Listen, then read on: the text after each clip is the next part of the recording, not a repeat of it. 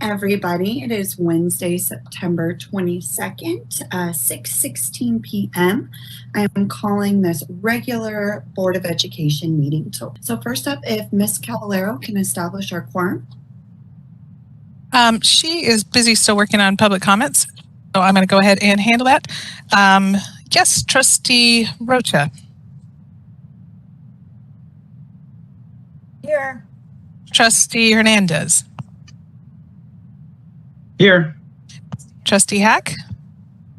I'm here. Vice President Lewis. Here. And President Householder. I'm here. All right, so we have a quorum.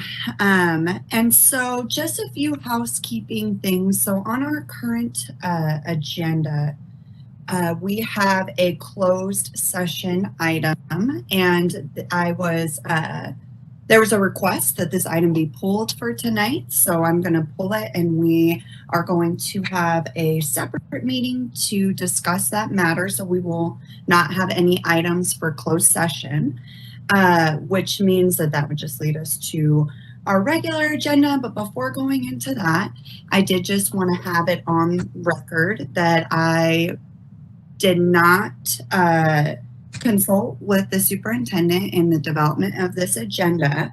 So a way that we can, continue tonight and be able to hear everything on our agenda is I just want to get a consensus of my colleagues to see are we okay with this agenda? Because that's in essence what the board president does ahead of the meeting as a representative of the board. But if there's a consensus here, then we can move on. So I'll just go around. Trustee Hack, are we good with this agenda? Good. Trustee Hernandez. Rock and roll. Got a thumbs up. Trustee Dr. Lewis. We're good. Trustee Rocha. Yes. Wonderful. Okay. Well then, apologies for this little bit of a false start here, but why don't we break and we'll come back at 7 p.m., reestablish our quorum for our regular agenda. I believe you're going to have to do a motion and a second in order to remove that from just make sure that it's clean, the closed session item. I don't have to. So if there is a motion, that's fine, but I was requested by the individual that this is regarding to have this item pulled. So we're not going to discuss it. All right, 6:19 p.m., folks. Let's come back at 7 o'clock. I believe we have a second link for that. And so with that, I'll see folks again at 7 o'clock.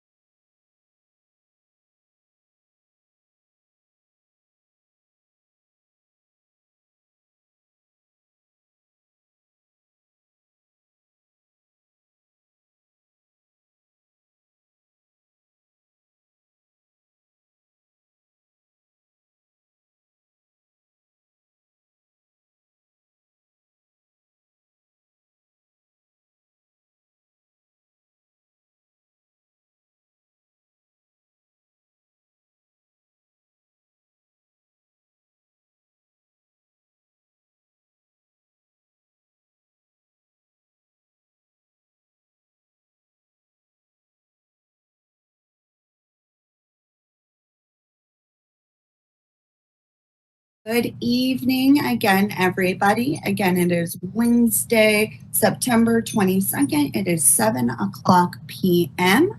And if Ms. Cavallero could reestablish our quorum. Actually, Ms. Cavallero is a little tied up right now, so I'll go ahead and do that. Trustee Rocha. Here. Trustee Hack. Yes. All right. Trustee Hernandez. Here. Vice President Lewis. Here. And President Householder. Here.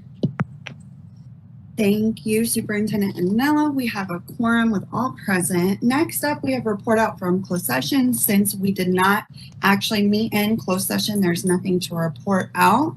I will say before moving on in the agenda that I will be pulling item 12B from the agenda because per our Robert's Rules of Order, the folks on the losing side of a motion cannot bring that motion and cannot bring that item back for reconsideration. Madam Chair. Next up, we have flag salute. Madam Chair, can I have a recognition, please? Yes, Trustee Rocha. Okay. I have in me information that says it's a renewal motion. I've gone through the proper efforts that you had asked for. Even Dr. Clyde had asked for those efforts, but I went through the proper channels, which I did, and put it on the agenda. You agreed Wait, to one it? second.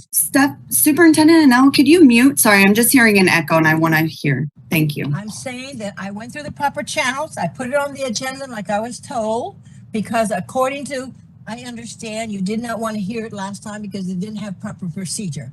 It went through proper procedure and it is now on, and it's a renewing. It's not a reconsideration, it's a renewing. So that's a difference of the issue. Thank you for that information, Trustee Rocha. You will recall, though, that the motion was made at our last regularly scheduled meeting. And so because yourself and Trustee Hack were not on the winning side of the motion, you cannot bring it back for reconsideration. And we had discussed this last night. It's not reconsideration, ma'am. It's renewing. It's a different way of looking at it. It's not reconsideration. If it was reconsideration, it would take maybe Mr. Clyde or Mr. Or other member to bring it back. But this is a renewing motion, which means it can be heard. I will pose this. And I would agree with her. It's called the renewing of the motion. Absolutely. I will pose this question to our attorney who I've asked to be on the line. We spoke about this last evening, Mr. Lozano. My understanding is because we are a board that's dictated by Robert's Rules of Order that the folks on the losing side of a motion cannot bring it back. I've never heard of a renewal. So I'm just curious if you could maybe shed some light on this for us. Actually, MRSC says the change in the course. All right, Trustee Hack, you are recognized. I asked a question to our attorney. Mr. And that means basically that you can have a motion, rules of order to make it to do a defeated motion at a future meeting. That's what they say. So I think I agree with Mary. Ms. Lozano? Thank you. First of all, my apologies for my appearance. I got late notice and didn't think I was coming to the meeting and wasn't dressed in accordance to my uniform requirements. So please forgive me and forgive my appearance. I wasn't at the meeting. If there was a motion and if that motion failed, under Robert's Rules of Order, reconsideration is done only when a member on the winning side of the motion asks for reconsideration. I don't know of a renewal process, but I understand you operate under Robert's Rules of Order, and it's up to the board to waive those or not. But if you are going to be consistent and operate under Robert's Rules of Order, and there was a motion and a vote on that motion and the motion failed, it would take someone who was on the winning side of the motion to bring that back. Madam Chair, can I answer that to our attorney? Absolutely, Trustee Rocha. A renewal of main motions. If a main motion is defeated, it can be brought before the assembly again at the same meeting unless it is a substantially new question by a change in wording or a difference in time or conditions, or through special procedure to reconsider the motion. It can be brought up again at another meeting as if it were a new motion. And I'm just telling you, that's what I'm requesting. It's a new motion. We're renewing the motion. Yeah. It's up to the board if they want to have that consideration, whether they want to waive Robert's rules or not. It's a majority vote, and it would take somebody on the winning side, since the motion previously was defeated by 3-2. It would take somebody on the winning side of that motion to say, yes, we want to reconsider it. Mr. Lozano, that is the motion that we're talking about is not reconsideration. It's up to the board to decide. If the board chooses to say we want to hear this motion, the board can so it's really up to a vote of the board to decide if you want to do it. Trustee Hernandez?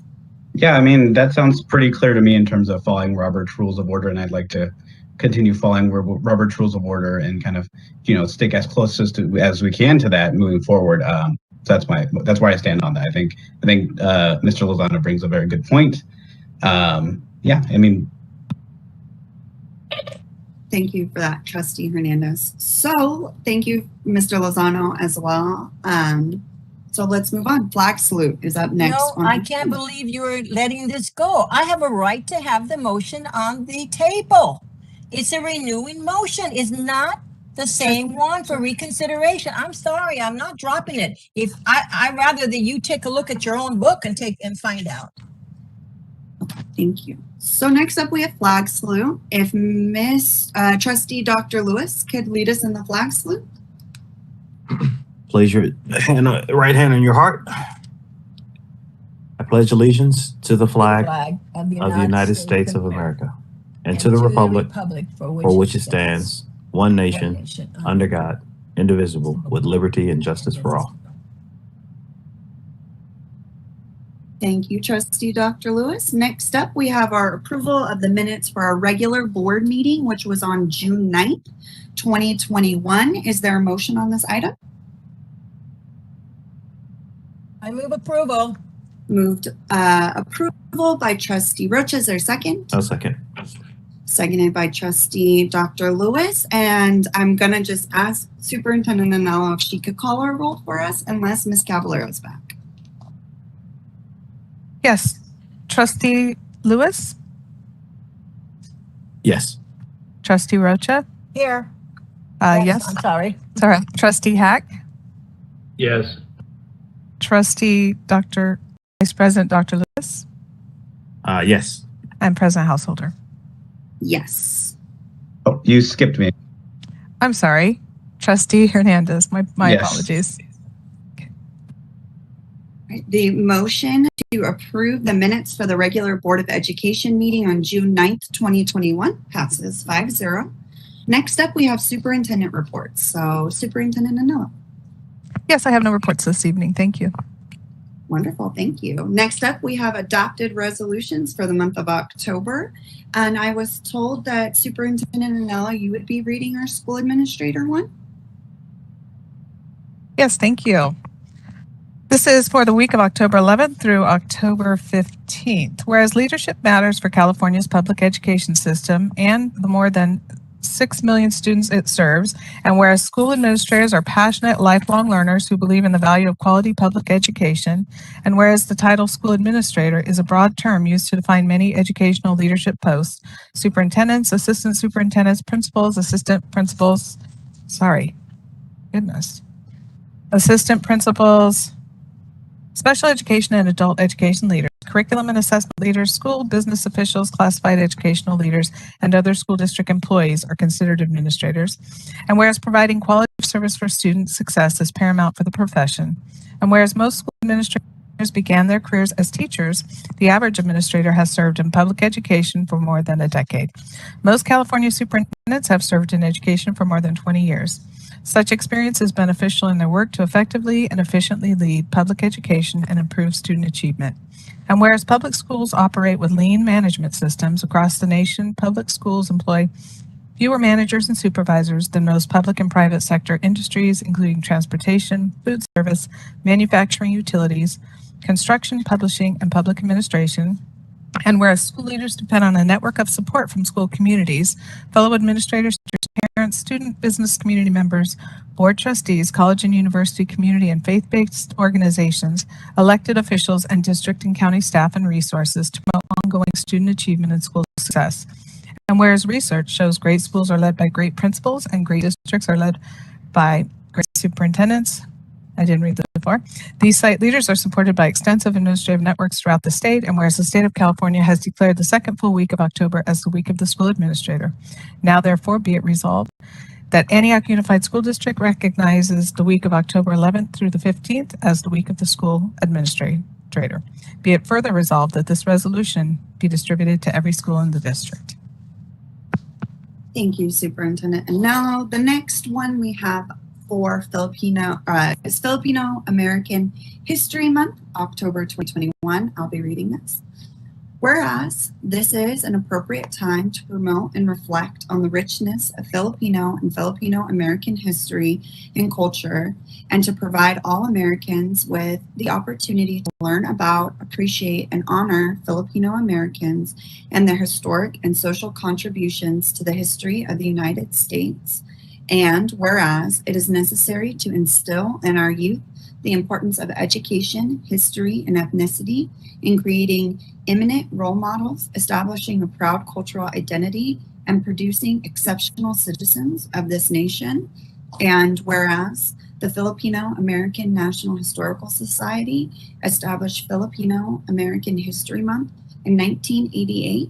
Subsequently, every October, several communities throughout the United States and its territories have celebrated this occasion to commemorate the anniversary of the presence of the first Filipinos in the United States and to observe their heritage and recognize the social, intellectual, and economic contributions of Filipinos and Filipino Americans in this country.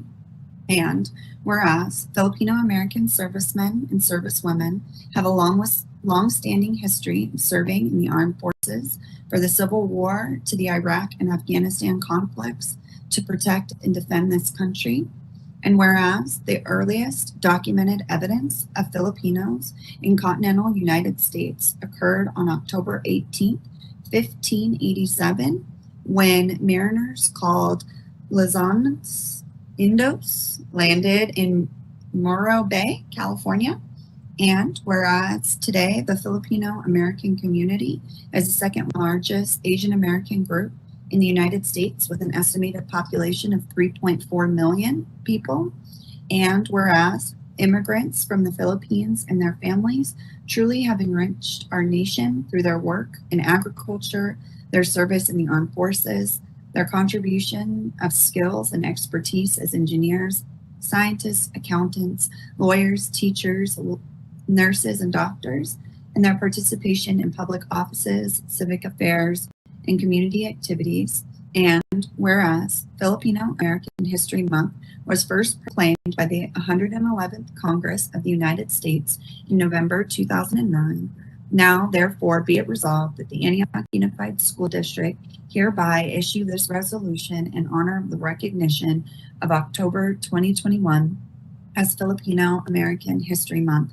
And it further resolved that this resolution be distributed to every school in the district, which was passed and adopted on the 25th day of August 2021. And then next up, we have Character Education Month, and I believe Trustee Hack is going to be reading this for us. I will not be reading that because nobody told me I was going to read that, and I don't have a copy. No problem at all. Does anybody, I have it up right in front of me, but I want to know if the other three trustees want to read it. Yep, Trustee Dr. Lewis. I was saying go ahead. All right. Okay, I'll do it. All right, Character Education Month, October 2021. Whereas the State Board of Education believes that all students enrolled in the California public schools have the right to a comprehensive curriculum that promotes a common core of personal and social values as the basis of good character. And whereas the State Board believes that America's heritage and laws reflect a common core of personal and social values that hold the citizens of this democracy responsible for acting morally and ethically, being actively involved in school and community, resolving differences peacefully, and respecting their rights, dignity, and the property of others. And whereas the State Board believes that the character of our state is only as strong as the character of each individual citizen, and whereas, although character development is first and foremost an obligation of families, the efforts of faith communities, schools, youth, and civic and human service organizations also play a very significant role in supporting families to foster and promote good character.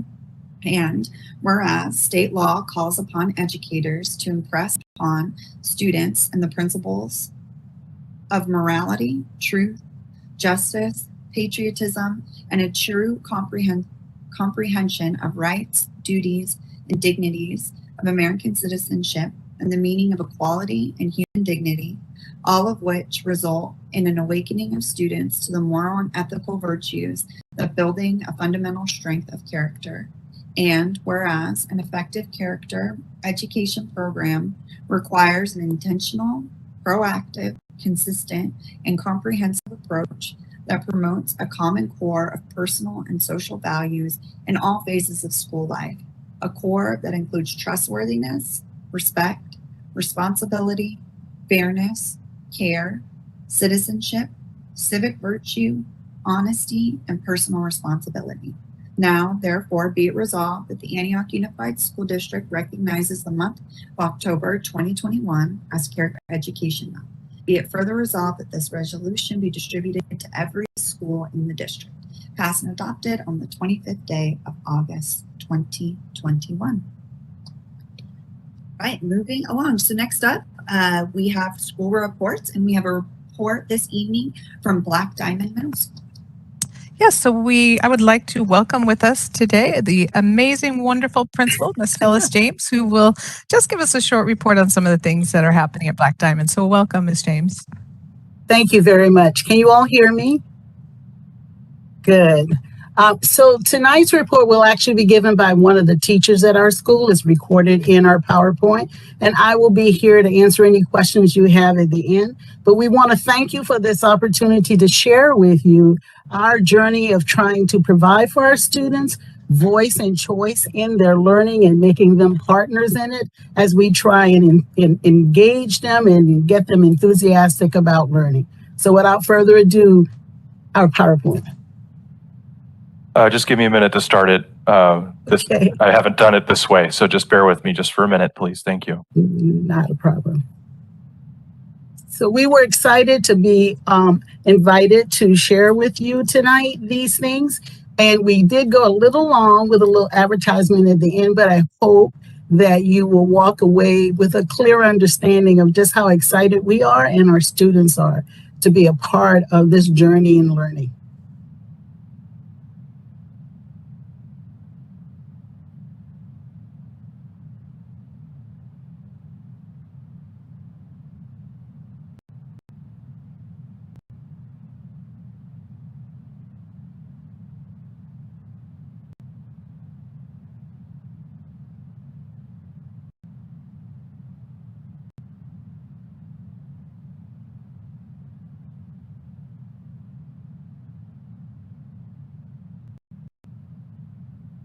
Sorry, I'm still figuring this out. I got to share the audio, so just give me 1 minute. Okay.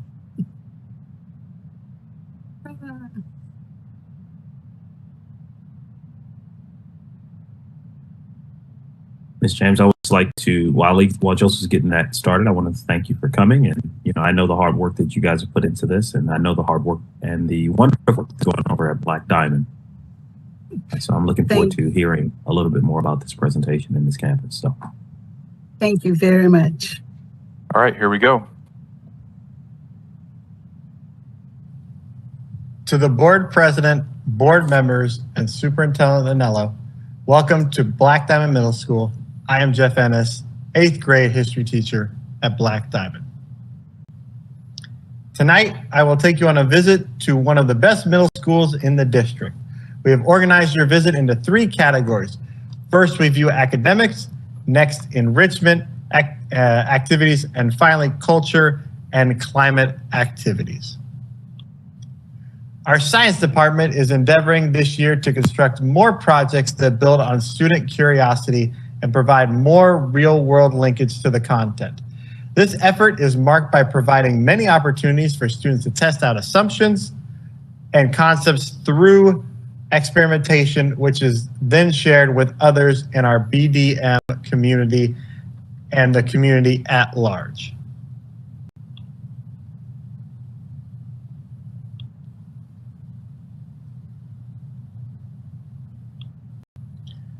Helping students think critically, take perspective, and support these ideas with evidence from both primary and secondary sources is the critical role that the history department plays at Black Diamond. While touring our period of history, our students are challenged to use their voice and share their perspectives and evidence.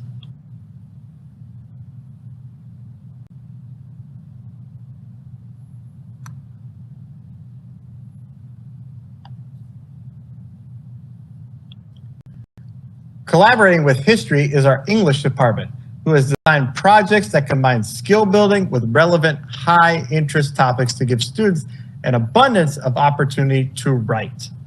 Reading and writing skills, which are the foundation of being able to express oneself, can only improve with continuous practice and feedback. This practice is the goal of collaboration between these 2 departments.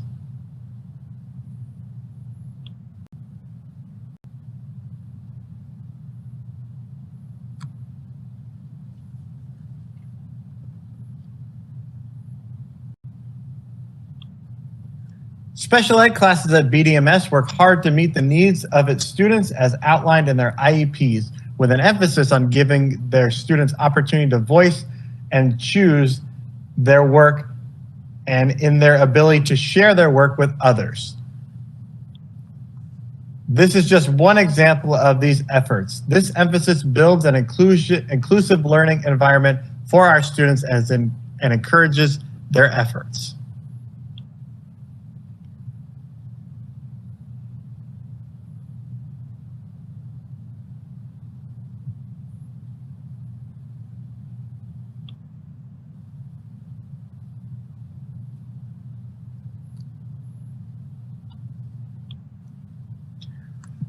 We have made some changes in our math department this year to address some of the learning loss our students experienced over the past year. Class sizes are smaller and a greater emphasis is given to problem solving and inquiry as supports for student learning. Our students' intensive classes have been more designed to allow students a degree of flexibility of movement as they develop proficiency with the math standards.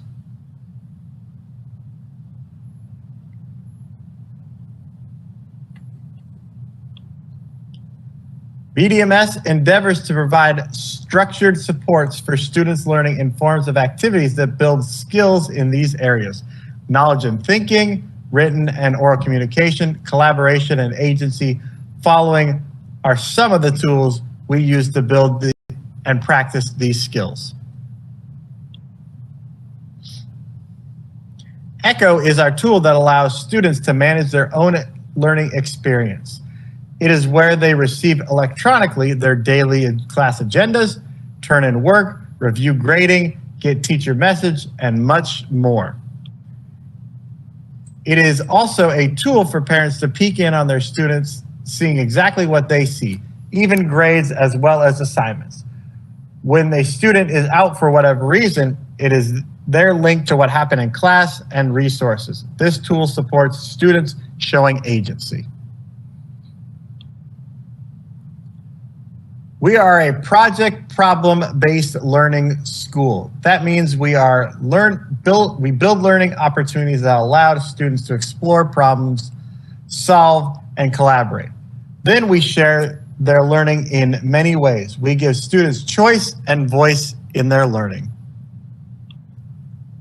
AVID uses multiple tools to support student learning objectives in all critical areas. The AVID coach also supports those who are fortunate enough to be in the actual AVID classroom in their college and career aspiration.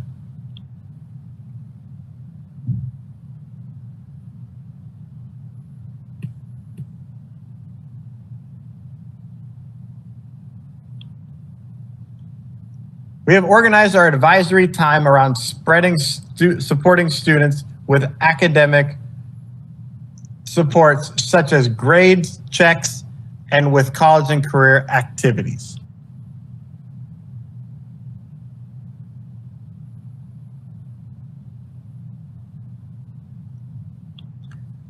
MESA allows our students to collaborate with each other and outside community members as they learn more about the career fields of math, engineering, and science. Students are also exposed to impactful models through industries. Through To Pay, the veil of ignorance about the effects of tobacco is lifted from our students as they are given reliable evidence to use to make decisions for their lives. We are Miners, and we strive to maintain an inclusive and safe campus by involving students and staff in activities that promote self-reflection, team achievements, and leadership. We are grateful to those community partners such as Rotary and PAL who make these efforts possible.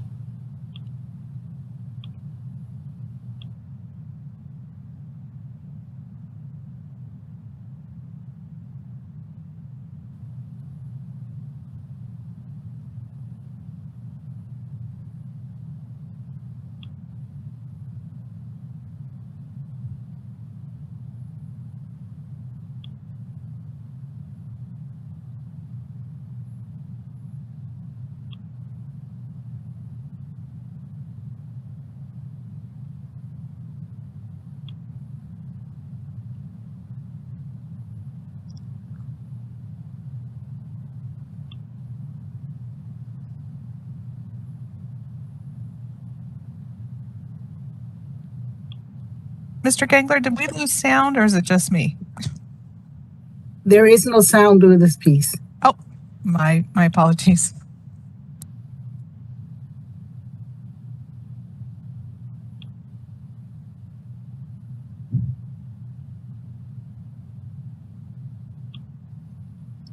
What follows is not just information about the outstanding music program at Black Diamond.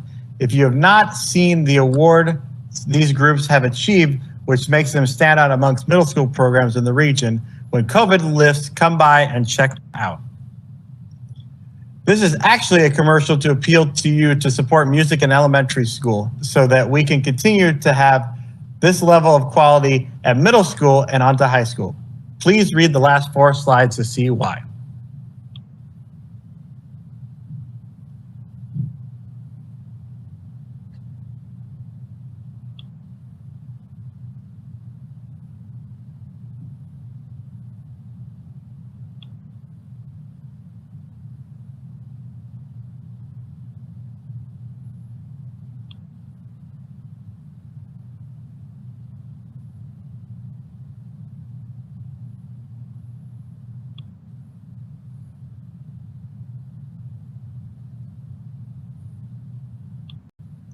Finally, Maya Angelou reminds us to consider the whole child as we work to support their beauty. At Black Diamond, we are in the beauty business.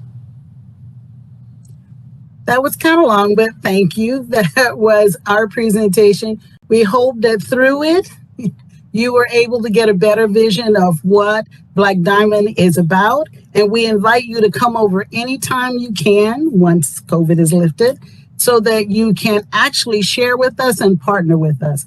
We will be reaching out to some of you to partner with our classes and the projects they're doing that were already planned before all of this happened. So please look for that, and we hope that you'll join us. Thank you. Thank you, Miss James, for that presentation. That was really, I don't think it was long. I think it was just right. Super appreciate you coming here this evening. Why don't I just go around and do a round robin so folks can either, comments or questions. I'll start in reverse alphabetical order. So Trustee Rocha. I admired the shirts. I always remember the t-shirts for some reason. The t-shirts that you have, your color of t-shirts, and it was so well done. I mean, I can't get over that. The whole audience, the full group of kids all have the same, so well organized. I know that you're doing a great job. I do want to come and visit. I've been hesitant because I don't know, because of this whole thing of the virus, that how many people can really come in. And what I intend to do now is call each one of you and just make an appointment and come in, because I do want to visit the schools. Welcome. Trustee Dr. Lewis. So yeah, I want to echo Trustee Rocha. I think it's important that we visit all the schools. I've made myself available, and I've come to a number of different programs and supported programs. So if there's ever a student development program or somewhere that you think I could be useful, I'm definitely available. I did have a couple questions, if that's okay.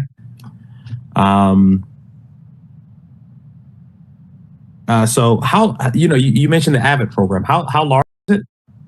Like, is it, 50 students? Is it 20 students? Currently, our AVID program is small because I could only afford one section. So we have 30 some kids in that class, but we use the AVID strategies throughout all of our content areas on campus. So although they're not actually in the class to go through the daily routine with it, those same Wicker strategies that are taught in the class are also shared in other departments. Got it. Okay. And then, I saw Catch 22, Catch 22, and a couple other the textbook there. So I wonder, do you pair that? I heard throughout the presentation about critical thinking and student voice and all that stuff. I wonder if you combine, those readings with, current issues and current events and things like that, and give the students a chance to have those conversations. You are exactly correct. We do twin text reading is what we call it. We're pairing some of those other novels, but we're trying to find the ones that are more current authors who really appeal to the kids.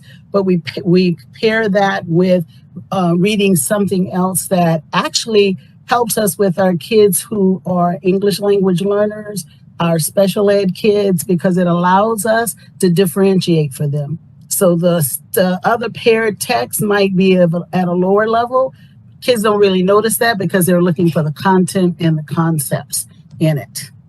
Right. Okay, that's smart. Yeah. Okay, so that's all. Again, I'm thankful for you guys being here and looking forward to coming to visit once the opportunity presents. Welcome. All right, and so next would be me, then, I think, for going backwards order.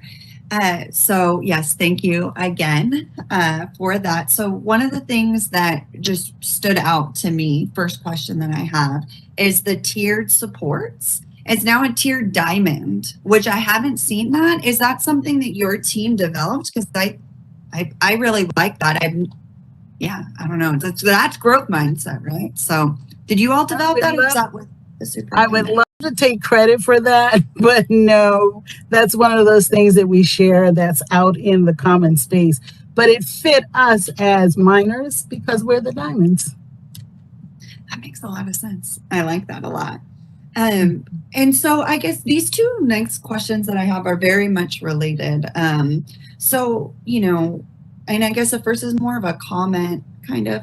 So you're the only middle school that has only 7th and 8th graders. So I was just wondering, how that is going for you, if you could speak to that, because I think, folks in the community and myself would be very interested in just hearing how that's gone for you. But then I think related to that, and we've asked this of past presenters of, what are, in your assessment, is your biggest areas of success and biggest areas of growth?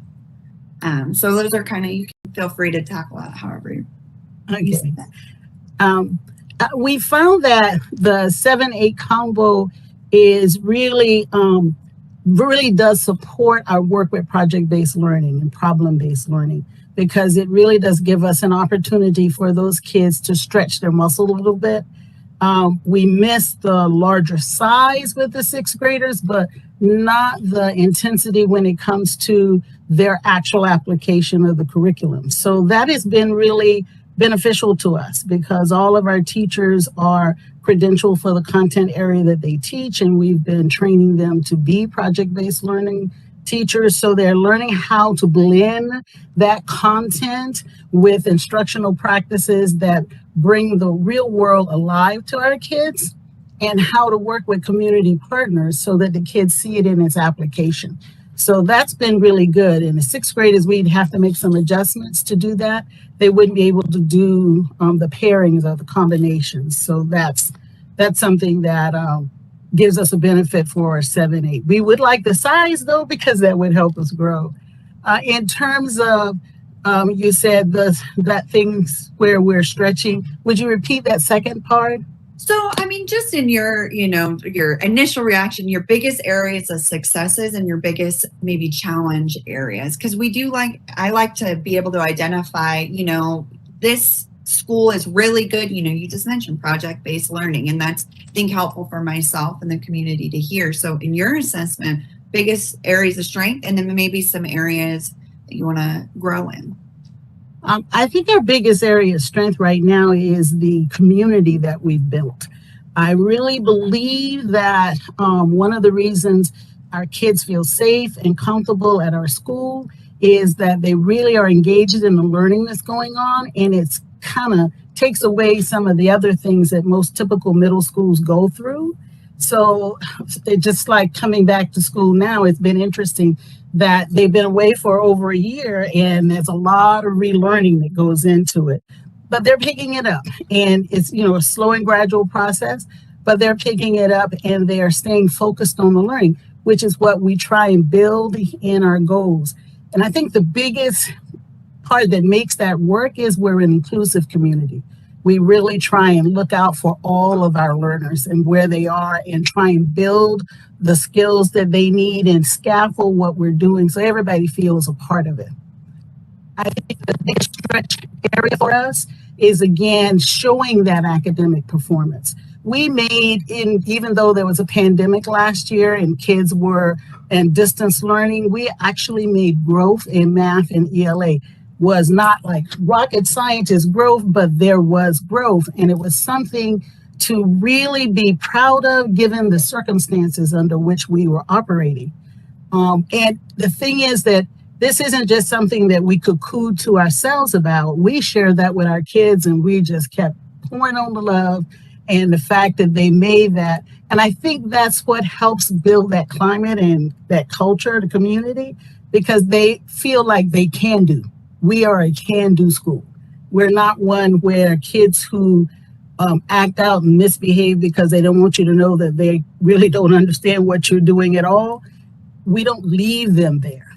We make sure we take steps to bring them along with us. So I think that's our biggest challenge and our biggest growth area. It's amazing. Pouring on the love. I love that. Gotta love babies. Trustee Hernandez, any questions or comments? Yeah, thank you so much for this presentation. It was awesome. Always love hearing about the schools, and I think the other trustees have touched on some of the highlights of the things that you all are doing.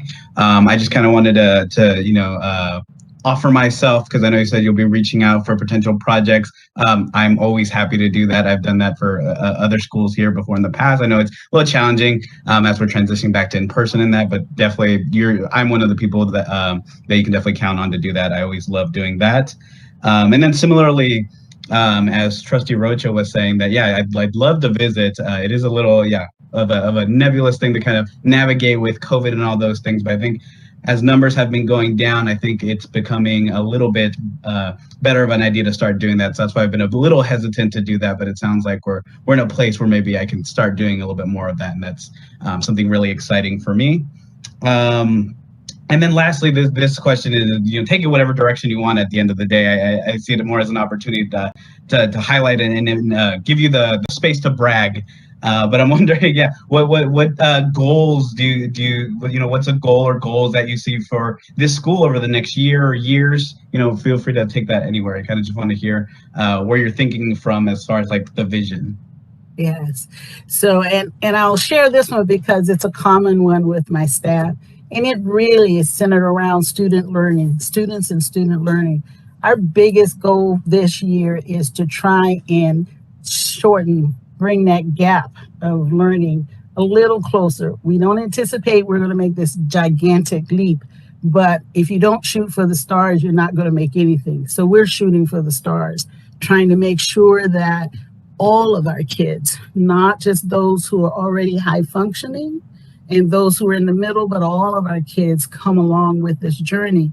And to do that, we've discovered that we really must address all, because even those kids who are high performing can get kind of, I'll say, lazy or whatever, complacent, because it's so easy for them. So by using the critical thinking skill, the standards that are in our project-based learning things, focusing on the content, yes, but their agency with it and getting them to use their voice through their oral communication and their writing, that's where they're taking ownership of their learning.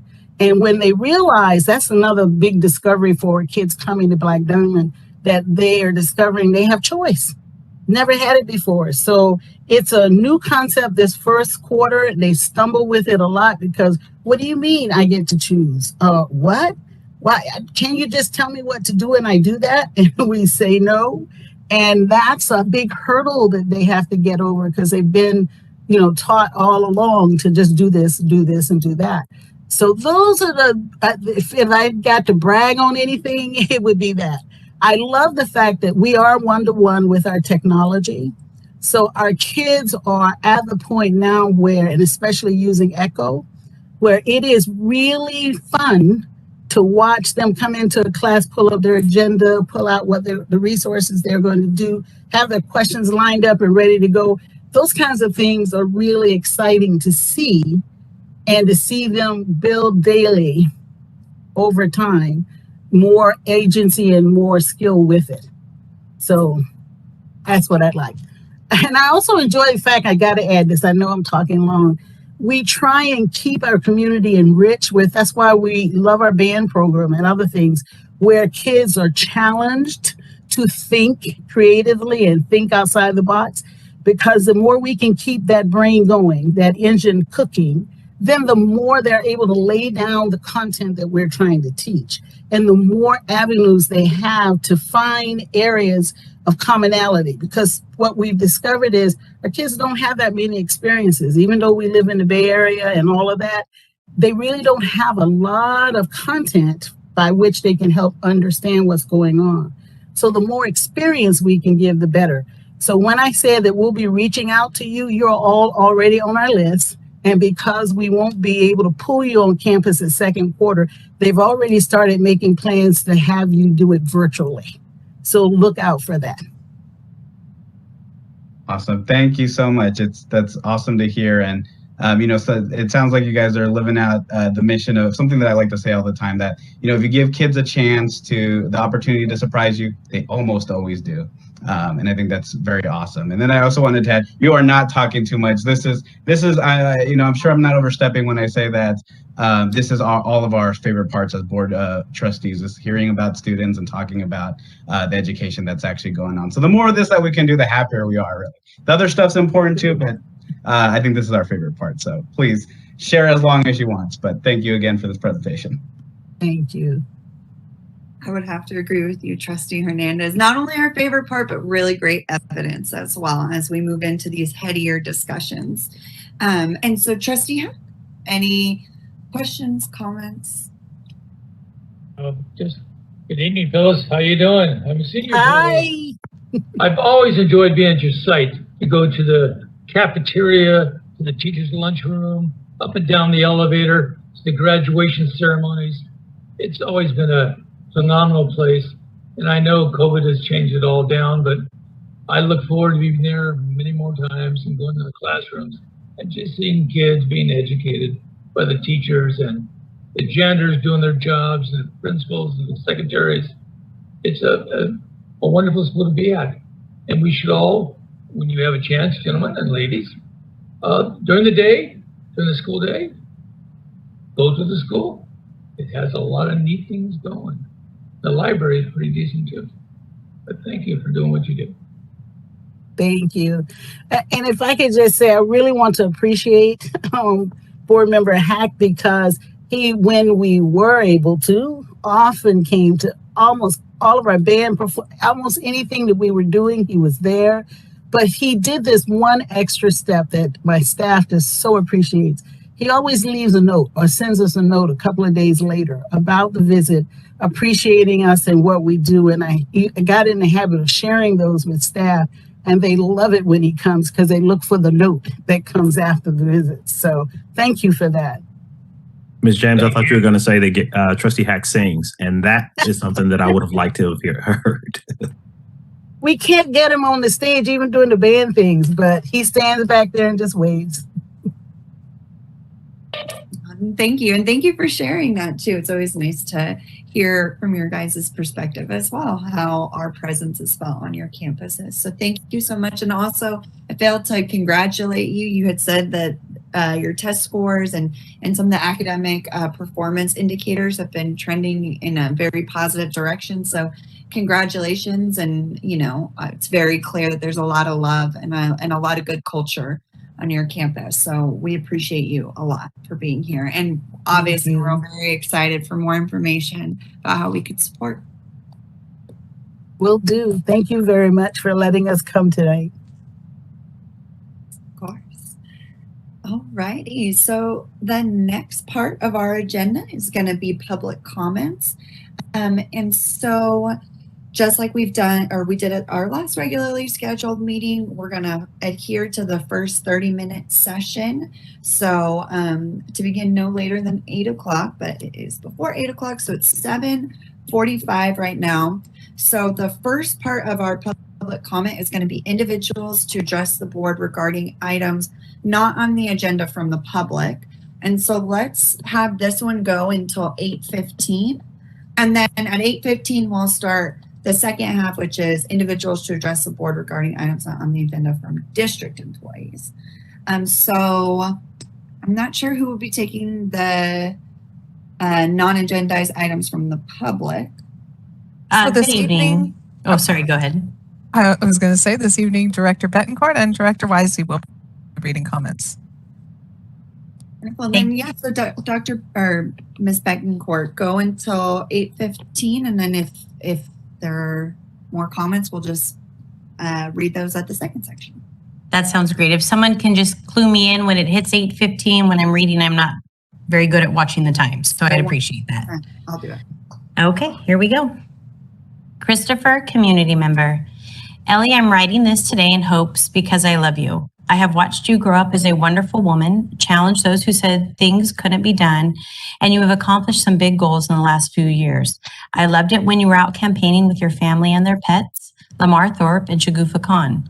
You were a young trailblazer, and that is what we needed. We needed fresh faces and new thoughts. Focus on the word needed.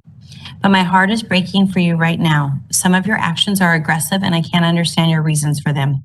I feel that you are overextending your reign of power. It hurts me to watch you continue on. This is not the Ellie I knew as a friend, neighbor, or a trailblazing young woman.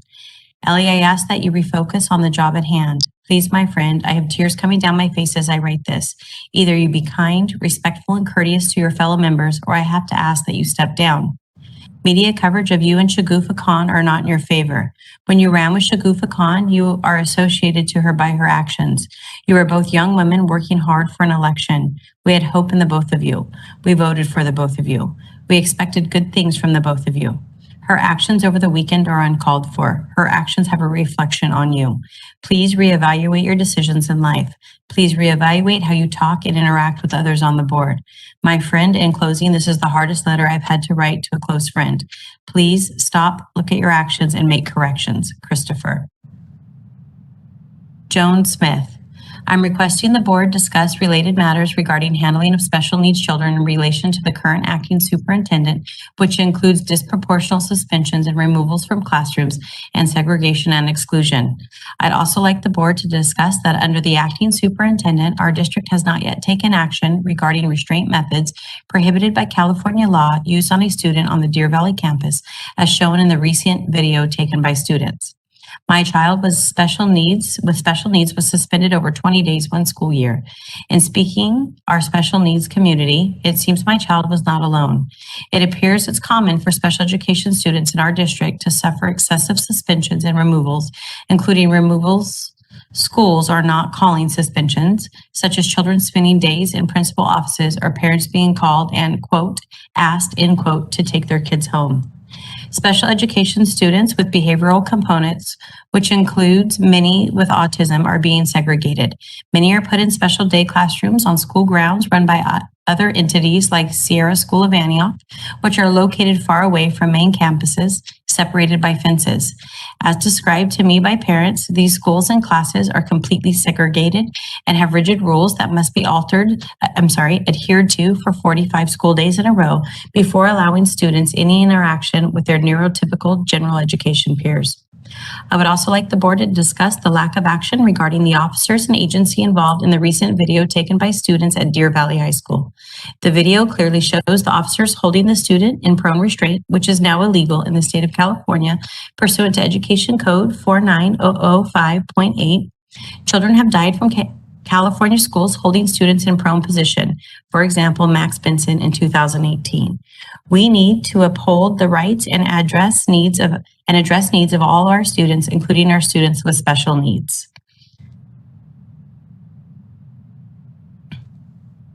I'm sorry, Joe, I have to increase my font 1 minute before the next comment. Okay, my eyes are tired from last night. Okay, Melissa Case, AHS alumni, 1988 community member. Dear Ellie, please resign as board president. But before you do, allow me to explain why I'm asking this request. In the hours, days, weeks, and months following your undeserved accession of president, you have been doing nothing but being divisive in your actions. You have neither suggested nor put in place any policy that helps students achieve higher scores or academic success. This was your campaign platform, and I give you a grade of F. While the community looked for leadership, action, and fresh ideas, you were busy posting nonsense on social media. Your tone-deaf response highlights your character, your immaturity, and lack of qualifications for your position. Given the magnitude of this moment, you have clearly demonstrated you are not fit for public office. While that is for the voters to decide, you have no business being board president. You were nominated as board president with the claim that your fresh outlook would help us. Well, here we are. You exploited a student video on your official page for your own agenda instead of concentrating on why that student resorted to violence. You continued to traumatize our children, teachers, and community with your childish antics. You have broken parliamentary rules because of your own personal agenda. And the now let remove Anello before I get removed. You look like a toddler who needs their diaper changed. Community perspective is that you keep throwing Lewis under the bus, and for some reason, unknown reason, Hernandez lied for you. You have let the mayor dictate your moves and not allowed the board of AUSD act independently. It is because of this you have no business being board president. Second, after multiple requests from your colleagues, you deliberately disregarded public teachers' call to add for your removal of president, which were overwhelmingly not in your favor. You have no business being board president. As you stated in your blog dated February 20th, you see that you are beholden to the community, not the superintendent, and we are calling for your removal. You have no business being board president. Your behavior since being elected board president follows the same pattern that you wrote in the same blog dated February 20. In fact, most of this letter today is copied and pasted from the same blog post, which is why it may come across as rambling and perhaps familiar. What you can do as a president trustee is take responsibility for your actions and hold yourself accountable for the lack of leadership and childish behavior. But for that to happen, we need true leadership, the kind you are clearly unable to provide. Please step down. Name not provided. All this outrage, and I think people forget there was a boy held down by his dreads while multiple cops laid on top of his body. If you are more outraged at Ellie calling a meeting than that horrible video and our superintendent digging her head in the sand, then you're the problem. Name not provided. Ellie Householder, you are a disgrace to all public servants. You need to resign effective immediately. Would you please stop tarnishing the image of true public servants? You are not helping. Resign and save what's left of your image. Nicole Sedano, I am and always will be in support of Stephanie. She navigated us through the most challenging and most difficult time our nation had to face, a pandemic. 15,000 students in our district and not one student who was in need of a laptop went without. Not one student went hungry, and that is all because of Stephanie. She's a true example of a hero and a leader.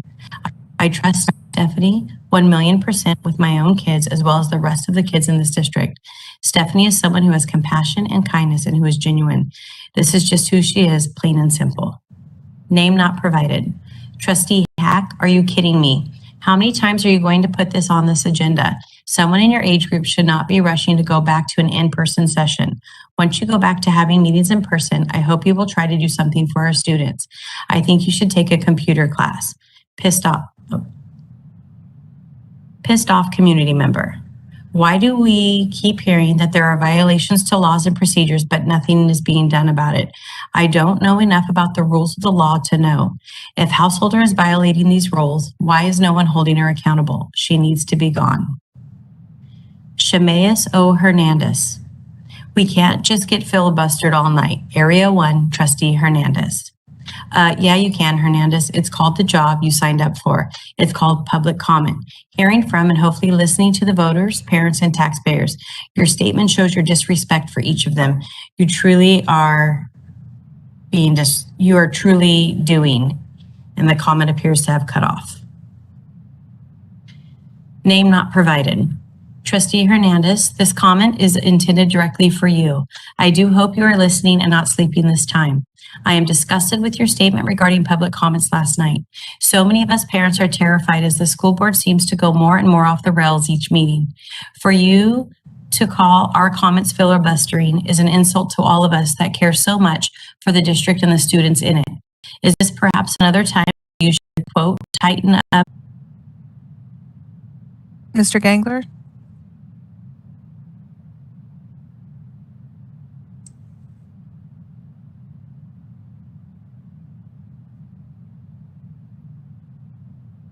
Ms. Betancourt, it appears to have stopped when you said tighten up. If you were, okay. Once we restart. Okay, and we do restart. I think, yeah, we should probably adjust the time perhaps as well. I just start this one over. I'm happy to. Yeah.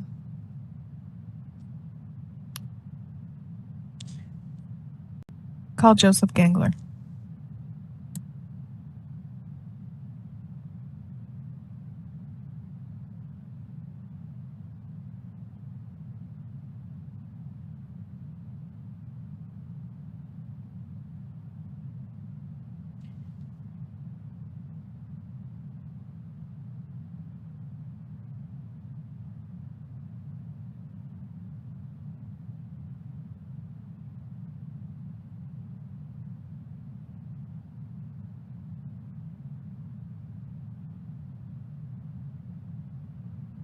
It looks like we're back online, Amy.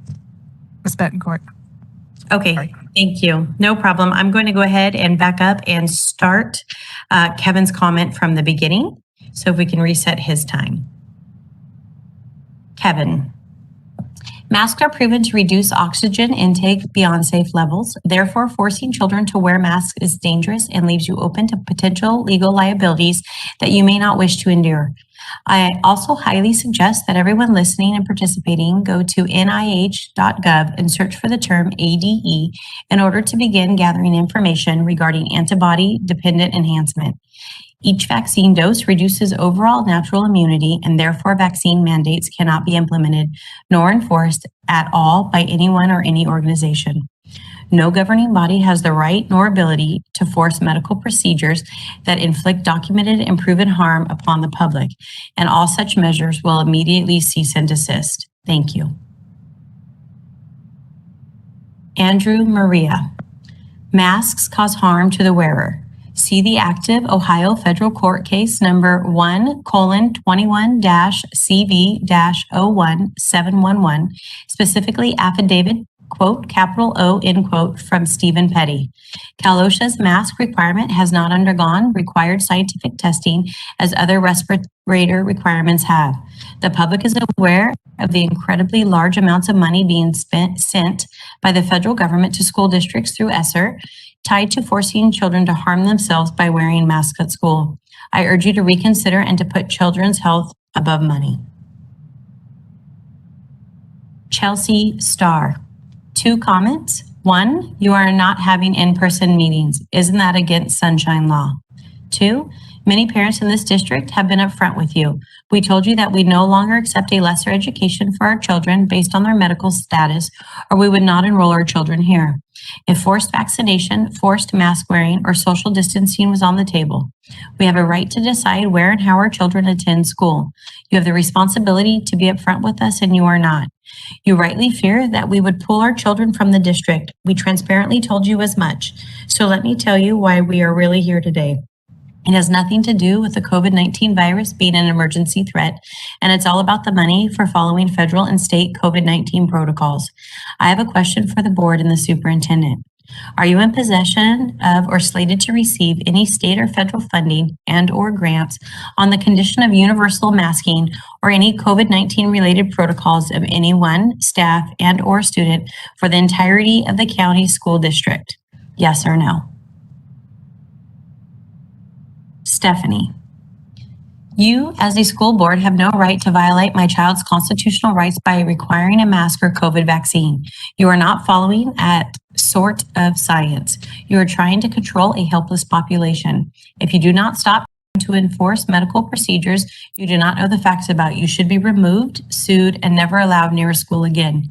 The COVID vaccine has not been approved and is clearly a clinical trial, which means you cannot enforce any mandate. A mandate is not a law. You are not a doctor or a physician. You will be replaced if you do not stop these unconstitutional violations and will be removed. Joshua White. Testing the efficacy of homemade masks, would they protect an influenza pandemic? Published online by Cambridge University Press, May 22nd, 2013. Anna Davies, Katie Ann Thompson, Caritha Geary, George Kafatos, Jimmy Walker, and Alan Bennett.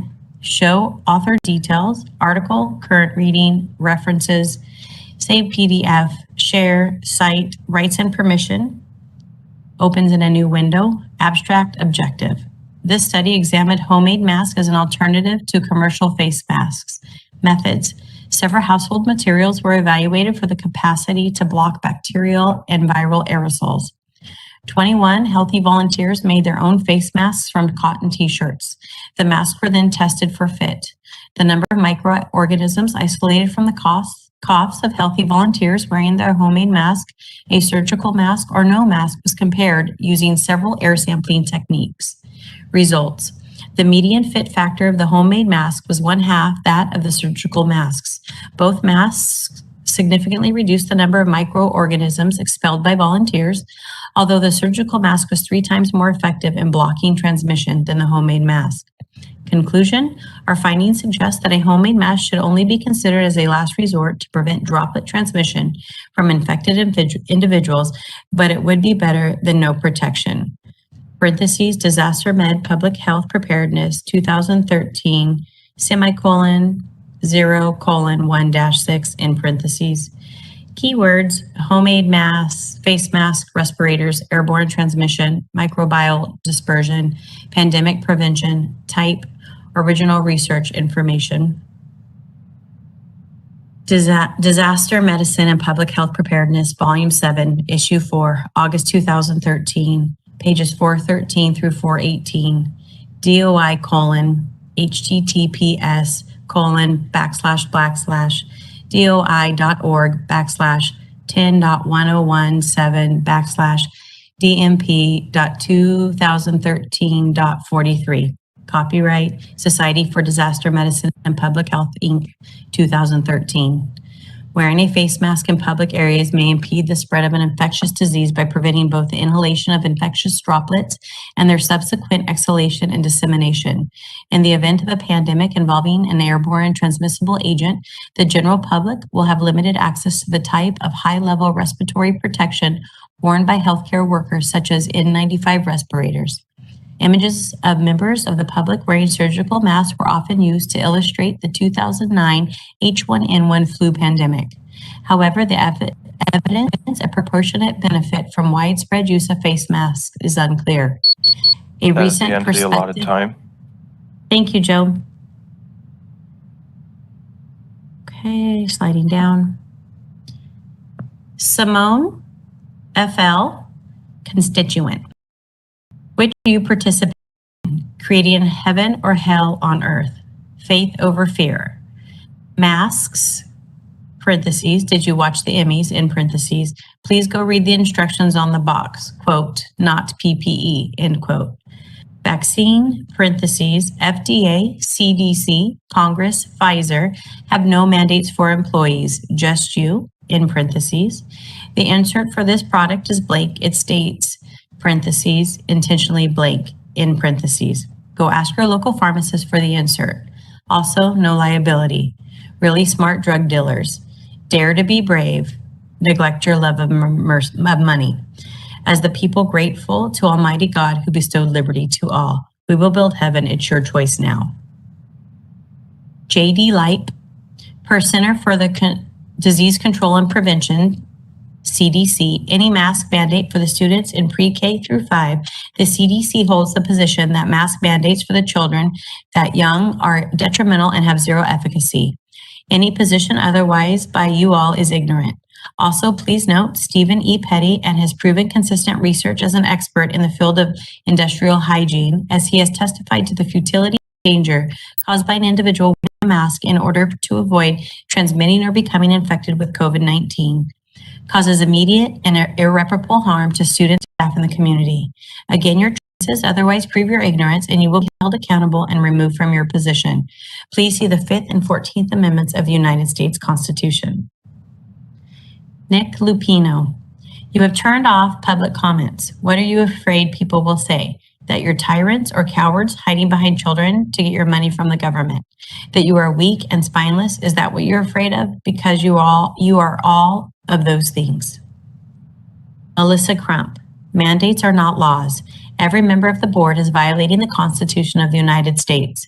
You swore an oath to uphold and are in violation. Masks are harmful, and by you making children wear them, you are contributing to child abuse.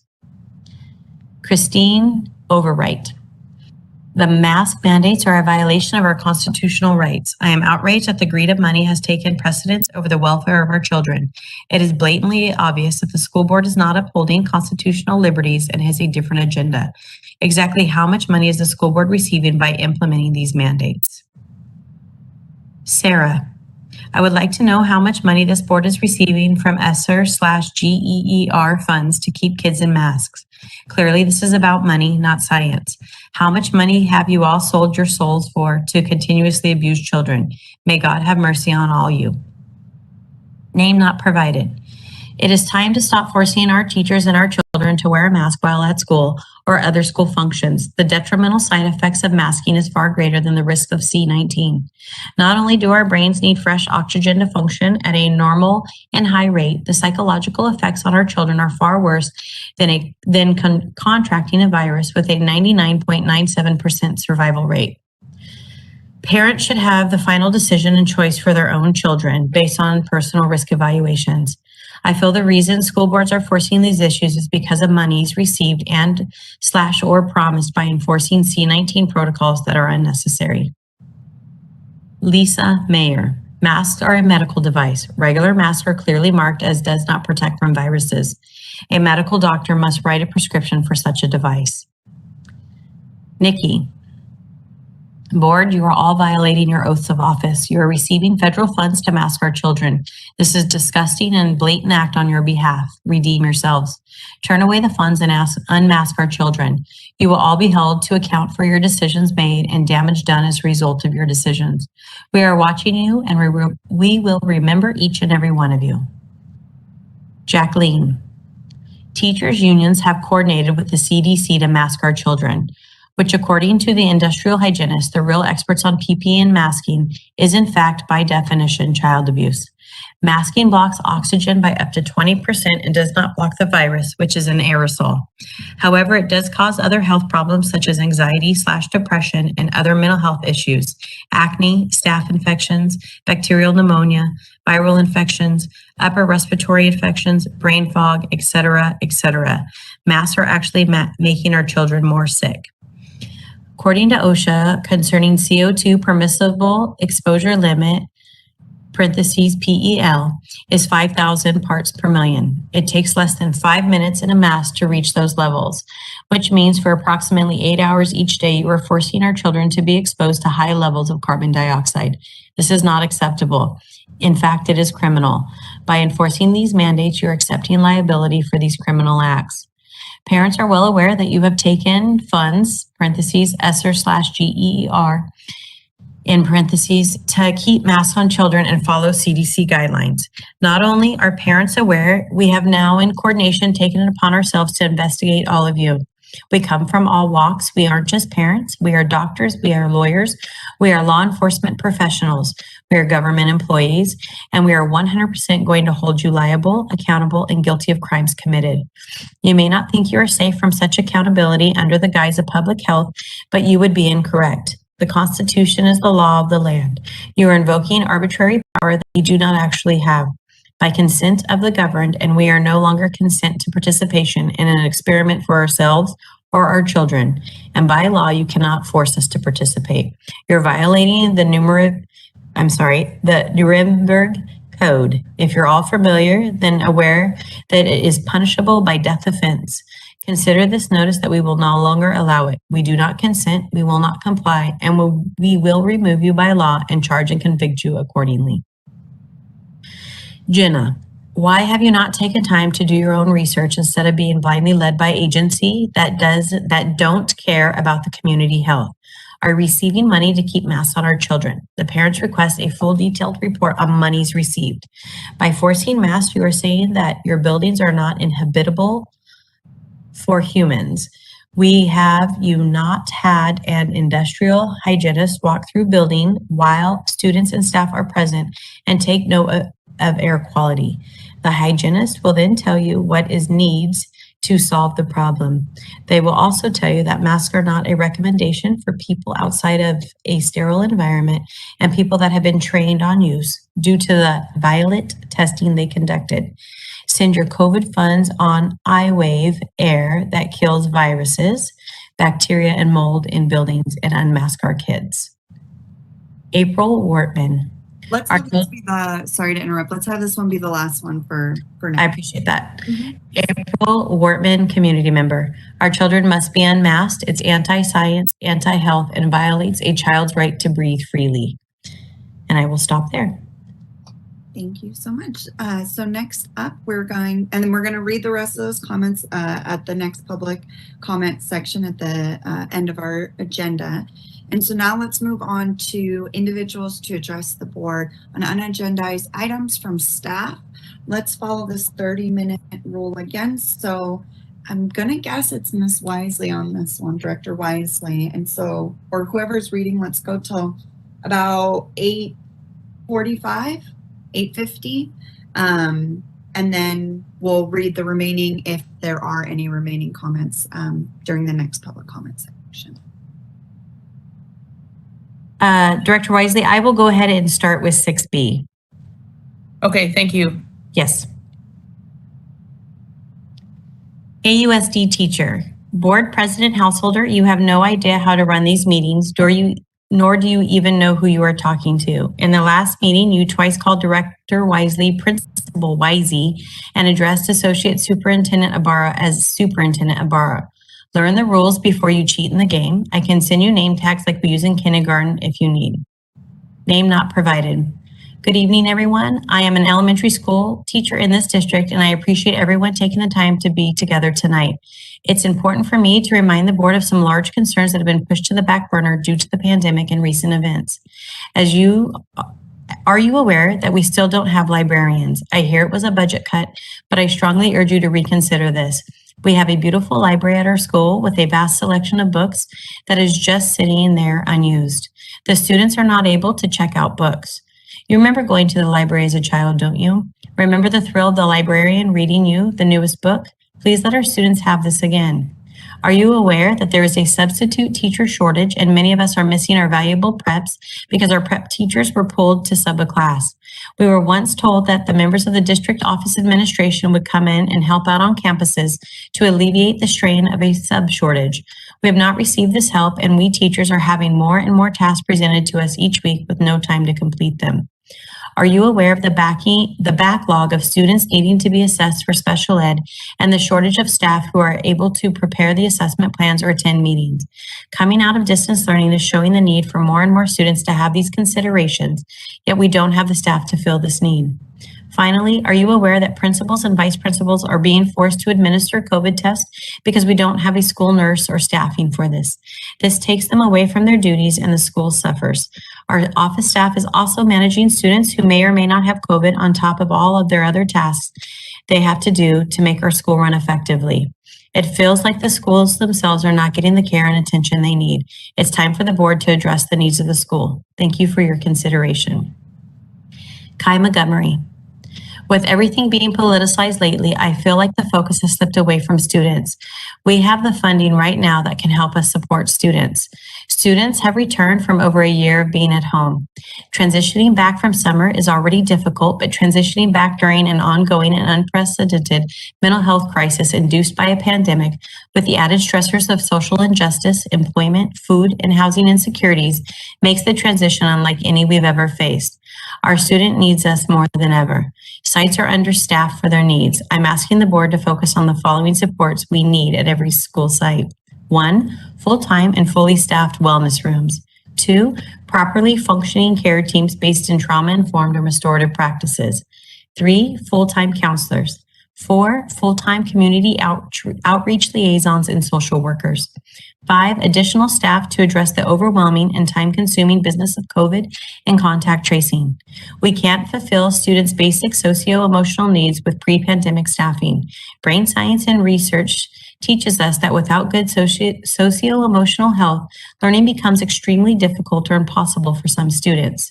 If we post for positions and don't have responses, we can't give up. We may have to reach out to contractors while we continue to hire. What we cannot do is give up. Our kids need us and we must do all we can for them. We have funds right now for this purpose. Please, let's bring back our focus back to why we are here and do all we can for our students. Name not provided. Why exactly are we wasting so much time trying to figure out who should be removed from leadership when our kids don't have textbooks or computers or subs when their teachers have to isolate or quarantine? Can we please start to focus on what matters? I keep hearing I do what's right for the kids, and I'm not seeing this at all. The 9th and 10th graders still think they're in middle school. The 11th and 12th graders are afraid that they won't be able to cut it in college. Can we focus on the kids and not all of this BS, please? Pam Fernary, please stop with all the tomfoolery and let's get back to real issues. We need elementary libraries open for student and teacher use. Everyone is concerned with test scores, and I'm afraid that reading scores will be down since elementary students have no access to their school libraries.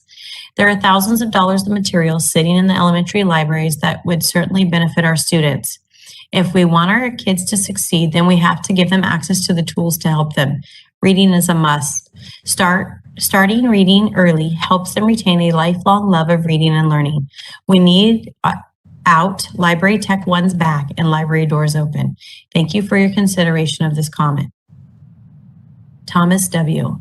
As a staff member, I am wondering how much has Ellie's emergency meetings cost the district?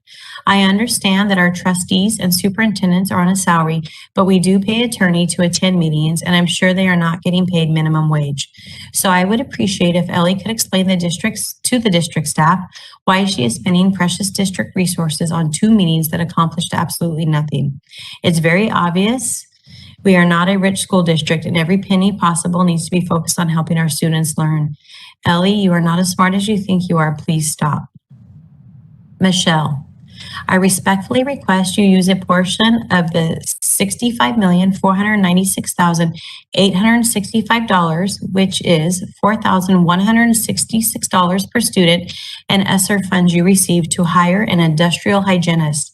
This is the only qualified expert to evaluate your school buildings and educate your staff in protection against COVID-19. Masks for the students should be optional. Industrial hygiene is the science of protecting and enhancing the health and safety of people at work and in their communities. Okay, I apologize. Ms. Betancourt, I apologize for interrupting. This is Kelly. I emailed you some additional comments that I was able to pull after I sent that initial batch. Did you receive that by chance? I did. Okay, great. Thank you. I'm going to make sure, Kelly, if you guys can give me 1 minute, that I have plugged in Kelly's additions. And I apologize. The number of comments was truly overwhelming tonight. So I understand. Okay, I'm going to continue with staff comments, Kelly, under 6B, and I will circle back when we exceed time and make sure we have them all in the right areas. Thank you. Name not provided. I was appalled at the childish behavior exhibited by Trustee Rocha and Hack at yesterday's meeting. Calling President Householder a bully and self-serving over simply just asserting her power as board president is ridiculous.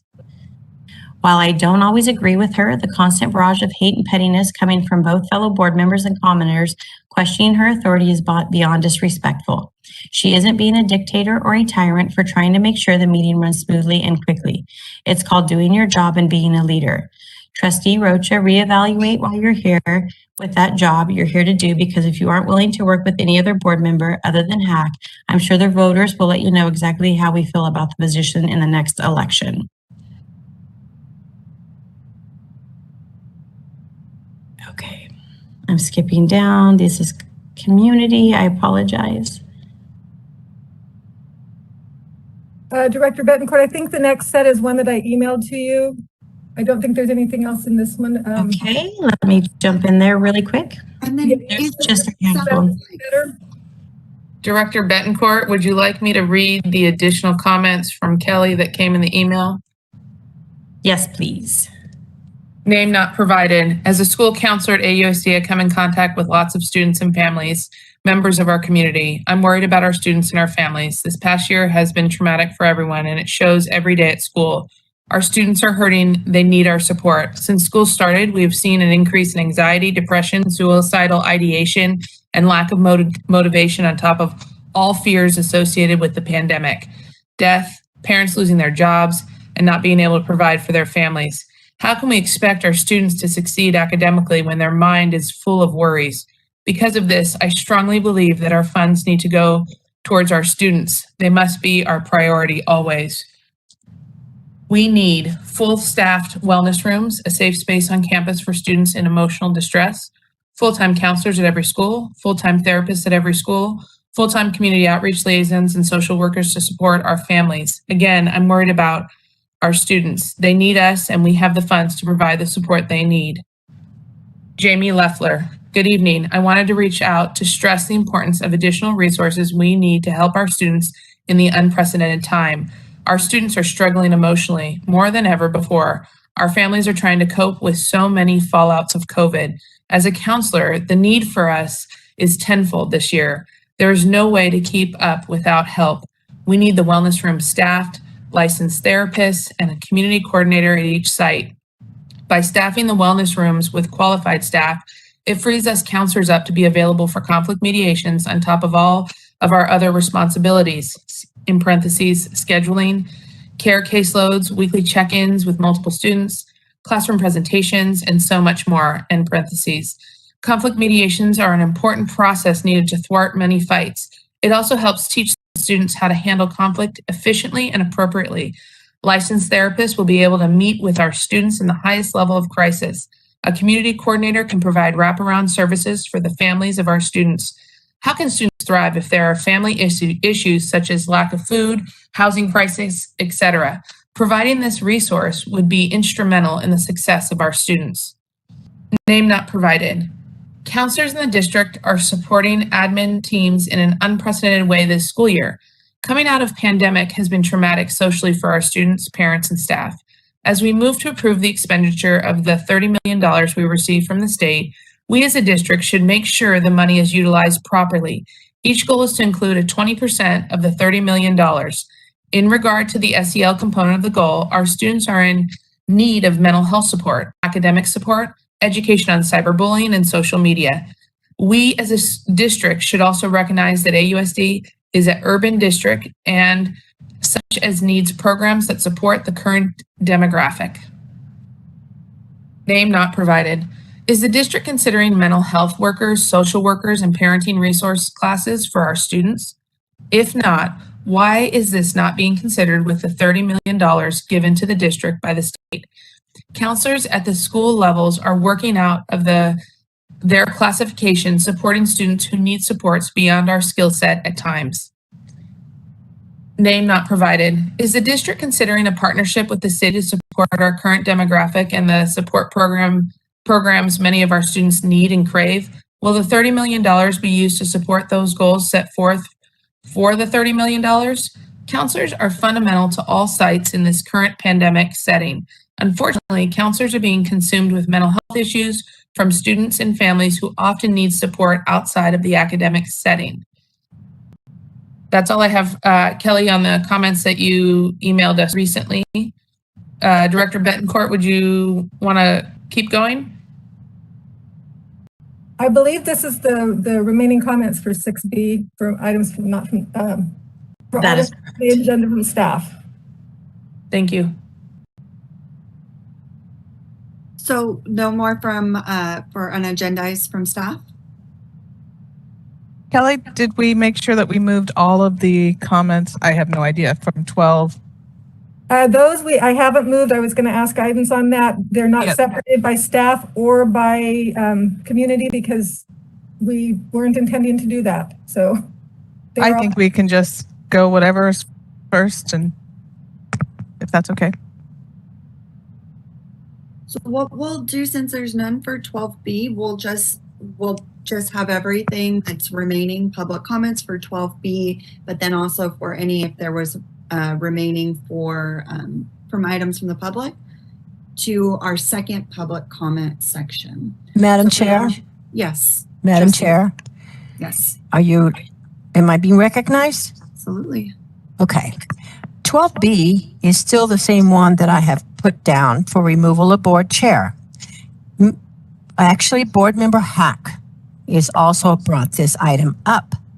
Again, it is a different motion than the motion before. It's a renewing motion, not a reconsideration. So I don't believe you can remove it unless you want to ask the rest of the board members to renew it. Then I have no choice but to accept what the board members have wanted to do. All right, so moving on, section 7, district reports. We don't have any this evening. I'm asking for a motion, Madam Chair. You can make a motion. I'm asking for a motion for the board members that are against this motion. So I'm saying it should be placed on there because it's a renewing one, not a reconsideration. I hear your comment noted. My suggestion would be to talk offline with any one of us, but right now, I mean, if you want a motion, okay, I'll place the motion in place, and that is to remove you as chair. That's my motion. I just need a second.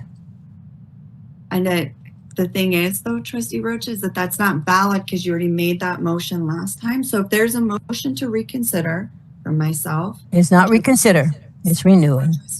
Okay, but that is not a valid motion, so I can't recognize it. I understand. I've fully noted what you've said. So I have to insist that we move on with our agenda. So section 7. Madam Chair, then you can't remove it without the rest of the board agreeing to remove it. You did not take action. Trustee Rocha, I did take action. No, you didn't. You didn't take the vote. Trustee Rocha, I'm not going to argue with you. I'm just trying to tell you, it wasn't voted on. Okay, I'm noting your concerns, but I'm telling you that it was voted on. No, there was no vote when it was taken earlier. Board meeting, that is not a valid motion that you can make legally per Robert's Rules of Order. So I cannot recognize it. Renewing is. I cannot. We just had our attorney on here, Trustee Rocha, that It was said reconsideration, but not renewing. So I want the board to take action. Either they want it on the board or they don't want it. I don't want just you making that decision. Trustee Rocha, I appreciate your concerns. So, Section 7, District. You did not take action, Madam Chair. I'm just telling you, you didn't take action. So that item is still on the agenda. Section 8, hearings. We don't have any. Section 9, public presentations. We don't have any this evening. Section 10, we have our consent items. Do folks have questions? They want to pull anything for a separate vote, or is there a motion on this? Trustee Hernandez. I just had a quick comment. I don't think we need to pull it out. For our donation report, just wanted to give a thank you to Project 66, who donated 200 student backpacks. So I just want to kind of elevate that a little bit before we vote. Thank you. And then I'm happy to make the motion to approve all consent items on the agenda, unless anyone is going to pull anything. All right, motion made by Trustee Hernandez to approve the consent calendar. I heard that was a second by Trustee Hack. Just quick pause. If there's any questions? I'm not seeing anything. So Ms. Capillero, could you call the roll on that motion to approve the consent calendar as presented? Yes, Trustee Hack. I've lost everything. Are you able to hear us, Trustee Hack? We can hear you. I can hear you, but you can't hear me. Oh, we do hear you. We do hear you right now. Okay. Yes, I'm fine. Okay. Thank you. Trustee Hernandez? Yes. President Householder? Yes. Vice President Lewis? Yes. Trustee Rocha? Yes. The motion to approve all consent items passes 5-0. Thank you. Next up, Section 11, action items. We don't have any. Next up, Section 12, items for information, discussion, and action by the board. We have in-person board meetings, which is Trustee Hack. And so I know we've just been wanting to check in about this. And so President Holder, this is Kelly. We do have public comment on this item.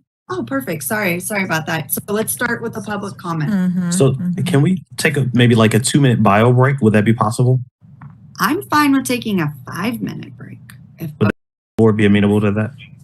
I just need one more. I see another head nodding. All right, let's take a quick 5. So we'll come back. It's 8:35. Let's come back at 8:40.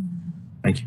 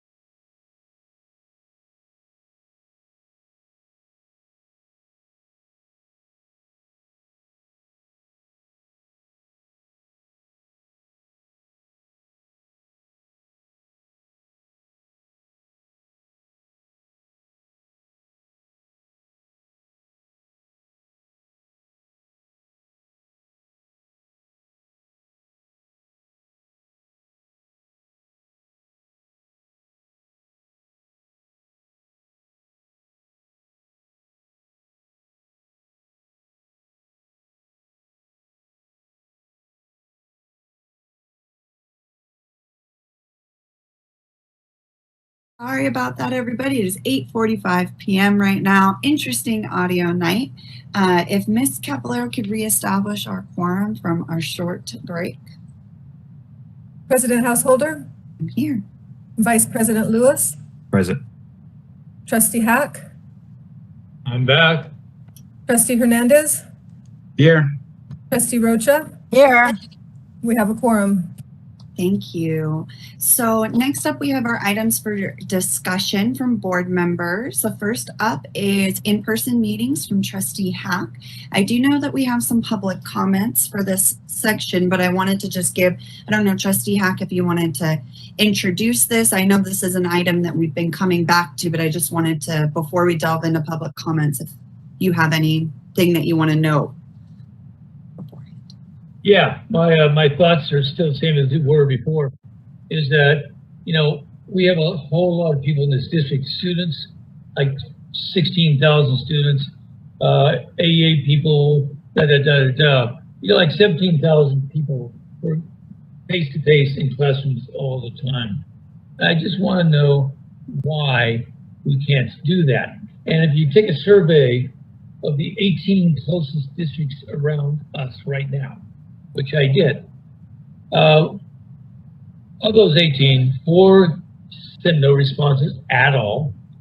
One district, Mount Diablo, is planning to go back to the scenario, and 13 boards are in person. My question the first time around is, why don't we do that? And that's just the question I brought before. I don't know the answer. I think about all our employees and all our kids are back in school, and all these other districts are doing it. Why can't we? That's the premise. Wonderful. And then let's just delve into public comment and come back. I'm really interested to hear a little bit more about your research, Trustee Hack. But let's kick it to, I'm not sure who's got this stack of comments. Let's hear that, and then we'll discuss. All right, I have the comments for 12A. Name not provided, staff. If teachers can teach inside all day with a mask on, there can be in-person board meetings. Thank you for your service and support being on the board, but let's not forget what is going on at the sites. Thank you greatly to the custodial staff for all their extra work cleaning up after students that are destroying the bathrooms, and the administration for the extra work and extra hours contact tracing. Thank you for the office staff putting together packets for students that are absent and dealing with the extra work since there are no registrars on campus. Let's not forget the people that are doing more than ever expected to do while there are board meetings online and not in person. Proud of all staff that are working themselves harder than ever. Oh, and teachers too, spending much extra time to help students that are not in the classroom, catching them up when they return and sending work for them when they can't come. So proud of the hard work of the students doing their best and happy each day to be at school. It will be great to see both board members and district staff visit campuses again to witness firsthand. Jake Van Dyke, community member. Board members and staff need to be together in the same building during these trying times. The students and staff have to go to school, so I think you should be in person also. I feel that meetings in person would help in many ways. Last week, we lost Trustee Rocha for part of the meeting due to issues out of her control. I also really do feel that when people are face-to-face in the same room, it is much easier to act like a professional, unlike when you are online behind a screen and can be doing whatever you want on the side, maybe like texting others that have nothing to do with what is going on in the board meeting you should be paying attention to. I don't like to point out certain people on the board, but I think I have to. Ellie and Antonio, I really feel that you would treat other staff and board members with a little more respect if you were in the same room with them. I don't know if you have all received the vaccine, and I don't want to ask for that information, but maybe do the same thing that you ask your staff and students to do and to meet in person. If you want staff and students to do something, then you should be willing to do the same. Michael Sagehorn, staff. Trustees, members of Congress and the state legislatures, plus the court system from municipal and the Supreme Court are all meeting in person and open to the public with COVID safety measures in place. Much like the 160 plus students I instruct, I am required to teach them in person in a classroom. If the requirement to meet in person is overwhelmingly too challenging, perhaps those trustees should seek other opportunities to serve in their community other than on a school board. In the Marines, we call this leading by example. Please lead folks or get out of the way. Melissa Case, community member. Yes, it's time for in-person meetings. The only reason not to do is if Householder Lewis and Hernandez are scared, parents, teachers are going to show up to have an Oakley movement.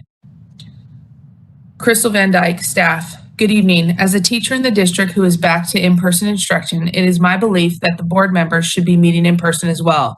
It has been evident in past board meetings that just like our students who had slow internet or technology issues during class last year, that they didn't have equitable access to instruction. Well, the same is going for board members. In the past few meetings, a few of our board members have not been able to be part of important discussions because of their technology issues. For this reason, especially, all board members should be meeting in the boardroom. Thank you. Parent, community member. It is clearly time to go back to in-person meetings. All neighboring school districts are doing so. Many have been for months. You are now required to allow public comment in a real-time format of some sort. It's hypocritical and disingenuous to send students and staff back to in-person learning when the 5 of you aren't willing to do your job in person. If you are worried about transparency or crowds, you can still live stream as others are also doing. Stop stalling. Name not provided. Why do you implement practices that lack transparency, such as having meetings online only and disabling comments? And then we have additional comments here. Give me one moment. Sal Sobrani. Board members, I believe you should hold in-person board meetings as soon as possible. This may help alleviate the suggestion that a number of people are trying to influence your decisions or to guide you by texting you during the meeting. The meeting can be held as a hybrid meeting with viewers being allowed on Zoom or some such platform so that issues surrounding a person being unable to attend the meeting is minimized. Sal Sobrani. This is the final comment. That's it. That's all I have. I thought you were going to go into the final comment. Sorry, that was the final comment. Apologies. No, totally. Thank you so much for reading those. I'm really interested. Trustee Hyde, can you repeat those numbers again? You said you reached out to how many in the surrounding, and it seems like a majority of them are in person now. Is that 18? She actually did the survey on my behalf if she has access to them. But the results are there's 18 closest districts, and there's any district around to, I don't know, Walnut Creek or wherever, but in this area, 18 districts. In the responses, there's 4 of those 18 just have not given us an answer, yay or nay. Then there's one that's planning, absolutely planning, and that's Mount Diablo, which is a huge district. They're planning to do that. But the other 13 districts, now Antioch is not part of that survey, of course. Yeah. The other 13 districts around us, they've all been in person either recently or forever. And they seem to be handling pretty well. And I know that we have to come up with some various logistical areas and all that stuff. But we can certainly do it if our employees are doing it and our kids are doing it and all these other districts are doing it. I don't understand why we not. And these comments, I assume the 67 comments, sort of reflect their attitude also. That's where I got them. Wonderful. Thank you for repeating that too. I think that's very interesting. And just so my folks know, I'm comfortable with meeting in person again. Now that these FDA approvals for our young ones are well on their way, that's always been my primary concern because I am around little ones. And so I feel comfortable going back. My big suggestion, or I guess what I'm curious about are for us as a group, as colleagues, what would we want to do in terms of like, okay, if you're not vaxxed, maybe we do agree to like a negative test before our meeting, or is there a way for us to completely like mitigate any, you know, of those kind of concerns if we're in a big enough venue.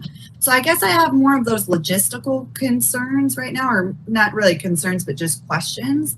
But that to me at this point, now that Pfizer has just announced that they're probably going to have the vaccine for 5 and up ready pretty soon, I feel comfortable going back. So just so folks know where I'm at with that. And I say, you know, if whatever the teachers are adhering or are holding themselves to, or whatever we're holding them to in terms of vaccination or testing, we could do that too, I would think. Madam Chair, I have yeah. no problem. Trustee Rocha, okay. I have no problem with meeting. In fact, I don't worry because I have my 3 shots. But are we going to be requiring people that come in to be checking for their shots? I mean, there's going to have to be some procedures. And that is the only kind of outlier, but those are questions, procedures I think we can figure out. I do think that is that's the other big question, is members of the public. Trustee Hernandez, I saw you had hand raised. Yeah. I think, so given the situation now, I think I am comfortable. I can't do anything about it. Excuse me. I'm sorry. No, it's okay. No worries. Given the situation now, I'm comfortable meeting in person. I think, as I said at previous meetings, it's really about making sure that as a board, we're responding appropriately and really upholding our role as role models also in the sphere of public health. And, you know, as someone who works in the healthcare field, I feel like an especially big duty to make sure that we're doing that. And I think when we had these conversations previously, we were really close to the peak of a lot of the Delta things that were going on. And right now we've been on a pretty steady decline. Our next meeting is in October. I think that's ample time for those rates to go further down, for us to have good mitigation strategies, which I think, is now how we show as leaders and how we our role models, is by making sure that our meetings are as safe as possible for the public and for ourselves being there. So as far as being in person, I'm comfortable with that now, given the way the data is moving, which I think is important that we use that as really that we used that as our measure of when we were able to meet back in person. I think we've done a really good job of being on top of those kinds of things. As long as we really do our due diligence and making sure we're adopting protocols that are keeping ourselves and anyone who may be in that room safe, and that we have accessibility still in place for the public to have comments there, or whatever we determine is the best way. I know that now that the governor's order expires on the 30th, that there's a little bit clearer direction that's been adopted recently for what our meeting would be after that. That allows people to send in comments live, perhaps through a teleconference or Zoom, other video format. And I think we got to keep that level of transparency to make sure that we're honoring those people who are still having to, who have different risk factors and have to make different risk evaluations for their own decisions there. So I'm comfortable meeting in person, with all of those little caveats I said. I completely agree. Trustee Hernandez, I think to me, the biggest question is, what are all of those little procedural little pieces? So Trustee Dr. Lewis, I don't know if you have so I'm fine. I've been actually working in person for my day job. Not every day, but a fair amount through the pandemic. And I've also been going to campuses and sort of showing up and supporting in classrooms and things like that since the beginning. So, for me, it's, I'm completely fine with going back to school in person. I'm sorry, back to school, going back to in-person meetings. So, yeah. I mean, that sounds like pretty clear. Superintendent Renewal. Thank you. Yes, so it sounds like there's consensus. I would be happy to work through all those little details and propose something to the board prior to the October 27th meeting in a Friday board. I'll kind of let you know what the plan is for that. It could be things like plexiglass or a larger space to allow for social distancing, but happy to do that. Thank you for the direction.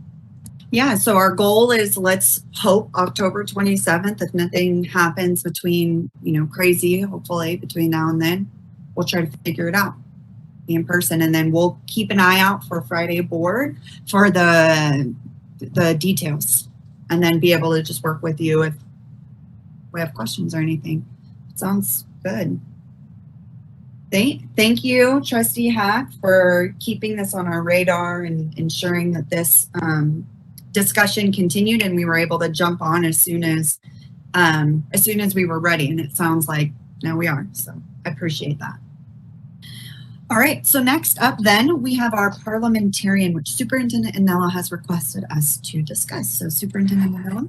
Yes, given that there are sometimes differences of opinion, I think it would be incredibly helpful to have someone who is maybe their expertise is parliamentary procedures. I think that would do a lot to help us have efficient and more professional meetings. So I would like the board to give direction if that is how they'd like to go. Excuse me, this is Kelly. I apologize. We do have public comment on this item. Perfect. Let's move to, thank you for introducing that, Superintendent Anello, and let's move to public comment, and then we'll bounce back to discussion. All right, I have the public comment. Crystal Van Dyke, staff. Good evening. I believe that appointing a parliamentarian is a great idea. The role of this person would be to know the board bylaws, policies, and Robert's Rules of Order backwards and forwards so as to make sure all board members are following policy and procedures throughout the course of every meeting. This will keep everyone honest and informed and not guessing as to how things should be run. Thank you.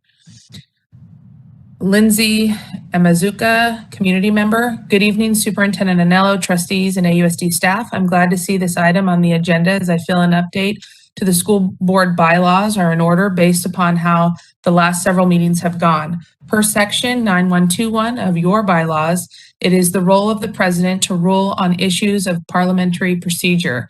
This seems to be a clear conflict.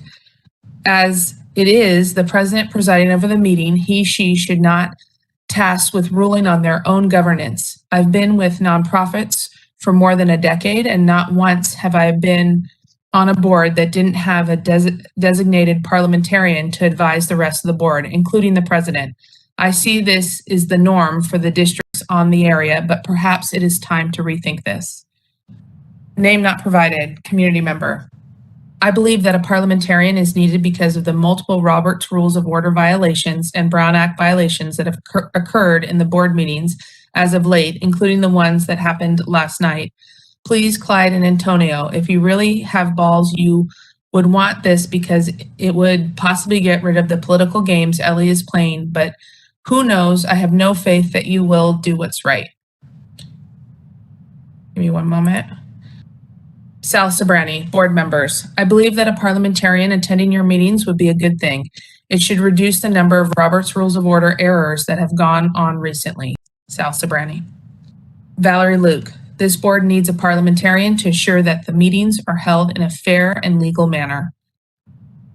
That was the last public comment for this item 12C. Thank you so much, Director Wisely. I think this is a great idea.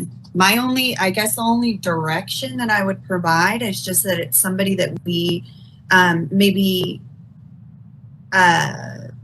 hasn't been to our prior meetings, just so it's like a fresh start, because that's kind of what this a kind of secondary benefit of this, like, let's just kind of reset.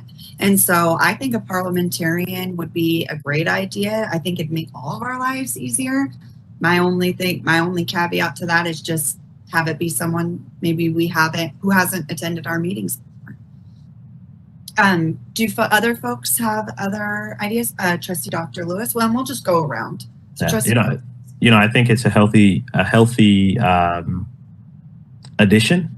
I think that the challenge will be ensuring that person is neutral.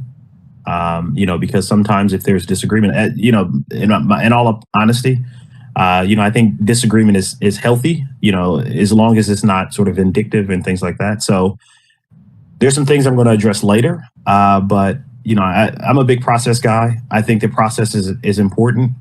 I don't make decisions willy-nilly. I don't make decisions on emotion. I think, people have made comments around like decision-making and things like that. And just know that all of my decisions are based on logic and reason. And I think adding a parliamentarian will add sort of a level where we can have those conversations. And again, I think disagreement is healthy.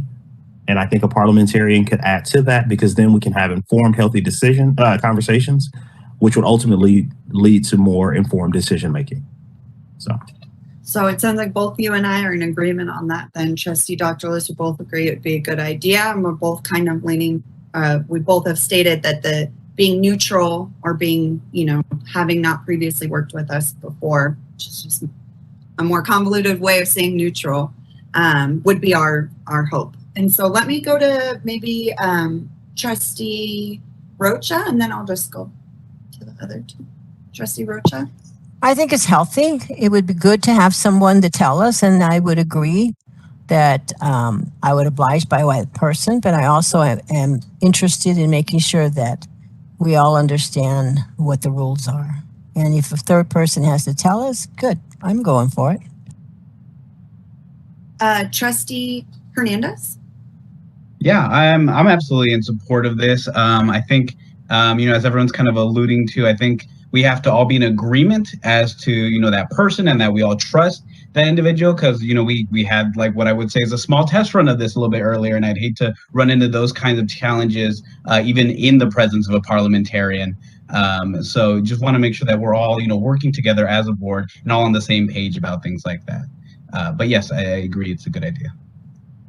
That almost just made me think we might want to, if this is the direction that we would want to go in, we would probably maybe want to have a discussion about our board policy and seeing if we can kind of codify it in that, but just something to think about.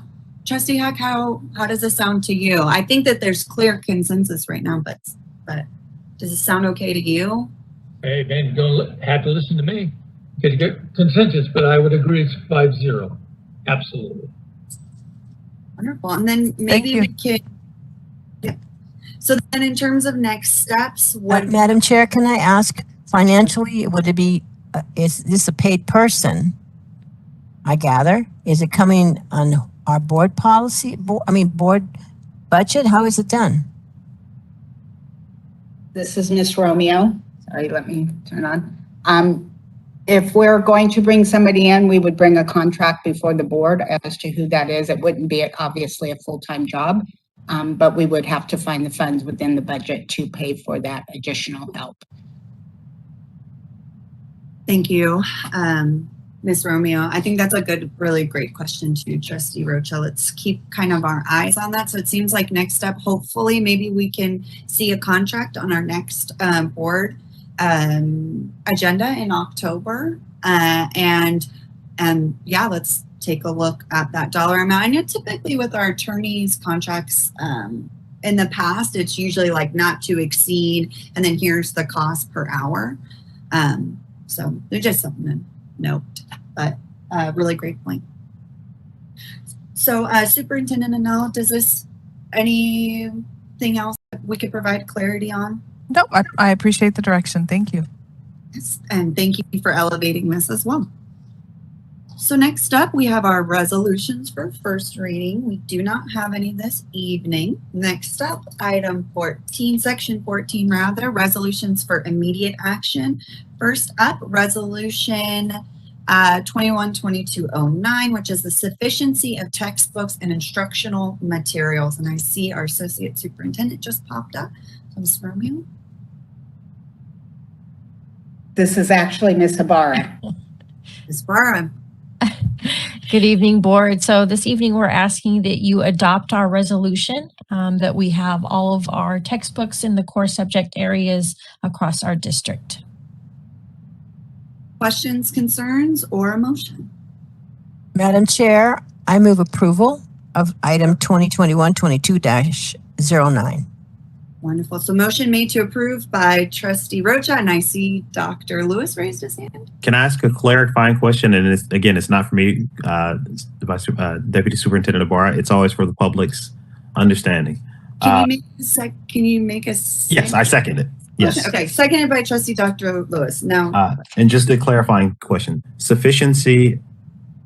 Can you give us maybe a 2-sentence on sufficiency? Because again, there's many interpretations of what that word could potentially mean. Sufficiency means that all students have the required textbooks in their core subject areas. So that's English, history, science, and math. And those are governed, and the selection of those are governed above AUSD board board of trustees, correct? There is the state, the California Department of Education. They maintain an adopted, approved list of publishers or curriculum that districts can select from, and so those that we have selected are aligned and approved by the state. Okay, thank you. Great, thank you for that question. Trustee Dr. Lewis, if there are no other questions, and I'm not seeing any, if Ms. Cavallaro could call the roll on this motion to approve this resolution. Yes. Trustee Hack? Yes. Trustee Hernandez? Yes. President Householder? Yes. Vice President Lewis? Yes. Trustee Rocha? Yes.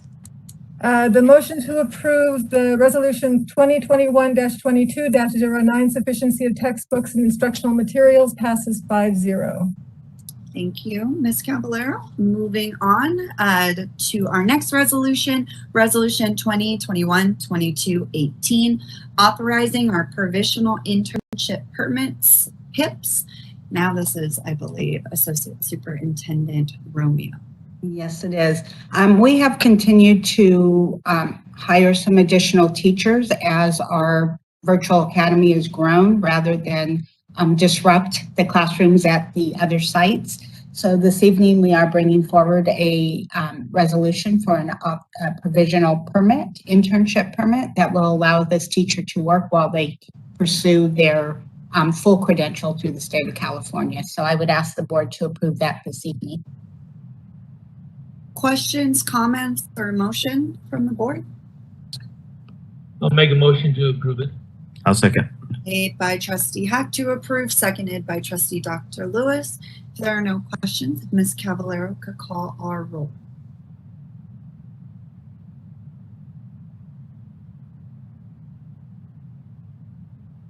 You might be muted. Can't hear you, Ms. Cavallaro, or maybe you guys can't hear me. My apologies. Trustee Hack? Yes. Trustee Hernandez? Yes. President Householder? Yes. Vice President Lewis? Yes. Trustee Rocha? Yes. The motion to adopt resolution 21-22-18 authorizing provisional internship permit passes 5-0. Thank you, Ms. Cavallaro. So next up, we have a last one for this section, which is Resolution 2021-22-19, authorizing instructors to teach outside of their credentialed authorization for the 21-22 school year. I believe this is, again, Associate Superintendent Romeo. Yes, this is something that the board has seen often. There are specific courses that may not be credential specific, and we must have the board, as long as they meet the criteria set out in the education code, to authorize the teacher to teach outside their credential area. So I would ask the board to adopt this resolution this evening. Questions, concerns, or motion? As Ms. Romeo said, this is one we've seen, I think, at every meeting this year. And I move approval. I second. And just for public, I second it, but just for public's clarity, and I know we've said this before, but again, I'm big on public consumption and making sure that we're all on the same page. This does not mean a person with sort of, for example, not to pick on the English teachers, but English teachers not teaching trigonometry. It's a closely related credential. Generally, it is closely related. There could be an English credential that somebody meets a math. Well, I mean, of course, I use that supplemental, however, but that is not the case in this particular instance. Right. I was trying to be, intentionally, but thank you. Credentialing has a lot of rules that go with it, and we make sure we follow all of them. Absolutely. So thank you for that. So yeah, I second it. So motion made to approve this resolution made by Trustee Rocha, and it was seconded by Trustee Dr. Lewis. Ms. Cavallaro could call our roll. Yes. Trustee Hack? Yes. Trustee Hernandez? Yes. President Householder? Yes. Vice President Lewis? Yes. Trustee Rocha? Yes. The motion to adopt resolution 2021-22-19, authorizing instructors to teach outside of credential authorization for the 2021-22 school year passes 5-0. Thank you, Ms. Cavallaro. So moving on, section 15, resolutions for second reading and action. We don't have any. Section 16, board policies for first reading. We don't have any. Section 17, board policies for second reading and action. We don't have any. Section 18, information items for general information. So there's no action on this. We only have one this evening, and it's our revised administrative rule 1312.3 AR, which is our uniform complaint procedures. And so is this Ms. Ibarra? Yes, so we had to make some updates to our policy to stay in line with what was requested by us through our federal program monitoring review process. And so that's what's before you. Are there any questions from folks? We don't have to take actions. Okay, I'm not seeing any. So then moving on, future agenda items from board members. Oh, Trustee Hernandez? Yes, and it's possible that this is already, on our upcoming agenda in the future or on people's radar. But I'd love to have a discussion on the results of that stakeholder survey that we have kind of going on throughout the community, of which we're still accepting responses until the 24th. So if anyone in the community listening, you can always go to anyschools.net and fill that out. It's to decide where some of our funds may be allocated. So we're kind of getting some information there. And I think that discussion will also address, a number of public comments that were submitted tonight. So I'm sure that's probably already out there, but I figured I would bring it up right now. Thank you. Appreciate that. Trustee Rocha? At this time, Madam Chair, I would like to put on a censorship of Trustee Householder and a need for Vice President Lewis to bring action forward so the chair does not remove it. That's my item. Okay. Okay. Others? Okay. Let's move on. So we are in section 20, which is our additional comments that exceeded the first 30-minute session limit. Now we do have, oh no, I was going to say we have these broken down in staff and non-staff, but it doesn't actually look like that. So then all the remaining comments from the first half of the meeting that exceeded the 30 minutes, in addition to any of the items from 12B, will be read in this section. And that'll be from anybody. It doesn't, not just non-staff, but staff too, if there is any. Yes. President Householder, I was just alerted that I did miss a comment for item 12C. I'd like to go back and read that comment, if that's okay. Please, yes. Before we go to the other. And my apologies to the commenter. There's not a name associated with it, so no name provided. I'm writing to express my support for a parliamentarian. Over the last several years that I have attended board meetings, it has been demonstrated that not all members of the board know how to run a meeting in compliance with both the Brown Act and Robert's Rules of Order. The meetings over the last year have been the most troubling to me. While I believe it is the president's job to make sure that the meeting runs in an orderly and legal fashion, I do not believe it is within their power to silence other members on the board. Stopping members from speaking and telling them that they are not recognized simply because they question or disagree with them is childish.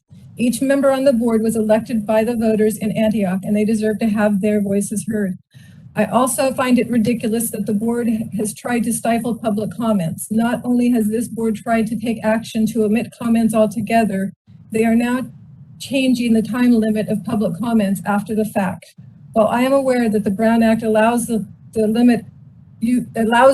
limit the time that each speaker has, I do not think it is appropriate to tell people that they have 3 minutes and then change the time limit after the fact. And Mr. Hernandez, please learn what a filibuster is. You agreeing to changing the time limit to 2 minutes so as not to create a filibuster, was a ridiculous argument and completely dismisses the time that each community and staff member took to make sure their voice was heard. It also says to me that you do not care about the community, what the community has to say. And again, my apologies to the person who submitted it. Thank you for letting me know that it was missed. Thank you, Ms. Caballero, for reading that. And so the remaining comments, do we have a sense of how many roughly pages we have left? I'm just curious if we should maybe take a quick 5 or if... Yeah, we have a significant amount of comments to get through this evening. I will be reading half, and I would say I'm looking at approximately 50 to 60 pages, and then Ms. Wisely will be joining in with approximately 70 more pages. Okay, so then how do folks feel? Maybe we could go 30 minutes and then take a 5? Or see how we feel. I'm just saying, I don't know if we're going to be able to make it all the way to the end, but we'll discuss that later. Take it away, Ms. Betancourt. Sorry to convolute that. No problem. Just let me know when you're ready for a break. Just feel free to interrupt me. Absolutely. Tracy Lawrence, community member. Forcing children to wear masks is dangerous and abusive. Children do not get sick from COVID, nor do they spread it to others. The harm caused by mask wearing is well documented. https://www.ncbi.nlm.nih.gov/PMC/articles/PMC/PMC8072811 / thank you. Jeff Witters. I'm appalled that you are perpetuating this madness of forced masking in schools. If I wasn't aware that you were making money on each student who is mandated to wear one, I would push to have your mental faculties evaluated. Instead, I loathe you. If you were actually in the business of protecting children, you easily and affordably could install an HVAC system that would be fitted with ultraviolet lights, which quickly and effectively eliminates all bacteria and viruses before releasing the flow of air back into the classroom. Personally, last year, I attempted following the crowd and wearing a mask / keeping distance from others, but found myself unable to wear a mask longer than 20 minutes without getting a headache and nearly passing out. With my makeup of having to synthetically stimulate my body's endocrine responses, I have great difficulty in maintaining peak performance without full oxygen. I must applaud your children for doing in one day what could damage my body more than any of us could imagine. But by putting them through that is so sick and twisted that it leaves me wondering, was the money really worth that much? By the way, we will be pushing for in-person meetings so that we can see the scarred looks on your faces. I apologize, the scared looks on your faces. Was the money really worth it? Rachel J. Forcing masks on children is an absolute abuse of power. It is not only unlawful, it is detrimental to their physical / mental health and their learning capabilities. The actual science proves this. The white lab coats aren't valid experts on this matter. You need to listen and learn from industrial hygienists and/or environmental toxicologists, as they are able to provide a true situational analysis regarding masks. I refer you to experts such as Stephen Petty, EESgroupinc.com. If you are not willing to look at the ramifications that arise from forced masking, then you are neglecting your duties, and we will not hesitate to remove / unseat you. If you continue to operate with willful ignorance in your policies, then you will be charged to the full extent that the law allows. This is your last opportunity to do the right thing. The parents are watching closely, as our children deserve better. If you choose to ignore our request, then I suggest you buckle up and prepare for the consequences. Thanks for your time and attention to this matter. Jamie Baragila. As a concerned member of the community, my question to you board members are one in many. First off, why are mask mandates still in place when they have been proven to be ineffective? Not only by virologists, the CDC, and even Dr. Fauci himself. These mandates are unconstitutional, ineffective, and downright harmful to all children. Also, why are school board meetings not in person? We as parents demand that you stop with these closed meetings that are in regards to our children. You are using authoritarian measures that reach beyond the scope of what we, the people, have elected you to do, which is work with us parents for our children. You are replaceable. Never forget that. Do your job, because nothing will stop what is coming if you do not. All of you were elected, and we as parents have the right to unseat you when you are doing harm over the safety of our children. Jeffrey Stevenson. Masks do not work. There is no, parentheses, and has never been, any studies to prove otherwise. Fear and greed are what is perpetuating this assault against our children. Stop these insane requirements and let our children get back to the education and life they deserve. Jessica Hughes. I am writing you as a concerned community member regarding the school district's mask mandates for students. I would like to know the name of the specific scientific research study that the school district is evidence using to base their decision to implement a mask mandate on all students. I've taken the time to dig into actual published scientific studies on mask wearing to prevent the spread of viruses, and I have yet to find a single scientific study that proves that wearing a mask is a reliable method to prevent the spread and transmission of any virus. I've only found studies that prove wearing a mask does not prevent the spread of a virus.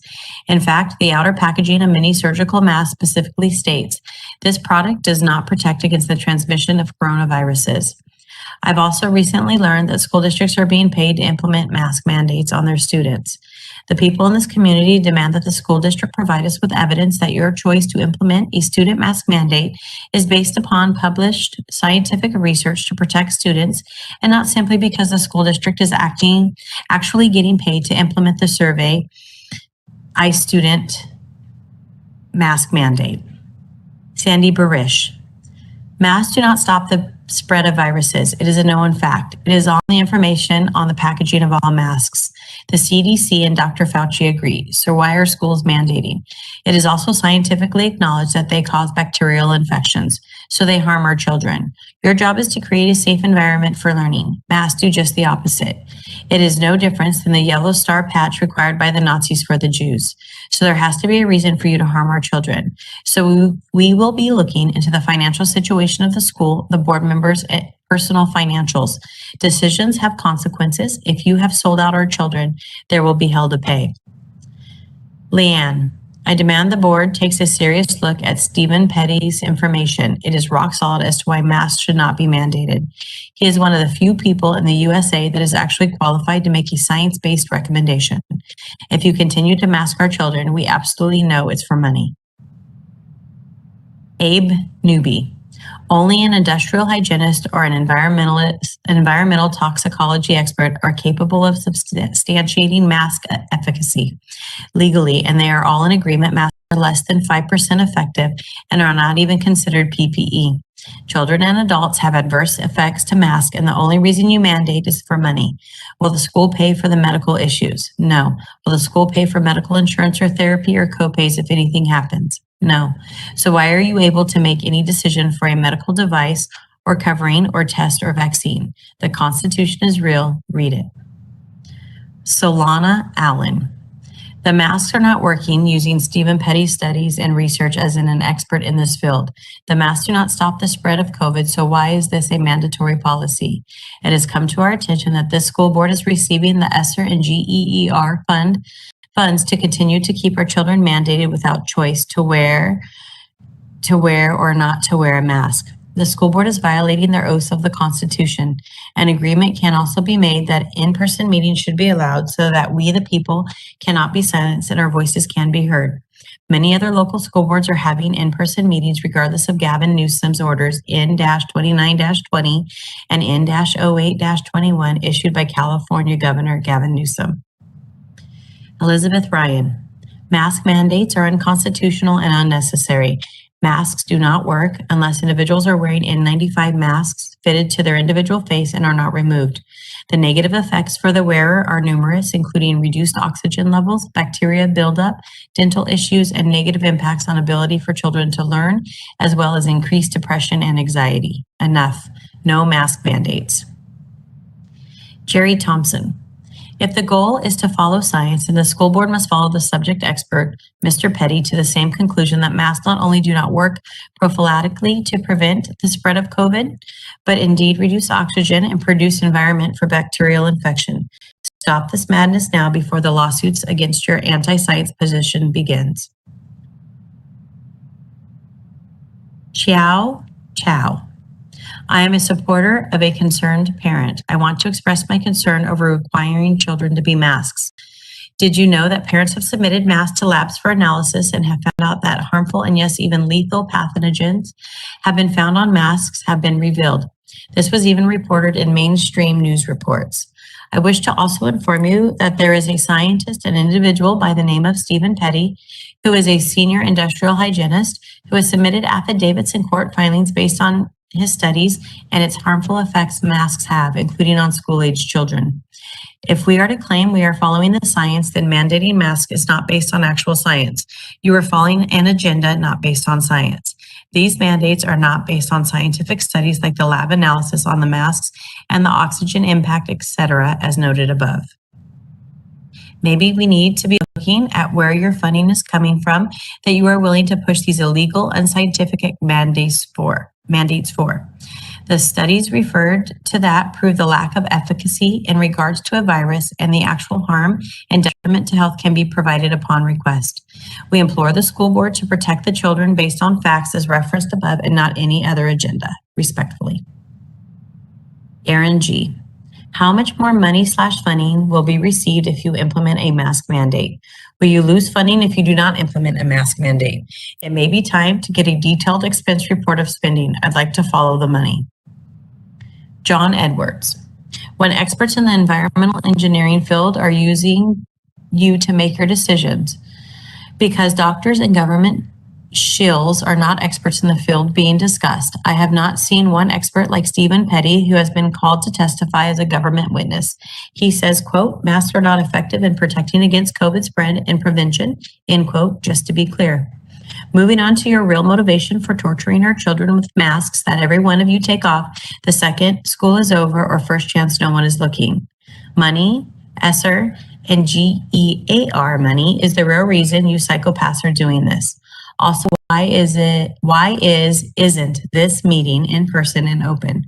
Don't tell me COVID, because each one of you have been out in public eating at restaurants. Really, it seems this is the only place you won't come in person. Quote, and to anything promoting freedom, end quote. There is a giant in our community that is shining a huge bright light on your corruption. Have you no allegiance to the Constitution and freedom? I pray you people wake up for the sake of everyone. One day there will be an account of what is happening now. What will be said about each of you? John Edwards. Sarah, masks don't work, and here are multiple links to peer-reviewed double-blind studies.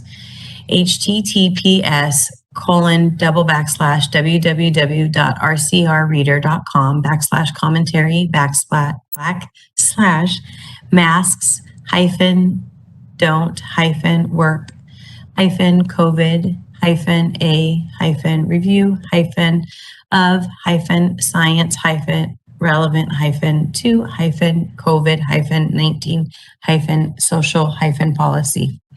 Even if the mask blocked a tiny fraction of droplets, the constant touching, adjusting, and lack of proper sanitation renders them useless and actually dangerous due to the deadly bacteria that builds up on a cloth mask after just hours of use. Masks are used once in hospital settings in a sanitized environment. School children set them on the desk, on the floor, in backpacks, in lockers, on lunch tables, etc. Bacterial pneumonia is very dangerous and very common after mask wearing. Frederico Arce. When is the time you will look at the countless reports and papers from the scientific community that states that masks have a health and psychological impact? When are you going to look at the scientific studies that conclude that masks have not had impact in the spread of the COVID? When are you going to listen to the community you deem to represent? What action do we need to take for that to happen? I call you wisely choose to be responsible and research before it's too late, and you are held accountable for the consequences of your actions with irreparable damages to your own career, your personal life, and most importantly, to the community. Chris Dale. The First Amendment provides several right protections: to express ideas through speech and the press, to assemble or gather with a group to protest or for other reasons, and to ask the government to fix problems. You are violating the freedom to gather with a group or protest, and using COVID as a sorry but excuse. Pretend you're at the Emmys and everyone can kiss and hug each other. Matthew Matalich. We do not quarantine the healthy. Under color of law, schools are receiving monies to ritualistically mask otherwise healthy students in order to condition them psychologically. This is torture by all legal standards. You are coercing and children to participate in not legally able to consent to. Furthermore, under the American with Disabilities Act, the act merely regarding a person to suffer from any physical or mental impairment, including any respiratory impairment, guarantees the same protections afforded to those with impairments or disabilities. As such, you are in blatant violation of various state and federal statutes and constitutional anti-discrimination laws, which will not be enumerated here, but will be in court in much shorter order than any of you expect or realize. Each one of you are torturing legally disabled children. Repent. William Fristow. As stakeholders of the future through the children, you are allowed to facilitate. Remember that love of money is the root of evil. Do not throw away the rights our ancestors died for. Fight for the future by fighting for the kids. If you are afraid, telecommute, but do not take out this political crap on kids. On top of that, you should teach love of country, not hate. That will bring only badness. You are either pro-America, parentheses, all colors, creeds, and ideologies, or you should leave. P. Stringer. Masks are unhealthy, ineffective, and unconstitutional. Stop making our kids breathe in their own bacteria and exhaust. Our kids are being forced to participate in your medical program and are being punished if they do not comply. This is unconstitutional. Their body, their choice, not yours to mandate. Name not provided. It is common knowledge that the holes in masks are much too large to stop a virus. I have heard the analogy of trying to stop a mosquito with a chain link fence. Follow the correct science. Isn't it against the Constitution and the Nuremberg Code to force a medical device such as a mask on anyone? My body, my choice. Masks obstruct the body's natural function and can cause illness. The deaths from the Spanish flu are now known to be caused by secondary pneumonia infections due to the mask people wore. It is true that the school gets money for requiring masks. Please do not tell me you are attempting to inflict this assault on human rights and health for money. Zatochi's Apprentice. The time has come to listen to the science. Too much time is passing and our children are at great risk, now more than ever. Tyrannical, arbitrary power is being abused to keep masks on children and vaccine mandates comprising staff and citizens alike. You are depriving oxygen to the developing brains of our youth. What greater offense is there? They are the future and you are giving them a crash course in 1984 complete with visual aids. I pray to God for your conversion. God will not be mocked. Greg Shonka. As proven by this study, masks are dangerous to wear. https://www.mdpi.com/1601/8/460/HTM?S=09. Beverly Jeffcoat. Why is there only government science being followed? What about real science? Science is an ever-changing entity. You are repeating the same tactics with horrible results. Instead of masking children, revamp your HVAC systems to do a better job. That's real science from a real environmental scientist. All of this board should be relieved of its duties. When you were placed, you lied and stated you would uphold the constitutional right of your constituents. You won't even listen to them, much less do what is right by them. Uphold your oath. John Hagan. We have mask mandates in place for all school children that is not based on any reputable or scientific method showing it stops viruses. In fact, real science shows wearing masks all day is much more harmful. Not once has anyone asked for an industrial hygienist to review these mask mandates. Meredith Benish. Masks are known to be ineffective in preventing exposure to coronaviruses. It can, however, cause more illness such as bacterial pneumonia, strep, impetigo, and other staph infections of the face. Children are the safest cohort of the population. Do what is right by the kids. Let them breathe fresh air. Do what's right by the teachers. Let them decide if they want to wear a mask or not. Debbie Hanley. As a concerned parent and supporter of all children's rights, I am extremely disturbed by the continued mask mandates by the district. Masks do not work. This is child abuse that is imposed by you. There are many studies that prove this. Stephen Petty is a senior industrial hygienist who has submitted affidavits in court based upon his studies and the harmful effects of masks. He is an expert.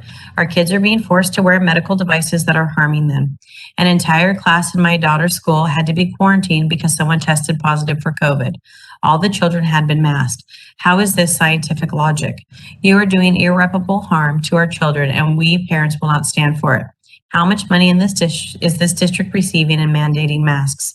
Money should never be a deciding factor when it comes to our children's health. Thank you. Mindy Terrell. With all due respect, please allow yourself to be educated on the dangers to our children of wearing masks. I truly believe you are protecting our children, but unfortunately that is not the case. You are causing brain damage, infections, and respiratory issues, just to name a few. Please open your minds to reason for everyone's sake. We've already done so much damage to our children letting it get this far. We're going to look back on this time with disgust and abhorrence at how stupid we all were. Oscar J. Barrios, please take these masks off our children. Let's be the choice of the parents. What has happened to our rights? Terry, how much are you getting paid from ESSER and GEER funds to keep the children masks? Mari, why are you subjecting the kids to wear masks when it has been proven they decrease oxygen by 20%? Why are you mandating a non-medical device to stop a virus? 5 microns big when the statement, 5/100th microns big when the statement on the box clearly states it is ineffective for any particles smaller than 1.25 microns. It has been uncovered that schools are receiving money for implementing the mask mandate. How much money are you receiving? Gail Luridison. Masks are ineffective and in many ways they harm. The evidence is clear. Standard cloth and surgical masks offer next to no protection against virus-sized particles or small aerosols. There has been one large randomized controlled trial that specifically examined whether masks protect their wearers from the coronavirus. This study found mask wearing, quote, did not reduce at conventional levels of statistical significance the incidence of SARS-CoV-2 infection, end quote. Consider also that the existence of more virus particles does not mean more virus.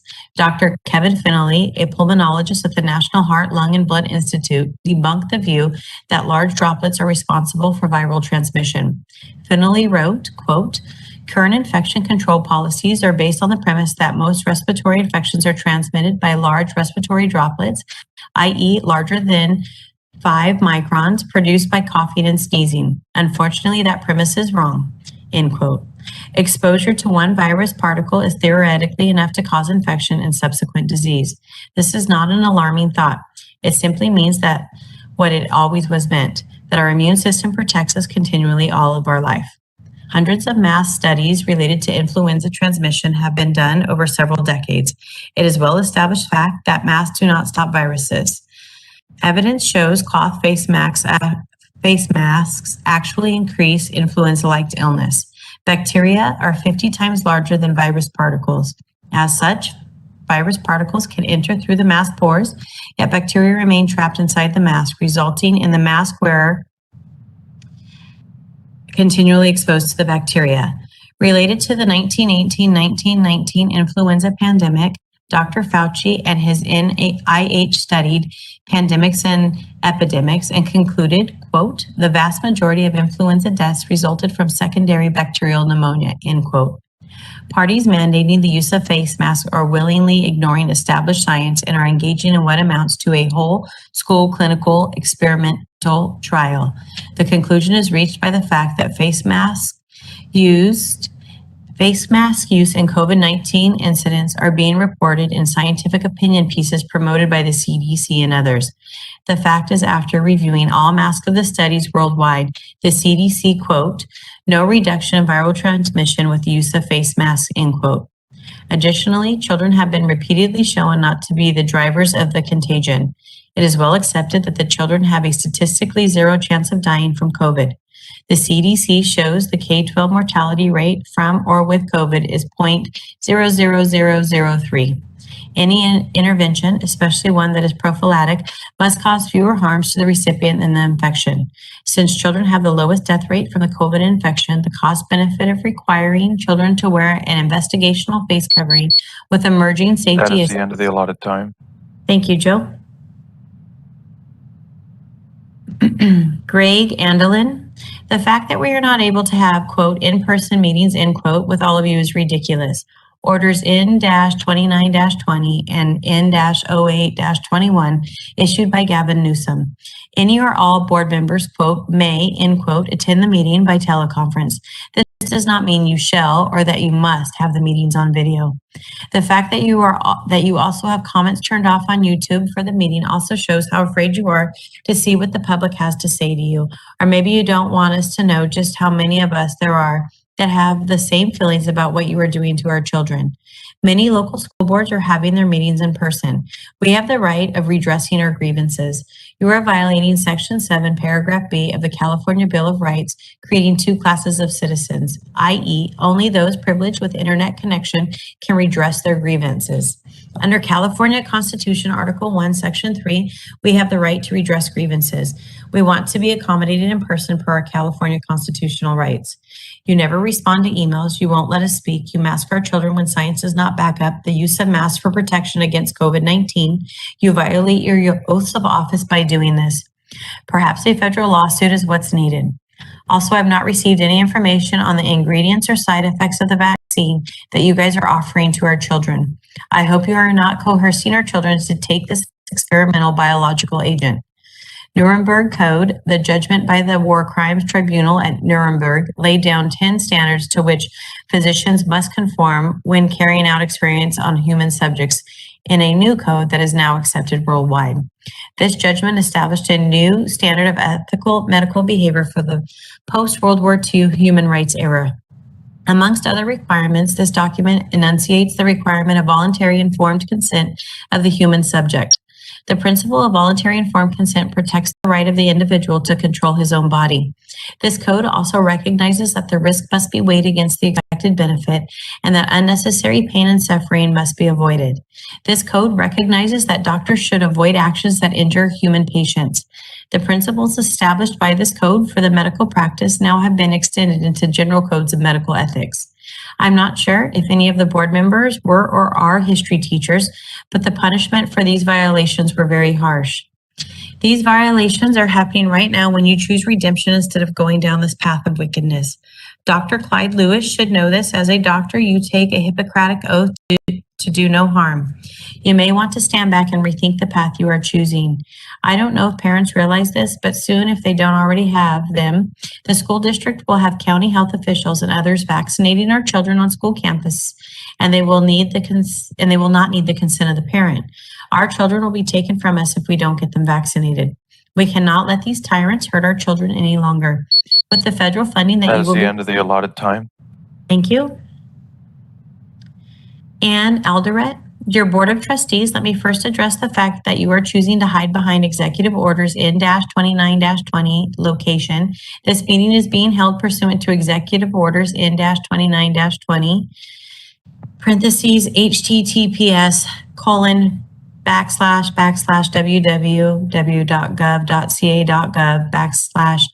www.gov/wp/03/2020/03.17.20-3.17.20-eo.pdf and N-08-21 www.gov.ca.gov/WP-content/uploads/2021/06/06.11.21-EO-08-21-signed PDF issued by California Governor Gavin Newsom. Any or all board members may attend the meeting by video conference. Currently, our children need a voice, and it is your responsibility to hear the parents/children in person. If our children can attend school, you can attend an in-person meeting and not cower behind your computer screens. This mandate states may, not shall. All open to the public meetings going forward must be in person. Additionally, we as parents are aware that AUSD received monies from GEERS and ESSER funds. Please answer yes or no. Have you received monies? Are these monies in excess of $69 $1,978,000. As a requirement for you to receive these funds, you must keep the children in masks. It appears that you are taking payment and putting the health and well-being of our children at risk by requiring them to wear a non-medical device and or non-personally protective equipment so that you can benefit. Please respond verbally during the meeting to the aforementioned questions. You may or may not be aware that there are other proven scientific methods that need to be explored, such as UV lighting and HVAC ventilation systems that actually clean the air of bacteria and viruses, yet you continue to force medical devices on our children. Stop passing the buck to the county and the governor that you are just following orders for the mandate. Please verbally answer the following questions. Have you been threatened with the loss of insurance for the schools if you do not follow the county and or state mandate? I, as a parent, am calling you out and demanding that you end the medical device masks requirement for our children to attend school and allow them to breathe oxygen, not carbon dioxide. The choice is yours to either fulfill the responsibilities of your position or you will be replaced. Thank you. Desiree, remove all mandates. Each and every one of you on the board should have sworn and a constitutional oath to the U.S. as well as the state of California. The right to breathe freely is an unalienable right. The masks do not protect anyone from a virus. The community is aware that your school district is receiving funding based on the prerequisite of this board mandating masks on the children. We know that if you do not mandate the mask, you will not qualify for CARES funding through ESSER and GEER if you are masking the children, so the district can receive additional funding. This is not only a conflict of interest or unconstitutional, it is also morally wrong. Your jobs are to keep students safe. That means unmasking them. Allow them to breathe freely. Allow them to participate in their sports freely. Industrial hygienist Stephen Petty shared his expert testimony stating, quote, regarding PPE, facial coverings do not effectively protect individuals from exposure to very small airborne aerosols, end quote. He also states, quote, a recent University of Florida study capturing air samples showed that only culturable COVID-19 virus samples obtained were between 25/100ths microns and 5/10 microns in size. Particles smaller than 5 microns are considered very small and or very fine or aerosols. Federal case number 1-21 CV 1711. Remove the mask mandate. Name not provided. I was appalled at the childish behavior exhibited by Trustee Rocha and Hack at yesterday's meeting. Calling President Householder a bully and self-serving over simply just asserting the power as a board president is ridiculous. While I don't always agree with her, the constant barrage of hate and pettiness coming from both fellow board members and commenters questioning her authority is beyond disrespectful. She isn't being a dictator or a tyrant for trying to make sure. Sorry, Ms. Betancourt. I think this one was written or read. Perfect. Okay, thank you. I have found where that was read. That is correct. And I am going to go to the next comment. Oops, I need to zoom my computer 1 second. Okay. Name not provided. Nope, that one was read. Just a moment, I apologize that we had a little bit of meshing. Here we go. Anthony, it is so sad to see someone that speaks up getting so attacked. The way she looks, she gets attacked, her age, everything. Ellie is almost 30 years old with a master's degree, yet some of you attack her all because you're too afraid to admit the truth. So you advert your racistness and flip it on Householder. It's the Alan Payton and Mike Burkholder clan that just used their keyboard courage to attack her. And those men are great friends of Stephanie and Mary, so it makes sense how they title and write their blogs. What a sad group of people. It's not even facts. It's a one-sided attack to frazzle a group of 300 of their followers to a talking storm. Get a life, people. Andrea Richardson. Since nothing will come out of yesterday and today's meeting, can you guys put your personal feelings aside and press the restart button to figure out how to work together again. Remember that you're not always going to agree and have different opinions, but there's no reason to use your opinions to attack each other. Press the restart button, guys. You guys all have great qualities in so many different ways, and you guys can do great things together. Stop fighting. James B. In 5 years, Antioch will be nothing but a town of charter schools because of this horrible school board. Ellie has created so much chaos, quote, corporate schools, end quote, like rocket ship will come in and profit off our kids like cattle. Ellie, you should be ashamed of yourself. Hernandez, you're a fool. And Clyde, you're a coward. Alex T. Antonio, what is with you? At one meeting, you say you've received lots of emails regarding the AHS incident, when in reality, you received 0. Where are your ethics? How do you sleep at night? What an awful example you are setting for the students you are supposed to be representing. Johanna Miller, the superintendent is looking very petty in these last few meetings. Stop trying to sabotage the president of the board and do your job. Name not provided. I feel I am gaslit by teachers and those of you who keep on praising this failing district. Numerous teachers commented yesterday that state numbers are down, but we can see that the state is improving at the California Department of Education's website. Even when looking at the California school dashboard, it is clear that our numbers have been trending downwards. Trustee Rocha, only 2% of English learners are college career ready in 2020. How can you sit there and defend the superintendent?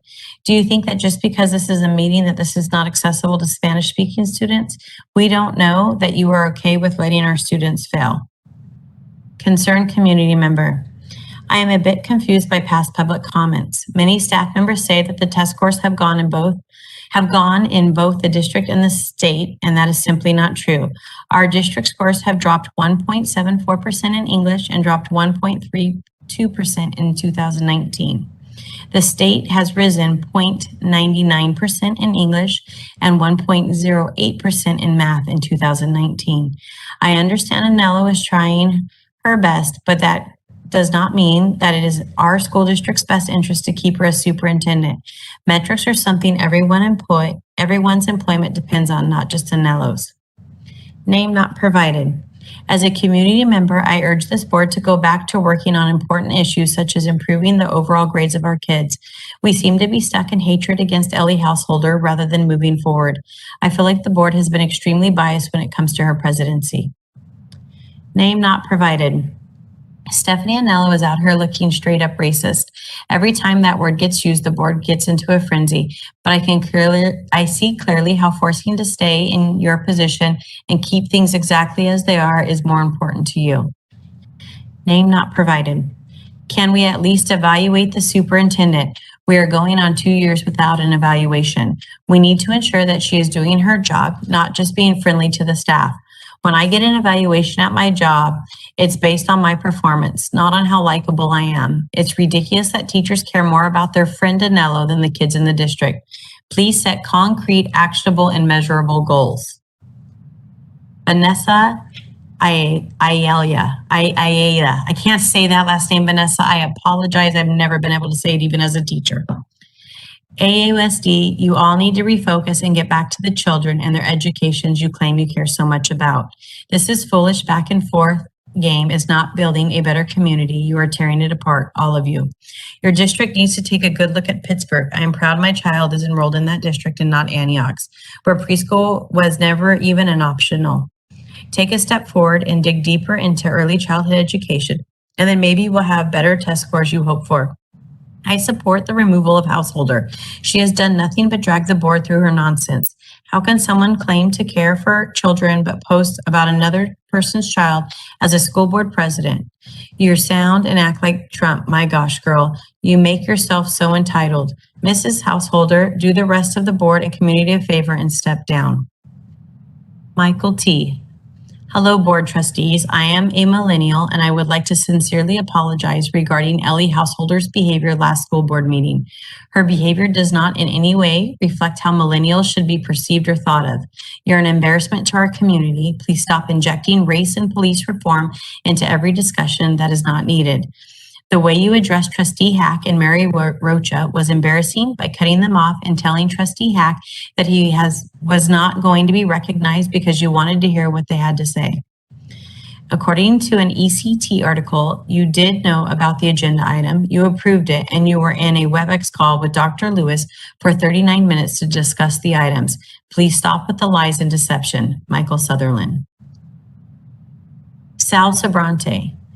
Board members, this is directed to Dr. Clyde Lewis about his comments made after voting no for the removal of Ellie Householder as president of the board. Dr. Lewis stated that while what Ms. Householder did was unpopular, it did not warrant removal as a president. I disagree. There is a conglomeration of things that Ellie has done while being on the school board that are more than unpopular and warrant removal. 1, posting a video without getting facts first of an incident that occurred at AHS recently. 2, protesting at a city council member's house in an effort to intimidate that council member into voting her desired way at a time that she was the school board's liaison to the city council. 3, declaring an emergency special meeting in December of 2020 and in August to appraise the superintendent of AUSD without ever determining evaluation criteria. 4, she was censured by the school board 1 year ago for posting inappropriate comment. 5, yesterday trying to remove AUSD superintendent of schools, which many public comments described as vengeful. These actions aren't unpopular. They are the acts of an immature person trying to act like a dictator. She puts our schools and our city in a bad light. If there are specific issues, then the board should address the issues and determine the root cause. In a number of instances, you will find Ellie is the root cause. Sal Sobrante.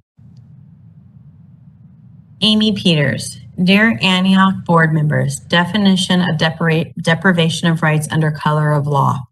U.S. Code Section 242 of Title 18 makes it a crime for a person acting under color of any law to willfully deprive a person of a right or privilege protected by the Constitution or laws of the United States. For the purpose of Section 242, acts under, quote, color of law, end quote, include acts not only done by federal, state, or local officials within their lawful authority, but the acts done beyond the bounds of the official's lawful authority. If the acts are done while the official is purporting to or pretending to act in the performance of his/her official duties. Persons acting under color of law within the meaning of this statute include police officers, prison guards, and other law enforcement officials, as well as judges, care providers in public health facilities, and others who are acting as public officials.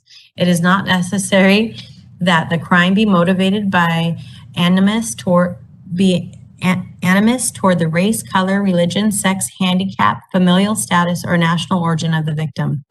Quote, you have decided to force children to wear a muzzle based on, quote again, science, end quote. You are claiming that the school is hazardous to my child's health and therefore prescribed a mask citing, quote, science, end quote. Actual science would have you bring in environmental toxicologists to air sample during class. That environmental toxicologist would tell you if masks are needed. All environmental toxicologists would tell you that masks and face coverings you are prescribing do not work. These are the mask experts. Therefore, since real science isn't backing your arbitrary power in issuing these mandates, and you are violating civil liberties of the children because you believe you can. No one on the board is a certified environmental toxicologist / industrial hygienist. No actual attempts have been made to qualify your statements and actions. Therefore, the actions of the school board are interpreted as an attempt to demonstrate dominion over civil liberties. Attached is an affidavit from an environmental toxicologist, Stephen Perry. It is not sufficient for you to say we are, quote, following guidance, end quote, from state organizations. To quote former President John F. Kennedy, quote, forgive your enemies, but never forget their names, end quote. My hope and prayer is that all of you will not be counted as enemies of our children, but amongst those who finally stood up against the government machine to protect our children. You have gone after our kids. Now we will show you who really has the power. We parents do not abdicate our responsibility as parents to you. You have sworn an oath. Now it's time for you to honor your oath and the Constitution of the United States. You are not above the law. Sincerely, Amy Peters, parent. Director Betancourt? Yes. Looks like maybe we could take a quick 5 here, Sure. maybe stretch our legs a little bit. So it's 10:03 right now. Thank you so much for reading those comments. We'll come back 10:08 and pick up where we left off.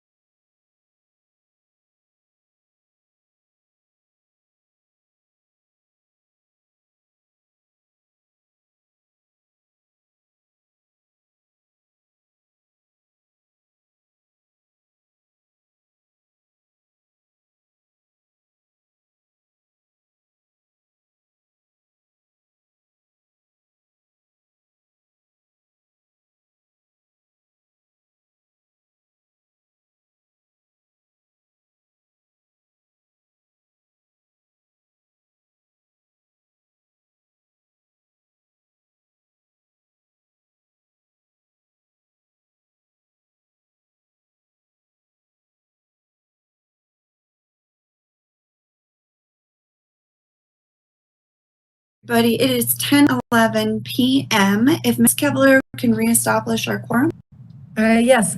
President Householder, I'm here. Vice President Lewis, Present. Trustee Hack, I'm here. Trustee Hernandez, Here. Trustee Rocha. Here. We have a quorum. Thank you. And then I'm going to pass this back over to Director Betancourt to continue our comments. Thank you. Krisha Markowicz, Superintendent and School Board Trustees. When does this end? I need you to tell me when you believe we will end restrictions like masks, quarantines, and testing on our children. We've told our kids they have to wear masks until they are all vaccinated to keep them from spreading the virus. But now the CDC just admitted that those who have been vaccinated, 1, still get infected, 2, have the same amount of virus as those who are unvaccinated, and 3, can likely to transmit the virus as easily as those who are unvaccinated. But the biggest takeaway from this news is not just that we should stop treating vaccinated people different from unvaccinated people. It's that we can finally admit that the virus isn't going away and that restrictions like masks are pointless. Amesh Adela, an infectious disease expert at Johns Hopkins, stated, quote, "And to what end we are wearing masks for? COVID is not a disease that can be eradicated or limited, and we will always have cases. The goal was to make it a manageable respiratory illness, and it is so in many places where enough high-risk individuals have been vaccinated," end quote. We're told our kids have to wear masks because they are at risk from COVID, but the data shows their risk is less than from the other respiratory viruses like influenza. The CDC estimates 332 children have died from COVID-19 in 18 months. The CDC also estimates 434 children died from influenza during the 12-month 2019-20 flu season, and 600 children died from influenza during the 17-18 season. More deaths despite a widely administered vaccine and lower case rate. The New York Times found children are about 10 times more likely to die in a car accident than from COVID. The Financial Times have found children at less risk from COVID-19, parentheses 0.0002% in parentheses, than vaccinated adults. So please explain why we are forcing our children to wear masks, kicking them out of school for weeks, and testing them for dead virus when they have no symptoms to avoid a virus no worse than influenza. We're told they must wear masks to slow the spread of COVID-19, but numerous studies show that schools without mask requirements for children had case rates just as low, 9, 10, 11, or even lower 12 than schools which did mask requirements. Have you read these studies? Have you asked the California Department of Public Health, CDPH, why of all the safety measures they recommended, symptom screening, ventilation, spacing, hand hygiene, and testing, the only one they require is the one with the least evidence to support it? Do you wonder why at least 40 states in the U.S. don't require masks in school? Or perhaps you remember that California was 50th in the U.S. in reopening schools. So you already know what California does not follow the science. So again, our allotted time. Thank you, Joe. Kathy Lim. Dear board members, I am a surgical nurse, past 27 years and last 10 years as a director. Mask and PPE expertise establishing isolation protocol through other viruses included mad cow disease. Mandating a mask is not science and is illegal and violates the Constitution of the United States and the state regardless who is saying it. Masks do not work.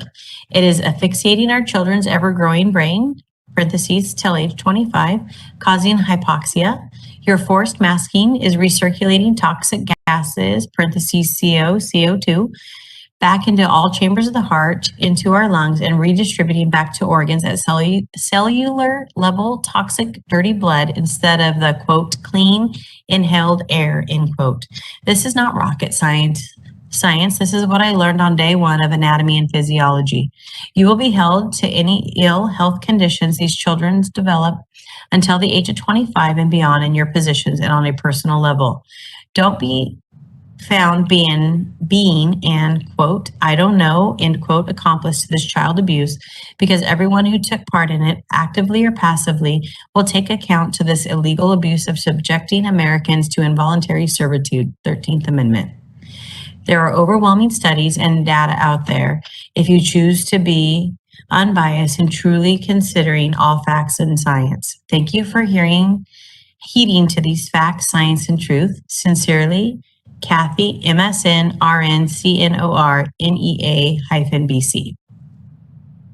Ms. Bonito, to whom it may concern, I am adding public comment to be read at your school board meeting. It seems that many school boards are finding it necessary to overreach their powers. The school board's powers are given to them by, quote, we the people, end quote. It seems we need to take these powers back, as many school boards across our great nation are violating their oaths. As for the masks do not work. They are a compliance tool that has been used for centuries to silence voices. They do not stop the spread of anything. All school boards have been given money through the administration rescue plan to keep children masks. You need to stop and follow real, true science and get HEPA filters and UV lights and move on past this.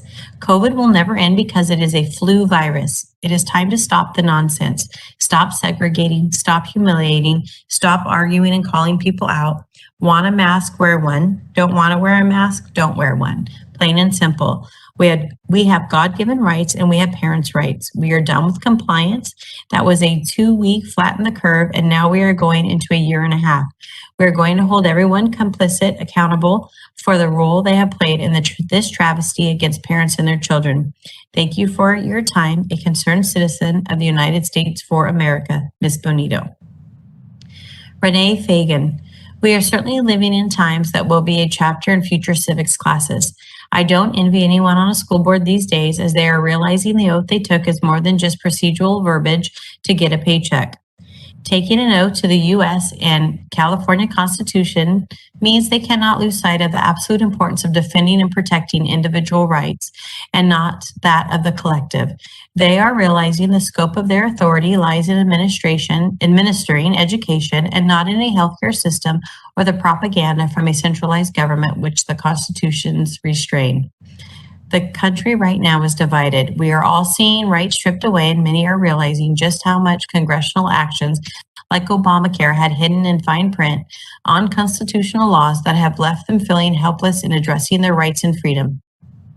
Citizens in Wisconsin, Michigan, and Virginia have been informed of such hidden existing laws that the government has the right to determine if you are a threat to society due to unvaccination status and can remove adults and or children from the home, quote, for their protection, end quote. No one ever thought our government had the authority to do such acts until COVID exposed the laws purposely hidden from eyes and ears from those we trusted to inform us. Industrial hygienists, unlike doctors and nurses who are licensed to treat people, are experts in protecting people from pathogens and the like. The field of experts, the field of experts we rely on to make hospitals safe. They train the doctors and nurses on how to protect themselves and patients from possible contagions. Industrial hygienists are those called in which there is a fear of biological attack or guidelines and establish the proper protection needed to safely navigate the situation. To all that hear this, to all that hear this, please research what these experts have determined regarding the masks and COVID. To bullet point, masks are not even considered a PPE and have zero efficacy. This may be information that some will reject offhand. I implore before you do, please research it. Prove me wrong. Stephen Petty, PE, CIH, CSP is the nation's leading expert and has a YouTube channel to assist the public on becoming properly informed of dangers and how to protect oneself. As an example, N95 masks are not certified for asbestos removal because they are ineffective in protection. Asbestos is 50 times greater than COVID. The masks are nothing more than a security blanket. For the school to continue, to enforce these unconstitutional non-medical devices on citizens is a gross abuse of power and authority. In lieu of teaching children coping skills to deal with difficult and sometimes frightening situations, Much like a fire drill, they are teaching children false security. They are teaching them to embrace an illusion and an opiate. This utterly wrong and destructive to the That is psyche the of end our of the children. allotted time. Thank you. I'm going to take a quick drink of water. Director Betancourt, would you like me to come in for a little bit? If you don't mind, that would be great. And then if you can finish, yeah, go ahead and read a few and then I'll tag back in, Linz. Thank you. Thank you. Christina Giannomi. Hi, Kelly. As a supporter of a concerned parent, I want to express my concern over requiring children to be masked when parents have submitted masks to labs for analysis and the harmful and even lethal pathogens that are on the masks have been revealed. This was reported in mainstream news reports. There is also an individual by the name of Stephen Petty, who is a senior industrial hygienist, who has submitted affidavits in court filings based upon his studies and the harmful effects masks have, including on school-aged children. We constantly follow the science, and yet mandatory mask actions are not based on scientific studies like the lab analysis on these masks and the oxygen impact, etc., as noted above. These studies can provide for reference. These studies can be provided for reference. We implore the school board to protect the children based on facts as referenced above and not any other agenda.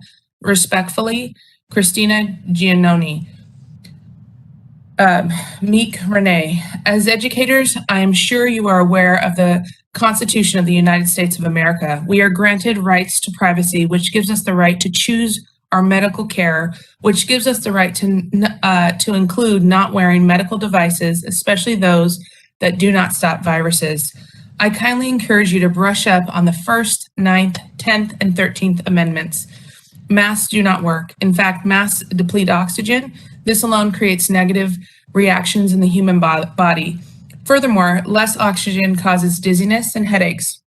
Certainly, these factors are not conducive to a proper learning atmosphere, nor is breathing in one's own bacteria healthy. I would love to know how much money you receive to mandate and mask our children. I would also love to know if you all personally mask while amongst friends, at dinner parties, at a stadium, out in public, etc. Do you really believe wearing a mask for an entire school day is healthy? If so, where's the science? We can provide you the science showing how masks not only do nothing, but actually cause harm. This doesn't even include the increase in anxiety, acne, skin rashes, and more the children are dealing with due to masks. What happened to our constitutional rights? What happened to real science? What happened for the love of our children? Not only should we all follow the money, perhaps we should pay attention to see if you walk the walk or just talk the talk. The world doesn't need any more Gavin Newsom type living in complete contrast to their own almighty, quote, rules, end quote. Meek Renee. Crystal Stout, board members, masks do not work. You all know it, and we know that you know it. Wearing masks is depleting our children of oxygen, causing hypoxia. Your forced masking is recirculating toxic gases back into chambers of the heart, lungs, and back into the organs. This is not rocket science. None of you can use the, quote, I didn't know, end quote, excuse regarding this child abuse you are orchestrating. You are subjecting Americans to involuntary servitude. 13th Amendment of the U.S. Constitution. You all took an oath to uphold the Constitution. We know that the school and Board of Education are receiving federal and or state funds, parentheses, ESSER, GEER, or others, end parentheses, for participating in this organized child abuse, otherwise known as COVID-19 protocol. Stop this abuse and redeem yourselves. Crystal Stout. Chris L. There's no reason to mask these kids. If you follow the science. Director Wisely, I apologize for the interruption, but I just wanted, Stephanie is having technical issues with her computer. I just wanted me to let you guys know that she's not on the meeting, but I am working with her to get onto the meeting. Okay, thank you, Joe. Should I continue reading? Director Betancourt, are you okay with me still going while you take a break, or? I'm back. I have a Hall's cough drop. You have a big chunk coming up, so let me go ahead and plow through these for you, and then I'll tag you back in when it's your turn. Okay, sounds good. You.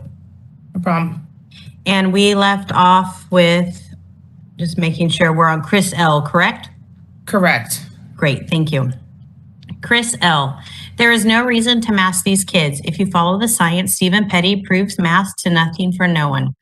Have you bowed down to the teachers union? How much money are you getting from the government to mask the kids? We want answers now.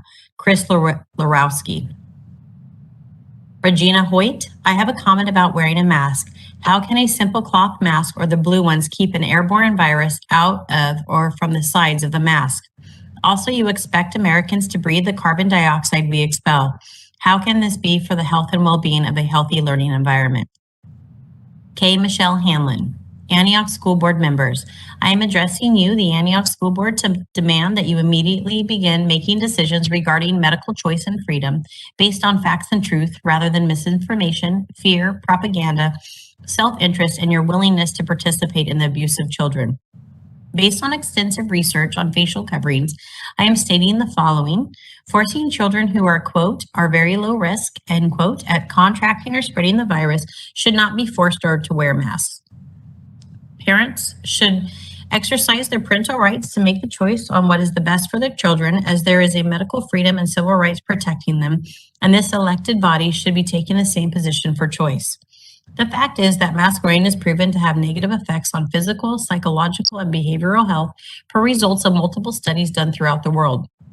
A study done with over 24,000 children participating in Germany reported the average child wore a mask for 270 minutes a day, and effects reported were, quote, irritability, headaches, difficulty concentrating, impaired learning and drowsiness, fatigue, shortness of breath, dizziness, accelerated breathing, tightness in chest, less happy, reluctant to attend school with mask, short-term impairment of consciousness. Dr. Paul Alexander, parentheses, BA and MA in epidemiology, PhD, research methods, evidence, and impact, compiled research done on adverse mask reactions and reported the following, quote, children not only have extremely low risk, but also that they naturally have the capability of evading the SARS-CoV-2 virus due to the lack of the ACE2 receptors in their nostrils, end quote. Dr. Marguerite Gries-Brizon, MD, PhD, who is one of Europe's leading neurologists and neurophysiologists focused on neurotoxicology, environmental medicine, neuroregeneration, and neuroplasticity. She has gone on record stating, quote, the rebreathing of our exhaled air will, without a doubt, create oxygen deficiency and a flooding of carbon dioxide. We know that the human brain is very sensitive to oxygen deprivation, end quote. This is even more critical in relation to children with special needs or those within the autism spectrum who need to be able to recognize facial expressions as part of their ongoing development.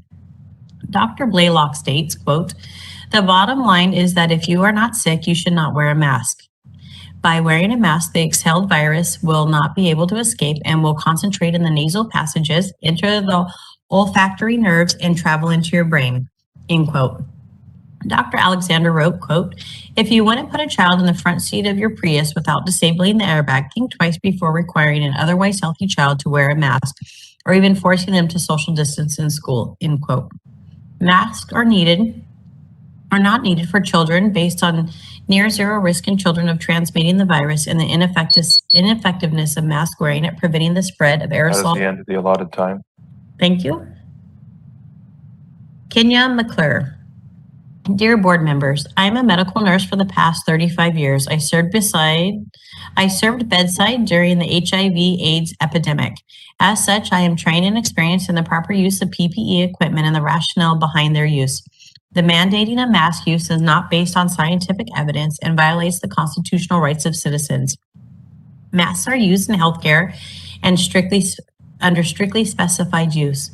They are a potential biohazard and have limited time in using in any clinical setting. Mask wearing for the public and specifically children involves repeated exposure of carbon dioxide, CO2, back into the body and this blood circulating toxic level of gas through the body. Be the mask, cloth, nylon, or a medical grade respirator, the impact on our body is the same. I don't believe you intentionally want to cause harm to the children. You are simply not qualified nor trained in the professional medicine's disciplines. As you value the welfare of our children and education, I will include a few links to reference to guide your journey into medical research that makes clear why the use of masks for children and others is contradicted. https://pubmed.ncbi.nlm.nih.gov/333539889/ https://pubmed.ncbi.nlm.nih.gov/2351422/. There is no lack of academically accepted studies related to the negative impact on the physical and psychosocial well-beings of individuals, especially children, through the forced use of masks. The scientific basis is clear that you are not requiring their use is imperative for the health and safety of children. I ask you to uphold your responsibility on their behalf by not requiring masks for children. Sincerely, Kenna McClure, RN. Tommy Dickerson, board members. We have a few questions and we need answers. 1, how much is grant money? How much is grant money did AUSD receive from ESSER 2 and ARP? 2, we already know that to qualify for these funds, AUSD must follow the guidelines of the CDC. Is this why you, the board, have enforced a medical device on our children, aka mask? 3, is the ISD receiving any funding, aka grants from Pfizer, Moderna, and or Johnson? Be aware that acting under the color of the law to deprive anyone, including children, of rights is a criminal offense. Note that we are aware of these laws. Tommy Dickerson. Ginger, any school board member who puts dollars above the children's welfare should be dismissed immediately. Evelyn Gassaway, please reconsider all mandates due to COVID-19. The mask and social distancing is doing irreparable harm to these young ones.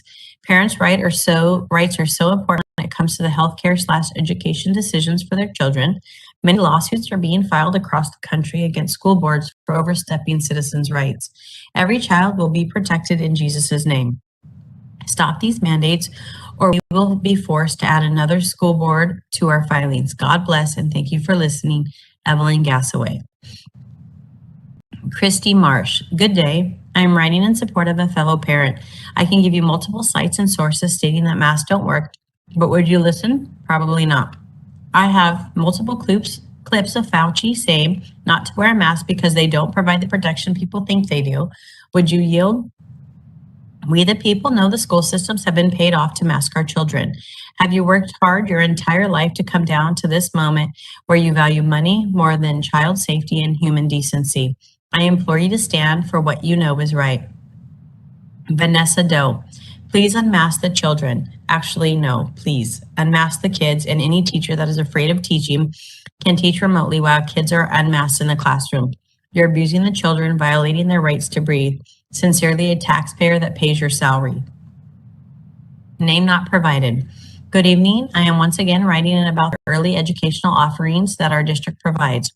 While I appreciate the board bringing this up and the last board meeting, some of your comments prove the point I'm trying to make. Trustee Rocha brought up the fact that the district has 2 contracts with Head Start.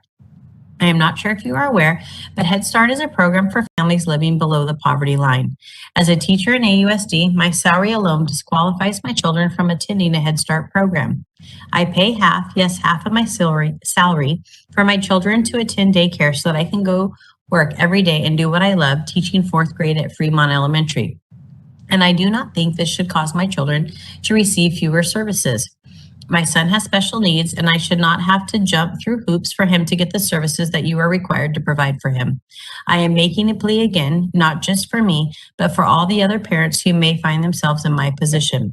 Please consider contracting with other early education centers so that all children can receive the services they are due more easily. Willie Mims.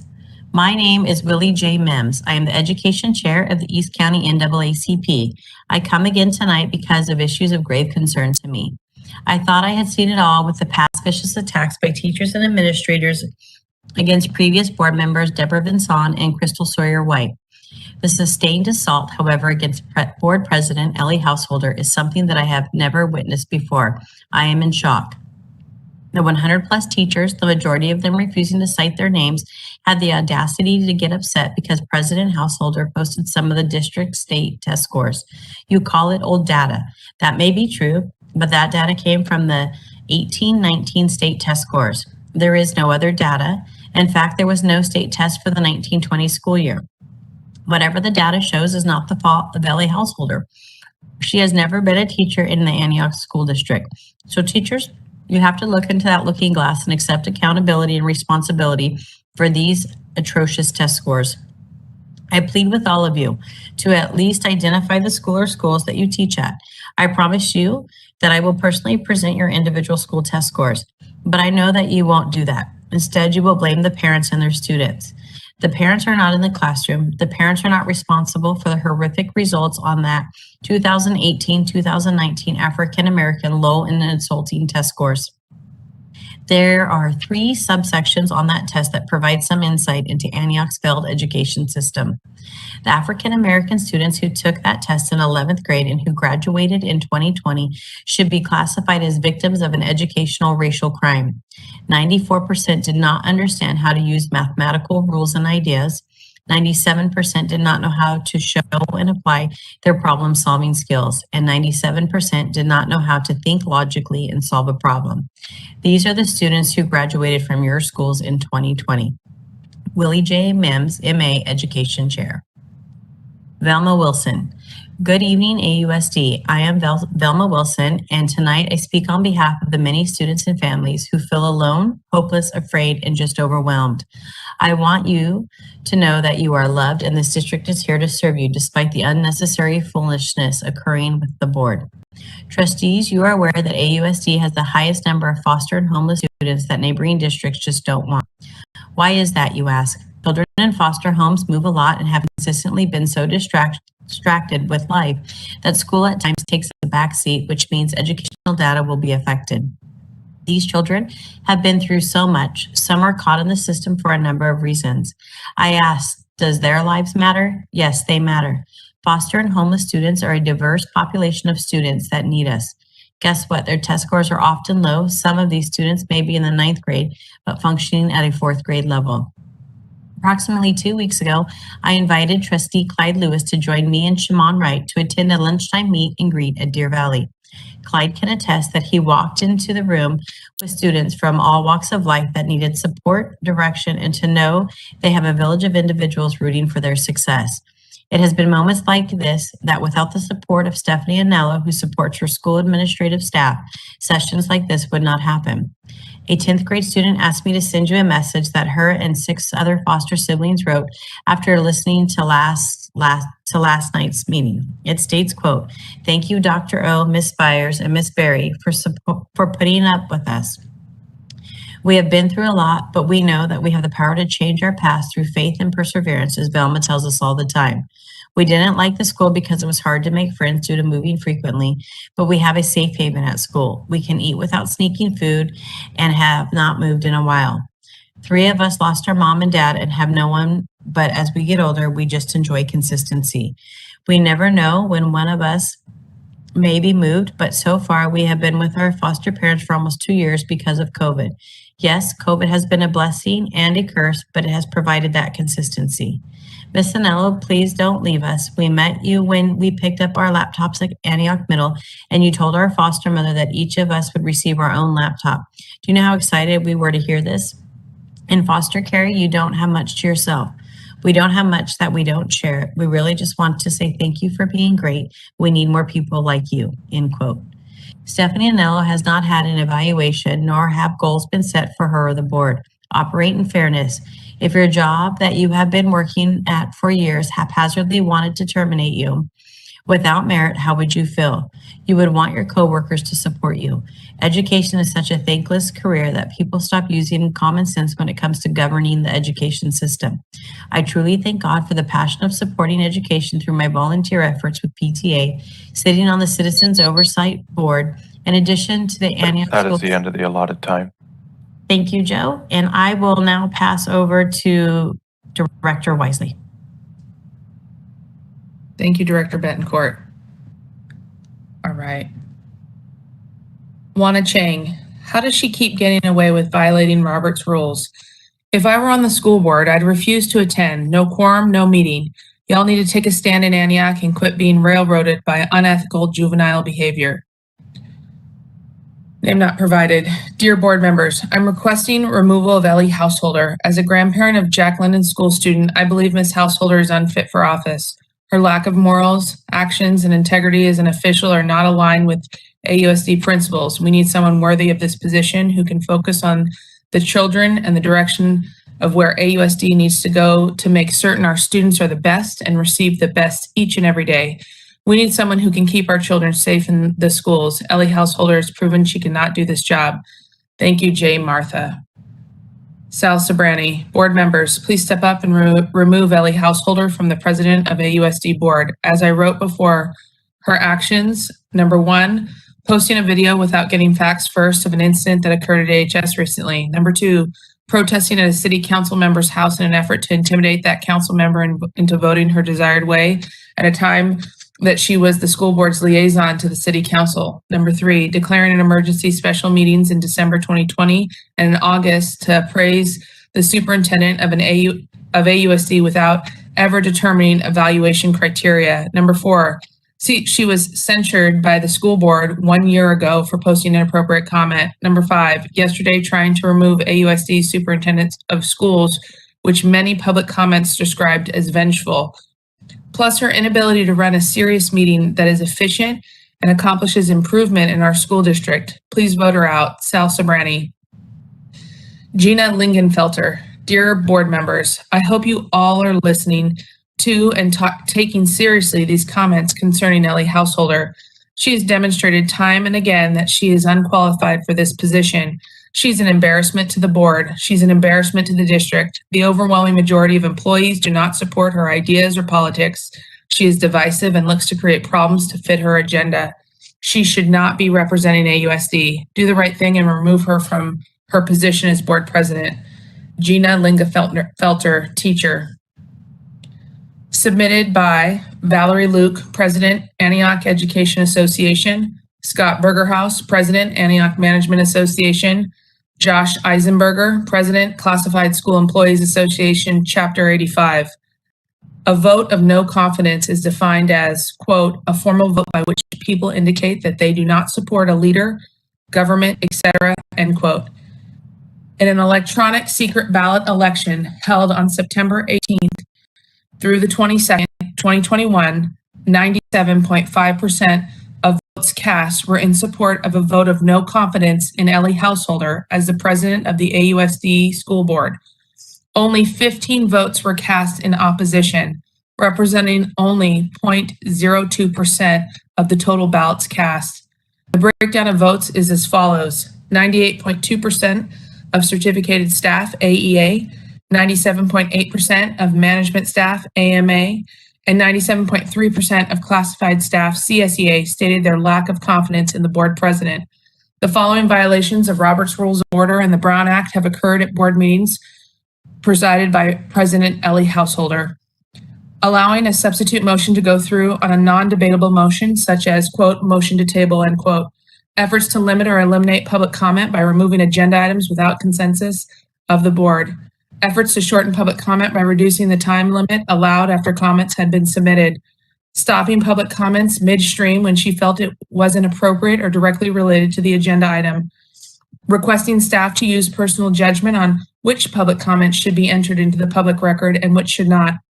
Abusing her presidential authority by not recognizing staff and board members' requests to speak or provide input during a public meeting. Asserting that the president must not only collaborate on, but approve the board agenda. Ed code and board policy do not require the board president's approval, just collaboration on the development. Abusing her authority by calling in or adding agenda items at special meetings that were neither urgent nor necessary. Violating the Family Education Rights and Privacy Act, FERPA, by publicly posting unauthorized video of students without permission. For all these reasons, the employees of the AUSD have no confidence in Ellie Householder's ability to lead the Antioch Unified School District. Mark Jordan, Antioch Unified School District President and Trustees. I support the removal of Ms. Householder as President of the Board of Trustees. If Ms. Householder will not resign her presidency, I ask for all the members to vote to remove her from this leadership position. Thank you for your service. Mark Jordan, citizen of Antioch. Laura Young, I'm writing to reiterate once again why I and many other community members, parents, and staff feel the need to remove Ellie Householder as board president due to violations in multiple school board meetings.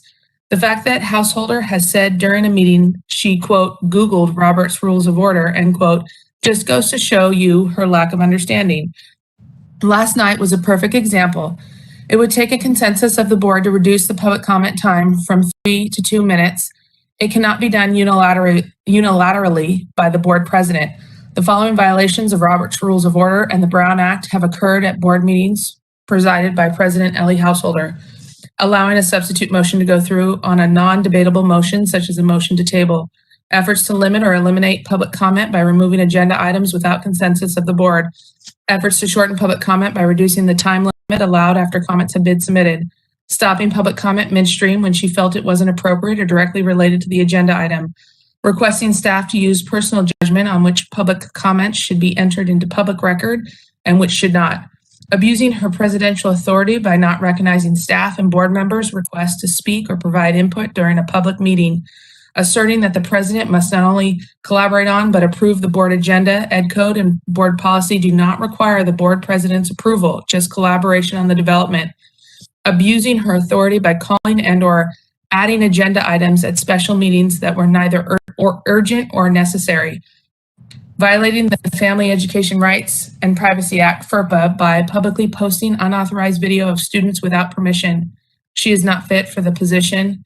Clyde, please do the right thing. I would include Hernandez in my comment as well, but he probably asleep. Thank you, Laura Young. Mike, just watching the special meeting that was called last night is proof positive the Ellie Householder is incapable of performing her duties as school board president on so many levels. She has not learned the process using Robert's rules, is flagrantly condescending to fellow members with infinity more experience and common sense, except for her two minions, Lewis and Fernandez. She has interfered and stalled any progress for long enough. Get her out now. Hugh Jess, community member. How many comments will it take to get rid of her? We're done. Get her out of here. Dr. Lewis, how do you stand without a backbone? Shame on you. Hernandez, you're a freaking joke. You are Ellie's good little boy. Good boy. Ridiculous. Absolutely ridiculous. Hashtag recall Householder. Hashtag recall Hernandez. Hashtag recall Lewis. Jack H., community member. I hope you like long meetings because until the trash has been taken out, we will make our voices heard. Prepare for long nights. Vote her out tonight or we are coming for you next. Our voices will be heard. Recalls will be filed. You will be held accountable for your lack of respect for our children and our schools. To have a quote leader unquote behave like this and to show our kids that is accepted is appalling. What kind of example are you showing the youth, Ms. Householder? That it is okay to break rules, laws, and people's rights, to not once, but at least twice try to silence public comments because your feeling might get hurt, to abuse power and remove an item when it was properly filed to be put on an agenda that you don't like. Antioch, she doesn't have the guts or integrity to resign. She is too chicken and slimy, so it is up to us to recall this child as she is purposefully destroying our town and schools to fulfill her personal vendetta. Antioch, grab a broom and let's clean house now. Fred Marsh, community member. Mr. Hernandez, do you go to the bathroom without Ellie's permission? You're so far up her butt you do not know which is up, and no, I don't want a lesson if the term is butt or anus. In a forum where real work is needed, we do not need your stupid Jeopardy trivia wasting everyone's time. Save that for game night with Householder and Thorpe. Householder has proven time and time again she is not fit to be the president or even on this board at all. Remove her tonight because we are all sick and tired of these childish meetings. I really feel for all the staff that has to stay so late for these meetings after working so hard to support our children. You all should be ashamed of yourselves. Grow up and act like adults. Dr. Lewis, I had hope for you, but that has faded. For someone supposedly so education, you are pretty dumb. Those two are playing you and making you look the fool. Open your eyes and think for yourself and think of the students watching this mess. Miss Anello, the parents and community are behind you completely. Keep on fighting for our kids. You are the best. Fred Marsh, disappointed parent and community member. Jake Van Dyke, community member. First, I would like to thank Superintendent Anello and her staff for keeping these board meetings as professional as possible. And now for my thoughts on the trustee householder. I will not refer to you as president first and foremost because you have never shown that you have the capacity or capability to lead the school board. I don't feel that you can lead this board. You have shown the exact opposite of leadership qualities during board meetings. A true leader is open to all feedback, be it constructive or unproductive. A leader will listen, take everything into consideration, and only then make a decision with your team's feedback, not to simply tell Trustee Hack to stop speaking during a meeting. You told a previous president of the same board and long-term teacher for this district that you can't speak because you don't have the floor. You have also not called on other trustees and the superintendent herself when they clearly have their hand raised to be able to speak. This shows me that you only want to hear what you agree with and not open to opposing thoughts. The reason we have a board is to listen to people other than yourself and make decisions that will help the students. Let me say that again, students, you all hold your position to make decisions to help the students of this district to succeed in life. And I don't feel that you have all students in mind when you are trying to push for your personal political agenda for only certain students. I unfortunately have to speak to one trustee in particular, Dr. Lewis. I think you and you alone have the ability to help this district in voting to remove Ellie as board president. You have shown in the last few weeks that you think for yourself and vote from your heart. Thank you for doing that. I ask you please listen to what the public is saying and help remove Ellie as president. It doesn't mean that she will be off the board. It simply means that we get someone like yourself into a leadership position that can run this board effectively for students. Other trustees, if Ellie can be removed as president, I would highly recommend backing Dr. Lewis to be your next president. Please listen to the public and do what is right. The power is in your hands to make a difference in this district and keep it out of national news. That's right. When you, Ellie, told your superintendent that staff can speak when recognized by the board, and I do not recognize you, you don't draw a line in the sand. You built a wall between the board and the staff and showed that you don't care what they have to say. Break the wall down that you built and finally work together. Vote to remove Ellie from president position. Name not provided. Ms. Householder, your behavior as a board member and now president of the Antioch School Board has continuously deteriorated to the point where your actions and behaviors are so sad that I would be embarrassed to admit being a staff member of the AUSD or even a community member in the city of Antioch. I suggest you resign from the president position and the school board. At least then you can regain some dignity, if not for yourself, but for everyone else involved in this. Samantha Franceschi, staff. I believe that Ellie Householder should be removed as board president. She should be removed because she abuses her position as president, censures public comment, requires her approval of agenda items, and violates FERPA. Name withheld due to concern of retaliation, staff. I support the removal of board president due to her incompetence and inability to follow and understand board rules and laws. Jason H., community member. As a parent of multiple AUSD children, I'm very disappointed and appalled by how the president has been performing in her duties. Not only should she be removed as president, it is my opinion she should be completely recalled from the school board. And any other board member that is in support of her should be very careful when your term is also up, as you will have a lot of unhappy constituents. Name not provided, staff. I believe that Ms. Householder needs to step down as board president. She is not fit to hold this position and keep our school's best interests at heart. Step down, please. Michael Hunt, community member. Ms. Householder has proven that she is not in her position for the benefit of the students of AUSD, but for the benefit of Ms. Householder. She has proven this by exploiting children of AUSD by posting videos of these children on social media with a knee-jerk reactions to events that happened without taking the time to understand the circumstances that lead to the altercation.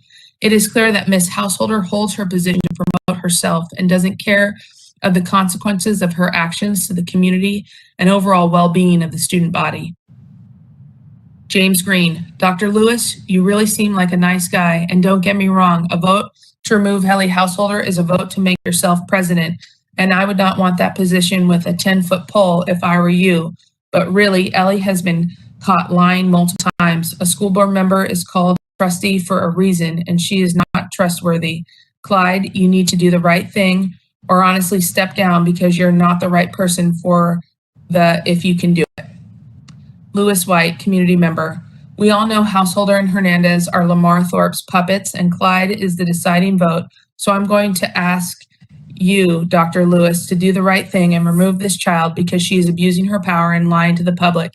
If you continue to need to, quote, take pause, end quote, as you have said, and not take action, I ask that you resign. Seriously, man up.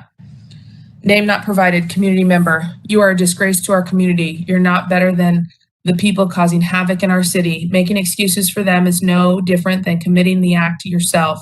We need people on the board who care about the school system, not just what people think about them, not people who are keeping score.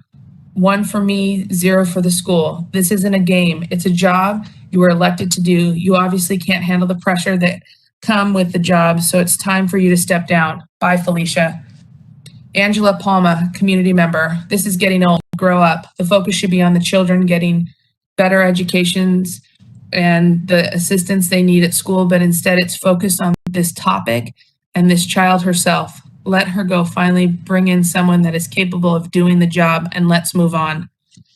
Concerned community member. I am very concerned in the direction our school board is headed. We need to remove Householder and bring in someone that knows what they are doing, someone our students could actually look up to. Name withheld, staff. Enough is enough. Ellie is a negative force in a community that desperately needs positivity. Please remove her as AUSD board president. Dr. Clyde Lewis takes over ASAP to try to change the current negative path of our school board. They should be an example to our children and show them that respectful, mature adults can work together for good of all of us. This is not the case with President Ellie Householder. Wanda Hom, staff. Antioch Unified School Board, please join me in supporting the removal of Ellie Householder as president of the school board. If, when you sought this office, you were doing it for the best interests of the students, this is the only positive choice available. You might support many of the ideas that Ms. Householder has brought to the table, but you can't be supportive of the way she is choosing to manage this board. Watching these board meetings are actually painful. The lack of professionalism, common courtesy, and stepping on anyone that she feels doesn't agree with her has to stop. If we are to live in a society where we value the opinions of everyone and each are allowed to speak, then removal is the only option. This doesn't take her off the board, just allows the board to function. Your goal should be to listen to the staff, engage in our mission, and put student achievement as a priority. Right now, you're playing politics with our children and creating a hostile environment where only one person is allowed to speak and is bullying her way into getting what she wants. Please put a stop to this. Change the president and let's get back to doing the business of educating children. Thank you, Wanda Hom. Name not provided, staff. By now, we all know that the majority of the community does not wish to see Ellie Householder as president of the board anymore. I'm writing today to try to reason with Dr. Lewis and Mr. Hernandez. At the last board meeting, you both stated that you would not vote to remove Ms. Householder as president as you felt that it was about her being, quote, unpopular, end quote, rather than because she is a bad leader. I'm writing to tell you that this has nothing to do with her being unpopular. It's about her poor leadership skills. She has shown time and again that she is not a good leader and does not know how to hold a position professionally. Ms. Householder continuously says she wants what is best for the students, and yet I've not seen her do a single productive thing for our district since she has become board president. She spends a lot of time talking about how our district is in need of changes, but instead of coming up with productive solutions, she has continuously pointed the finger at others and executed many underhanded and questionable actions. While I do not believe that Ms. Householder is the only board member who is unprofessional and needs to be removed, we have to start somewhere. How many times does someone need to show you who they are as a leader before you realize that they are not leading productively? I plead with you both to do the right thing and vote to remove her as board president. Name not provided, staff. I wish to address Trustee Dr. Lewis and Trustee Hernandez in the hopes that they will see what is necessary for our community to heal. I'm writing because I am tired. I'm tired of seeing our board act like a bunch of children, throwing hissy fits because they are not getting their way. You are making AUSD look like an absolute joke. The constant bickering and trying to remove each other from office or not letting each other speak at community meetings is honestly unfathomable to me. We have all worked with people we do not agree with, but we figure out how to make it work because we are professionals, and at the end of the day, we have a job to do. How is it that the adults at the highest positions in our entire district are acting with less professionalism and maturity than my third graders? The entire board needs an overhaul, but we need to start with the removal of Householder as president because ever since she got there, the entire board has been ridiculous. Please vote to remove Householder as the president of the board. If you can't see how divided the community is because of her, you haven't been paying enough attention. Our board needs to work together to bring the community back together. It starts with removing Householder. Melissa Case. It is clear that the only person prepared to lead is Rocha. Unfortunately, I just don't know if she has the appropriate Sorry to person as. interrupt. This is now the third Melissa Case comment we've had. Apologies, I was No, not keeping totally. track of that. Totally fine. I'll move on. Yes. Excuse me, President Holder, that was because she submitted them for different items, but the two items were combined. She submitted for, I only know of two personally, but she submitted one for items. Oh, my apologies. I thought that was the third one. Go ahead. Continue reading it. Apologies. Thank you. Okay.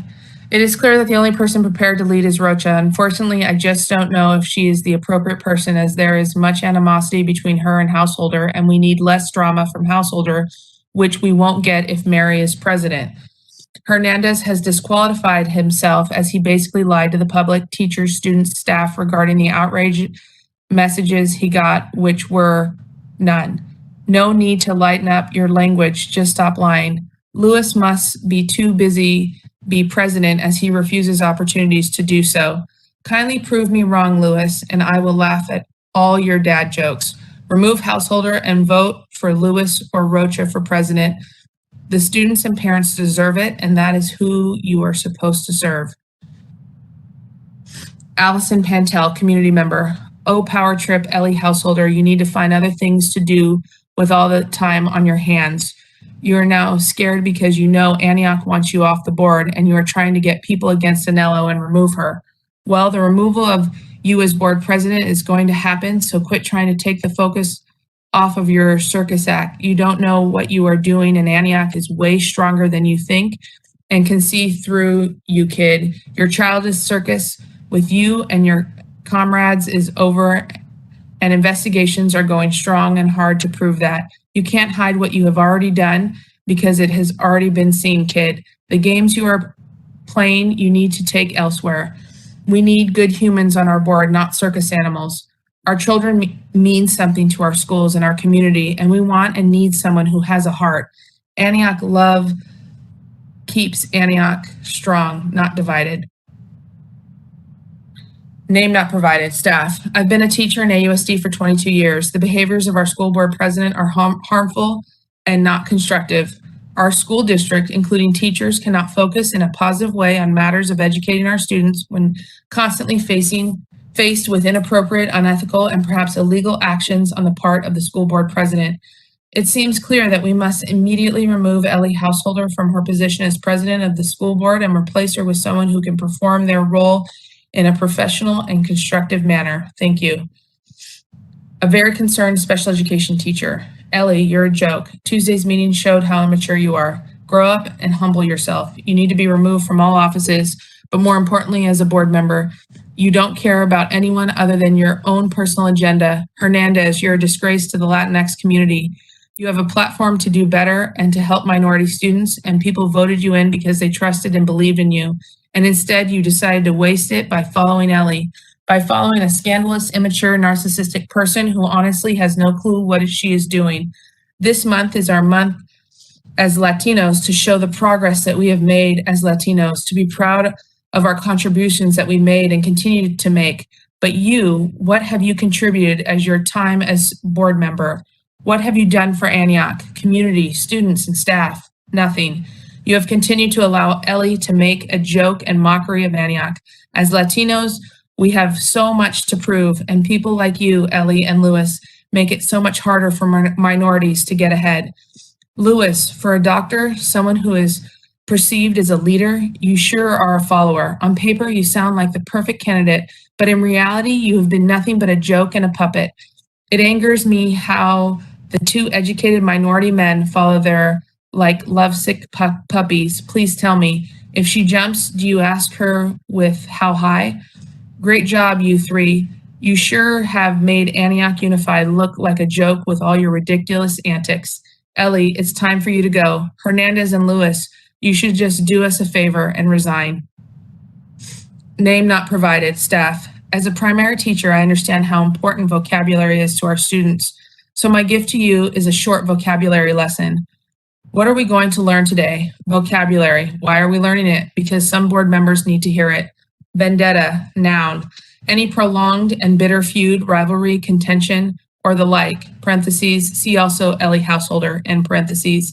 Example, Ellie Householder has an obvious vendetta against Superintendent Anello. Manipulative, in parentheses, adjective, and parentheses, influencing or attempting to influence the behavior or emotions of others for one's own purposes. Parentheses, see also Ellie Householder, end parentheses. Example, Ellie Householder is a manipulative, childlike, power-hungry board president who should be removed from her position. Divisiveness, adjective, creating dissension or discord, parentheses, see also Ellie Householder, end parentheses. Example, Ellie Householder is the epitome of divisiveness on the AUSD school board. And that concludes your vocabulary lesson for today. To recap, if you look up vendetta, manipulative, and divisiveness in the dictionary, you will likely see a picture of Ellie Householder. If you don't, you should. Maybe we should all glue her picture in those dictionaries we have lying around. Superintendent Anello, we support you. Ellie Householder, we don't support you. Bob Carson, staff, I support the removal of Ellie Householder as school board president. Her tenure as president has been divisive and chaotic. Householder has refused to take any responsibility for absolutely butchering meeting protocols. She has stifled public comments and disrespected fellow board members. It is clear to me that Ms. Householder is over her head. She is more concerned with making a political name for herself than with serving the students of Antioch. Householder needs to be removed as president now and from the school board as soon as possible. Bob Carson, teacher. Amy Udy, staff. Ms. Householder, when we elected you to the school board, we hoped that you would be a bright new voice among those elected leaders of our school district. We never could have guessed how wrong we would be about you. In the time that you have been on the board, you have done almost nothing but sow discord, encourage malicious behavior, and pursue your own political agenda. As a parent, I'm embarrassed to have you on the school board. As a staff member, I'm mortified that you are part of our leadership. Your blatant attempts at removing our amazing superintendent clearly shows just how immature and unprepared for this job you really were. It's definitely a case of hindsight being 20/20. I sincerely hope that the board will do the right thing and remove you as president tonight. Our children deserve better. Amber Kern, community member. As a student of AUSD, I was subject to the upbringing of the unpopular cheerleaders, Jerry and Teresa Householder, who bullied and belittled those who didn't fit into their image. Little did most know they had antisocial, emo, colored hair, misbehaved younger sister, Ellie, who took part in questionable activities. Being subject to bullying because of my image being different than those of the popular householders, I was bound to fail school. I was being raised in an abusive, drug-riddled home with only one parent present. With the help of Miss Anello and other great educators, I made it through the rough years of school. I was offered tutoring, 0 periods, and educational options that fit into my school day, so I did not have to focus on social acceptance, nor trying to do homework in a chaotic environment. I went on to graduate high school with scholarships at the age of 16. I'm now a public employee of state government who works with the Behavioral Health Administration. This is my way of giving back to those who serve, like Miss Anello, and showing that I was able to be someone, regardless of not fitting into the household or acceptance of image. Antioch, you can do better. Be the change you want to see. If Ellie is not removed, we should all run for the hills. Name not provided, community member. Ellie should be removed for the following reasons. Number one, FERPA violations for the post the Antioch High video on her public Facebook page without permission of parents. 2, laughing at the threats made directly at the superintendent.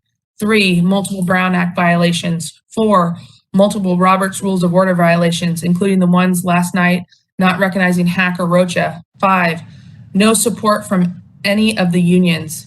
Please, Clyde, listen to the community and vote Ellie out of presidency. Antonio, I was hoping you changed, but you looked asleep last night during public comment. Vester, community member. Stay woke, my white knight on a pony. Householder, you strong bish, don't let 'em see you shake. Householder, here to stay. Householder, gone now ways. Lizzie Stash, community member. Your longest career was at Jamba Juice. Seems like most of the other jobs you've held for only 4 to 5 months per your LinkedIn profile. Maybe you should stick to serving juice because no one wants to look at your mustache any longer. P.S. If you don't get voted out, please wax that thing. For the sake of the community, we beg you. Deb Hubbard, staff. Good evening, Superintendent Anello and board members. I write this evening in support of removing Ellie Householder as board president. Ellie, I want you to know that I will always be grateful to you for standing up for the LGBTQ plus students and staff. To this day, our district office and a few schools fly the rainbow flag during Pride Month each June. That was back in the day when you and Trustee Hack worked together along with Superintendent Anello to stand up for the disenfranchised and marginalized group in our district. I wish that as board president, you had been able to make gains in social justice and equity for our district. I wish that you had been able to inspire a high school student to follow the protocols for becoming a student school board member so that we could have a student voice on our board right now. I wish that you would have used your presidency to bring our diverse community together and make us stronger. I think you lost your way when you stopped working with your fellow trustees and with the superintendent for the betterment of all students. Somewhere along the way, you chose to listen to people who have taken advantage of your youth and naivete and used you to get what they want. It all went wrong when your primary goal as board president became getting rid of our superintendent. Sadly, the tactics you choose were so outlandish, disrespectful, and underhanded that any message of social justice and equity got buried and lost amid all the noise of your antics. As board president, you should have been working to bring us together, but at every turn, it's clear you've only wanted one thing, to get rid of Superintendent Anello, and in so doing, you've further divided our community. So it's time for you to step down, Ellie. We can't afford a 2.5 more months of division and chaos. If you won't step down, I hope the other trustees realize that the circus needs to stop and that it's time for our community to heal and come together. This will only happen if we have a president who unites us, not divides us. For these reasons, I respectfully ask that you vote to remove Trustee Householder from the position of board president. Thank you. Janet Zacharatos, community member. Ellie Householder has proven by her behavior that she is not fit to be the Antioch Unified School District Board, let alone be its president. She repeatedly subjects the district to negative attention by making the agenda items about her and not consistently valuing the needs of the students and staff.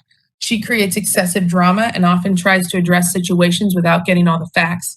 Ellie needs to be removed as president and preferably from the AUSD district now. Name not provided, staff. If my memory serves me correctly, a previous iteration of the board did not seat a member to the position of president due to lack of experience. That act was immediately met with cries and shouts of bias and racism. In an effort to prove its wokeness, the current board seated an underqualified individual to the seat, Ms. Householder. Her antics over the past year and prior have proven that the position does in fact require experience and, more importantly, maturity. As these antics have continued and been addressed by other board members in the community, Ms. Householder has refused to listen. Instead, she pushes forward with her own agenda and Berkeley bullhorn mentality, ignoring the board and entire community. Ms. Householder proudly displays her diplomas conveniently in the background of her web broadcast, and the achievement they represent is somewhat impressive. What those degrees represent, however, is more about being a good student rather than experience and maturity. Those things come with time and more study. Study that does not come from a book or lecture, but rather open eyes, ears, and mind. Time for Ellie to step down and take some new lessons. Concerned parent, community member. As a parent of children attending school here in Antioch, I will have lost complete confidence in our school board if they decide not to remove our current president. Ellie, calling this special meeting yesterday to discuss removal of Superintendent Anello simply is a blatant act of retaliation that I would expect from a 4-year-old, not from our president. I hope Dr. Lewis will actually do what's right for our children and vote to get rid of Householder for her repeated examples of incompetence and pettiness. She's turned AUSD into a soap opera and needs to go. Sam Bunch, community member. Ellie is a disgrace and horrible for our children. She needs to go now. Lisa O, community member. Ellie, I hope after tonight that it is you who will not be recognized.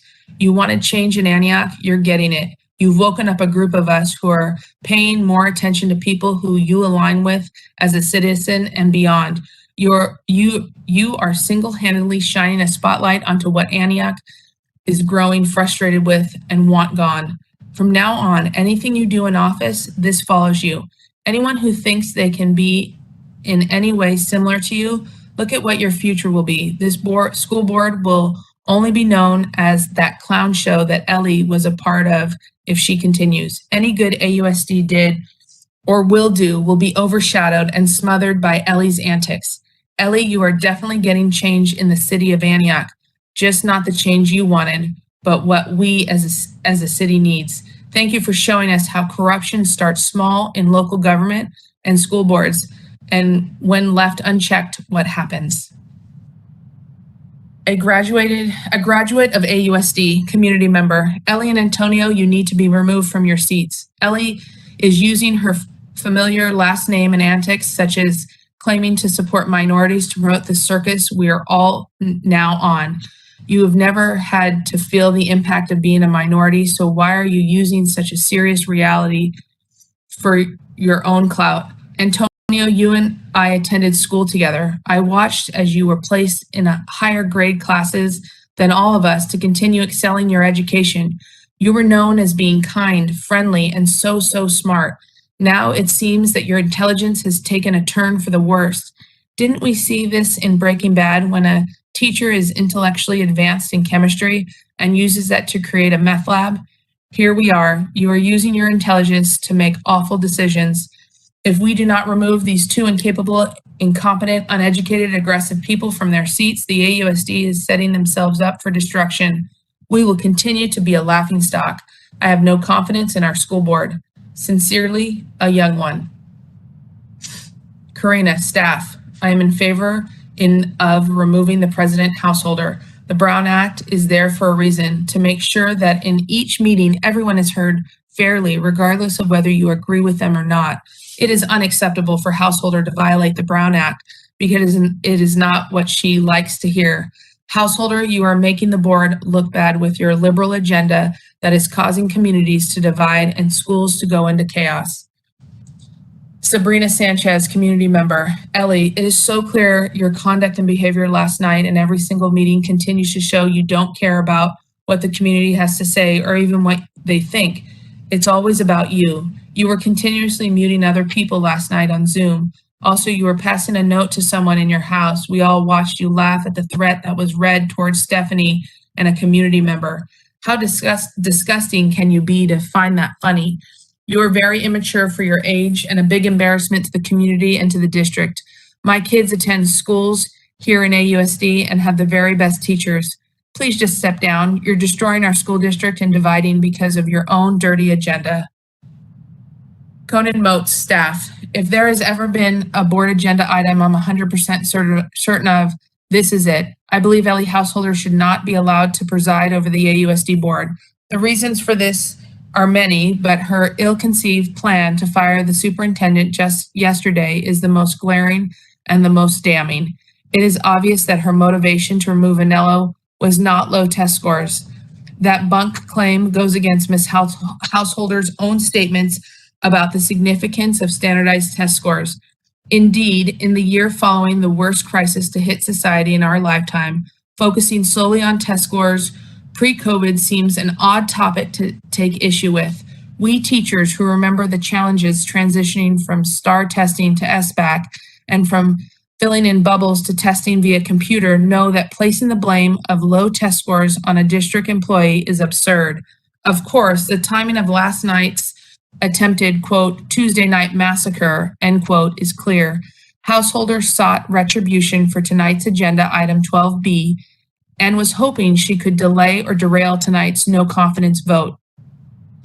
It did not work. When Householder first took office, I was cautiously optimistic that she could deliver on her rhetoric about equity and social justice in education. I was hoping that she would bring new ideas and a positive approach to education politics in Antioch. Those hopes were soon dashed. She instead attempted to craft a narrative that we, the civil servants of Antioch, teachers, school staff, administrators, law enforcement, and local government, we are somehow the perpetrators of injustice here. Those of us who work to protect, educate, and provide other services for the citizens of Antioch every day are somehow the bad guys. No wonder she is so unpopular with those she was entrusted to lead. She doesn't trust us. The way she handled the incident on Antioch campus demonstrates her poor judgment. Allegations of security and police, quote, mishandling, end quote, students are serious and should be taken seriously. They should not be made in haste. As a teacher, I've witnessed many fights on campus, and the proper use of force is always a question. Rather than examine the details of this incident, Householder and others attempted to act as the voice of the community and judge and jury in this case. She lied to us about the outrage from the people of Antioch and the complaints she received. This is no small matter. An investigation into the events on AHS campus that day is extremely important. Her attempt to lie about complaints received and manufacture outrage about the incident before facts were compiled undermines the investigation. In doing so, she unfairly casts doubt upon all of us and leaves our entire community less safe. She is not fit to be board president. Janet Zacacharitos, community member. I believe Ellie Householder should be removed from Antioch Unified School Board District Board President position immediately. Ellie has no awareness whatsoever of Robert's Rules of Order, how to treat people, and how to recognize talent when she sees it. Ellie repeatedly makes these meetings about herself and not about the needs of the students and staff. Ellie continues to put the district at risk by repeatedly questioning the job performance of the current superintendent. Superintendent Stephanie Anello has been recognized statewide as a superior leader, and Ellie is threatening that well-earned reputation. President of the AUSD School Board and continuing to serve as a trustee on this board is not a good fit for Ellie. Name not provided, community member. I've been fortunate enough to have been employed by AUSD for over 40 years. In that capacity, I've worked under several superintendents. Stephanie Anello is the first superintendent who has truly cared about employees, students, and community members equally.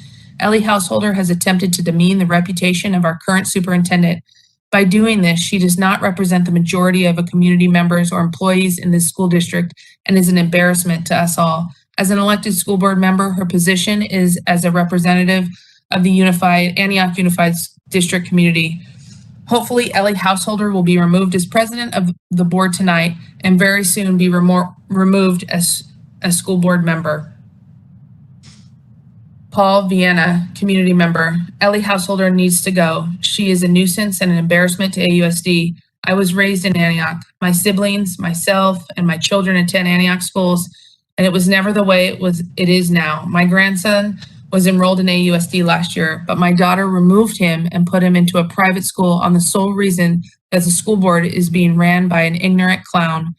Do you even understand or know Robert's Rules of Order? You've been on the board 3 years and have only caused problems and opened the door for potential lawsuits. Ellie, if you want to do the right thing, if you're not removed tonight, please do us all a favor and resign. Roxanne, community member. Board members of the AUSD, vote yes to remove the current president of the board, Ellie Householder. She does not have the best interests of our students at heart. At my son's graduation this past summer, her speech was all about herself, not the accomplishments of the class of 2021. She has promoted division amongst a very diverse school district. Our children have friends, best friends, of very different skin color. Stating that students are treated differently because of the color of their skin is nonsense. If you behave like a criminal, you are treated as such. Furthermore, her attempt to remove our current superintendent was such a blatantly obvious move to try to secure her position as president, as she knows the overwhelming majority of the community sees Ellie as unfit. The comments speak for themselves. It is our job as parents to support our kids with their academics and to teach them. Like another commenter said, we are our children's main source of education. To try to blame student performance on the superintendent is ignorant and childish. Schools already provide support for struggling students. Not every student is bright, and that's just a fact. Home life plays a huge role in the success of a child academically, and that is on us as parents, not the government. She has shown her disrespect for you, the board members, and it's appalling to me as I have been raised to respect my elders. Hernandez and Lewis, Ellie is not your God. What she says is not gospel. Please stop acting like beta males and quit groveling at her feet. It's pathetic. Finally, these meetings need to stop being held via video conference. Our kids are back at school. Why can't the board have an in-person discussion? I'll assume it's because the president doesn't want to face the community as the whole country has woken up on the corruption in our school boards. Resign now. Why would you want to stay in a position where the majority want you out? Staff members have spoken. Parents have spoken. The community has spoken. Resign now, Ellie Householder. 2 presidents who are worthless. Crystal Van Dyke, staff. Good evening, trustees Hack, Rocha, Lewis, and Hernandez. I'm writing this comment in favor of removing Ellie Householder as president of the board. There are many reasons why she has shown not to be fit for this position. She has countless Brown Act violations. She does not understand the Roberts Rules of Order. She has shown on many occasions that her maturity level is not where it needs to even be a board member, let alone the president. These were all evident last night as the, quote, special, end quote, board meeting that she felt was necessary to try to dismiss our superintendent before tonight's meeting, where she herself is on the block. The comments from last night were evident that neither the staff nor the community supports her. Ms. Householder is not fit to run this board. She does not have the best interests of our school district or the students and staff at heart. It is obvious that her only goal is to cause conflict and make a mockery of our district. With her recent actions, she has opened our district up to multiple lawsuits. Is this who you think is most suited to run our board? The one who is the voice of our district? You may say, well, the only has a couple of meetings left until her reign is up, but just think about what she could do in that time. What more damage are you going to allow her to cause? I implore you to dig deep within your heart and truly listen to it. She has been found wanting. Do what is best for this district. Do not vote with her because you are being influenced to do so. Be brave, be true. Show what you're truly made of and why people voted you in. They voted you in to make change. Ellie has made zero positive change in this district. The only change she has made is to make us look horrible instead of helping to build us up. Please vote yes to remove her as board president. Sincerely, Crystal Van Dyke, AUSD Teacher of the Year. Lindsay Amesqua, community member. Good evening, Superintendent Anello, trustees Hack and Rocha, and Vice President Lewis. I'm writing in once again to request the board take action tonight to remove Board President Householder from her position. I assume the initial thought from a few weeks ago was let her complete her term and then elect new leadership where only a handful of meetings left. Last night's special board meeting and the lead up to it should make it very clear just how detrimental waiting any longer might be. Her actions from this month are chaotic, disorganized, totalitarian, and are leaving the district open to litigation, both from parents and staff. She has created a hostile work environment, violated students' privacy, disrespected other trustees, and abused her power that was given to her by the board in good faith. Parents are losing faith in this board. Please right the wrong tonight and end this reign. Remove Householder as president. Name withheld, community member. In addition to the hundreds of comments you've already heard in support of Anello and in disappointment of Householder, I just want to say how nice it would have been if all of these wasted hours, resources, and attorney's fees costs had actually gone to something productive for the students in this district. Do the right thing tonight and end this wastefulness. Publius community member. So here we are again with the racist Old Antioch contingent trying to stifle any progress in this community using the same old arguments, but in a new form. The district is now using its de facto PR firm and podcast featuring two white men who ran unsuccessful races for local government to rile up the contingent and run President Householder out of town the way this community has run everyone else who dared challenge the status quo out of town. The district's party line, as pronounced by their PR firm, is, quote, "You can take race and shove it up your ass," end quote. And homeless students are, quote, "not necessarily true homeless," end quote. Mike Burkholder's podcast, 9-22-21, end parentheses. Remember, Burkholder was the guy who Superintendent Anello and then Old Antioch majority of the school board paid $75,000 to improve the image of AUSD. Superintendent Anello's mouthpiece is also spreading additional lies like lauding for her launching the high school academies, when in fact they were the brainchild and began under the leadership of Deborah Sims. The misinformation and politicalization of news that the district's PR firm is spreading is dangerous. They are the Fox News of Antioch. The condescending tone they use and the Old Antioch public parrot that President Householder is a, quote, child and is throwing a temper tantrum reeks of misogyny. President Householder is 28 years old. She graduated high school early, graduated from UC Berkeley, and has a master's in public policy from Berkeley's Goldman School, and worked in legislative affairs at the U.S. Department of Education under President Obama. No one would dare call a young man with these credentials a, quote, child, end quote. As a final note, there's been many accusations that President Householder has broken the law by not following Robert's Rules of Order. Please note that neither the Education Code nor the bylaws of the board reference Robert's rules. They are not applicable before this body. The only mention of parliamentary procedure in the board policy bylaws or policy state, quote, "The president rule on issues of parliamentary procedure." Johanna, community member.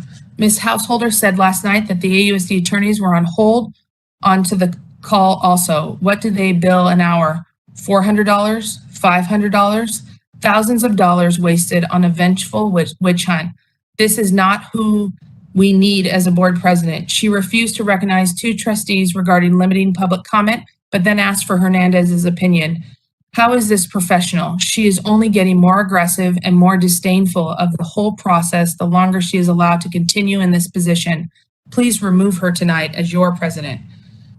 AUSD teacher. I'm writing in support of the removal of Ellie Householder as board president. We need sanity and stability, not chaos or hubris. Enough is enough. No name, community member. Hernandez and Lewis, this is for you. We know who the other three are and what they stand for, but you were elected to be independent thinkers. How many times will you allow this board president to shun her duty to the district, embarrass herself, and by extension, all of Antioch, refuse to recognize people who don't agree with her, ignore all protocol and rules, and ruin the relationship the board needs to have with its superintendent? It doesn't matter how you feel. You are in a position of duty, accountability. Do the right thing.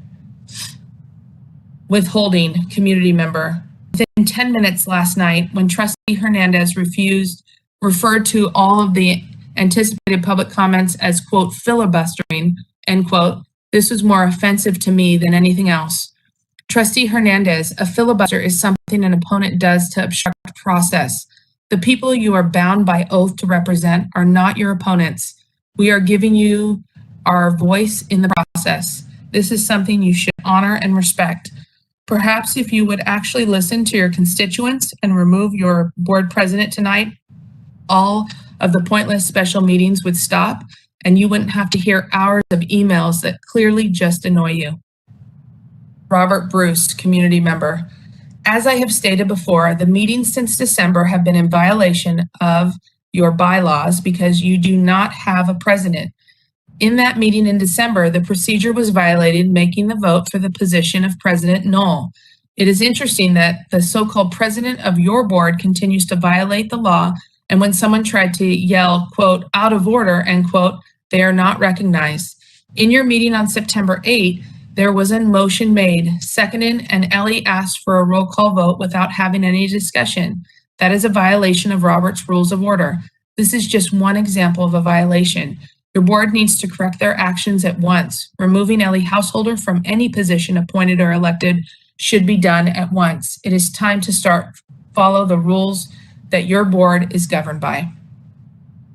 Name not provided, staff.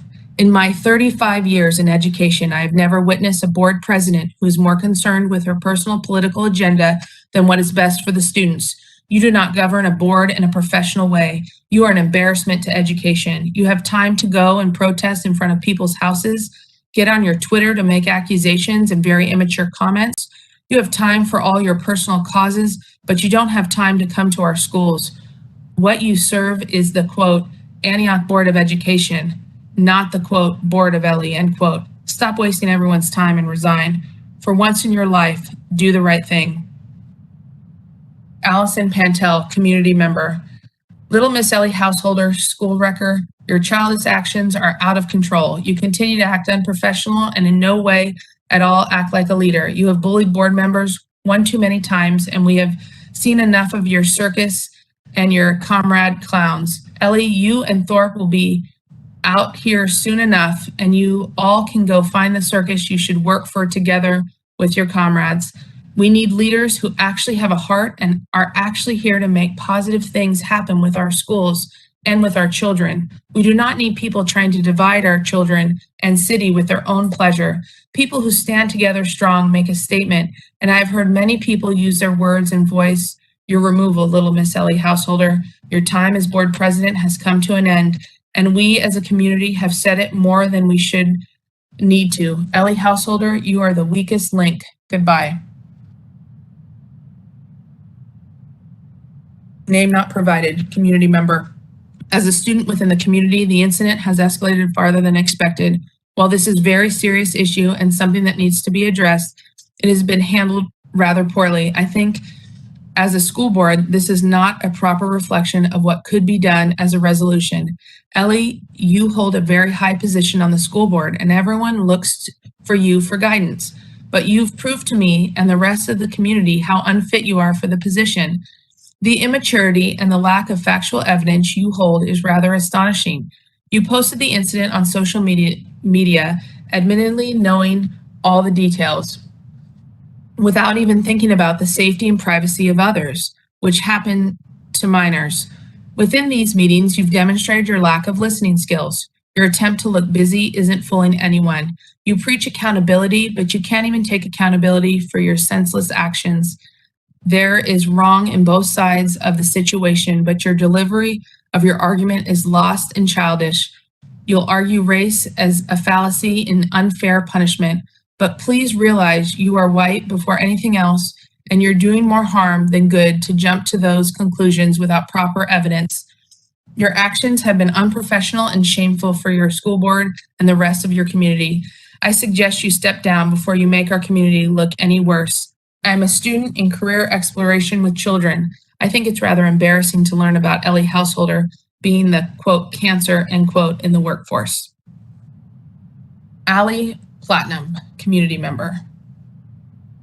Please, Ellie Householder, do us all a favor and resign before you end up behind bars for all the pots you have stirred. All the investigations going on will prove how much of a liar and threat you are as a board president. You have done no good in that position, and it's time to go. Move on, pawn, move on. Alex, President Householder, you sit through literally hours and hours of comments from members of your community and staff letting you know that you need to improve, and yet you are unfazed. You were elected to represent us, your community, but you don't want to listen to us when we tell you how we feel. We are tired of your deflection tactics. We are tired of you telling us how smart you are. We are tired of you playing dictator. We are tired of you using your power to silence your critics. We are especially tired of you creating a racial divide that is destroying our city. For the first time in a very, very, very, very long time, please do the right thing. Please listen to your community and resign as board president so the board doesn't have to take action on this. Citizen, community member. Ellie, I have been your longtime friend and avid supporter. I have stood by your side and defended you when you were not there, but you have lost your way. You are better than what you currently are showing. I personally can no longer support you or the positions you have taken. Frankly, I have been embarrassed for you and would suggest for your own good, please step down, reflect, find yourself again, and do what is best for everyone and yourself. You can do amazing things in this world, but not how you are going about it now. Please do the right thing.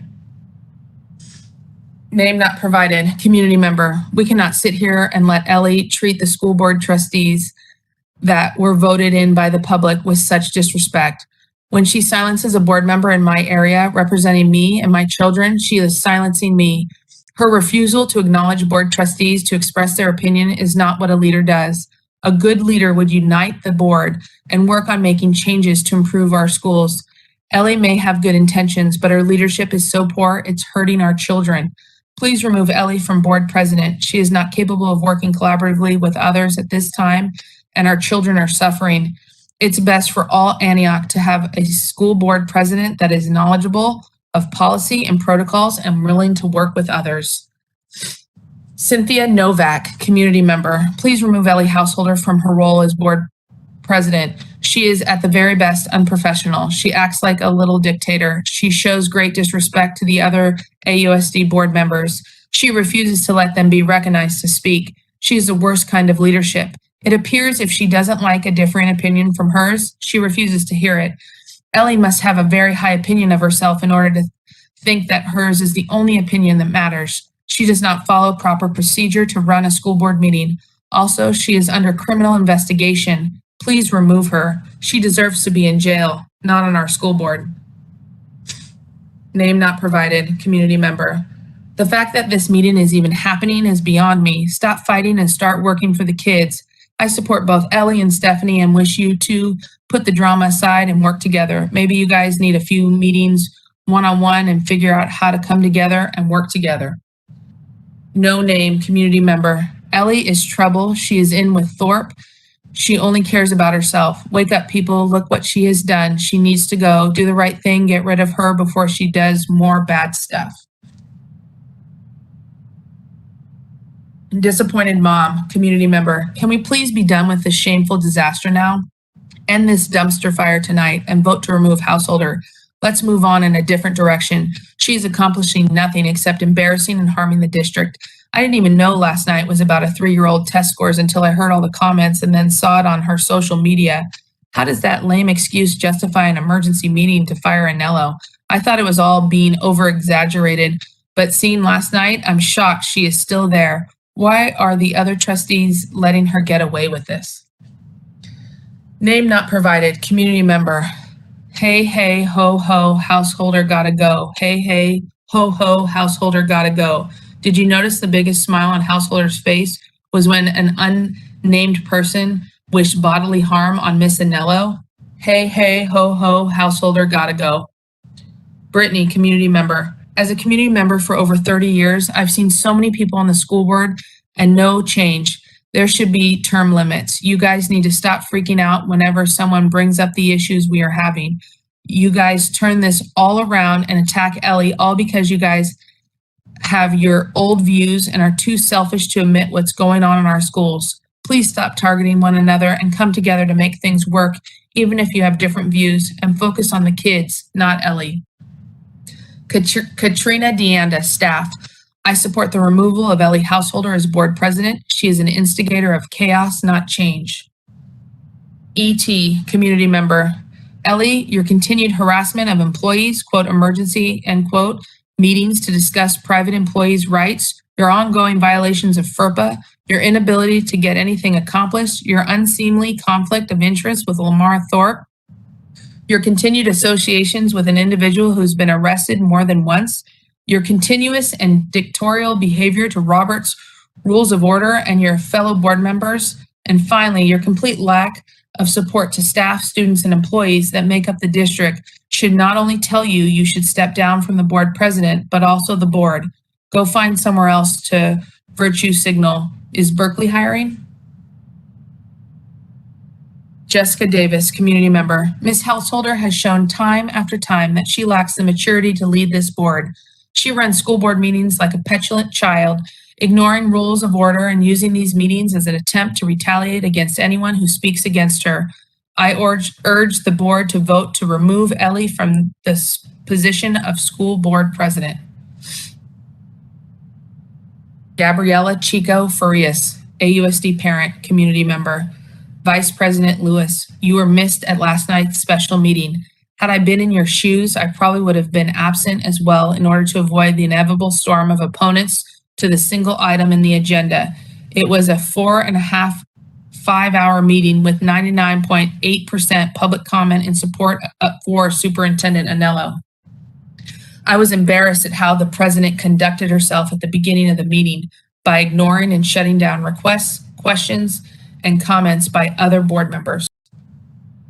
Right off the bat, she shows how little she respects the public by trying to reduce the pre-established 3-minute limit to simply only 2 minutes and simply pretending she has complete autonomy to decide on such matters.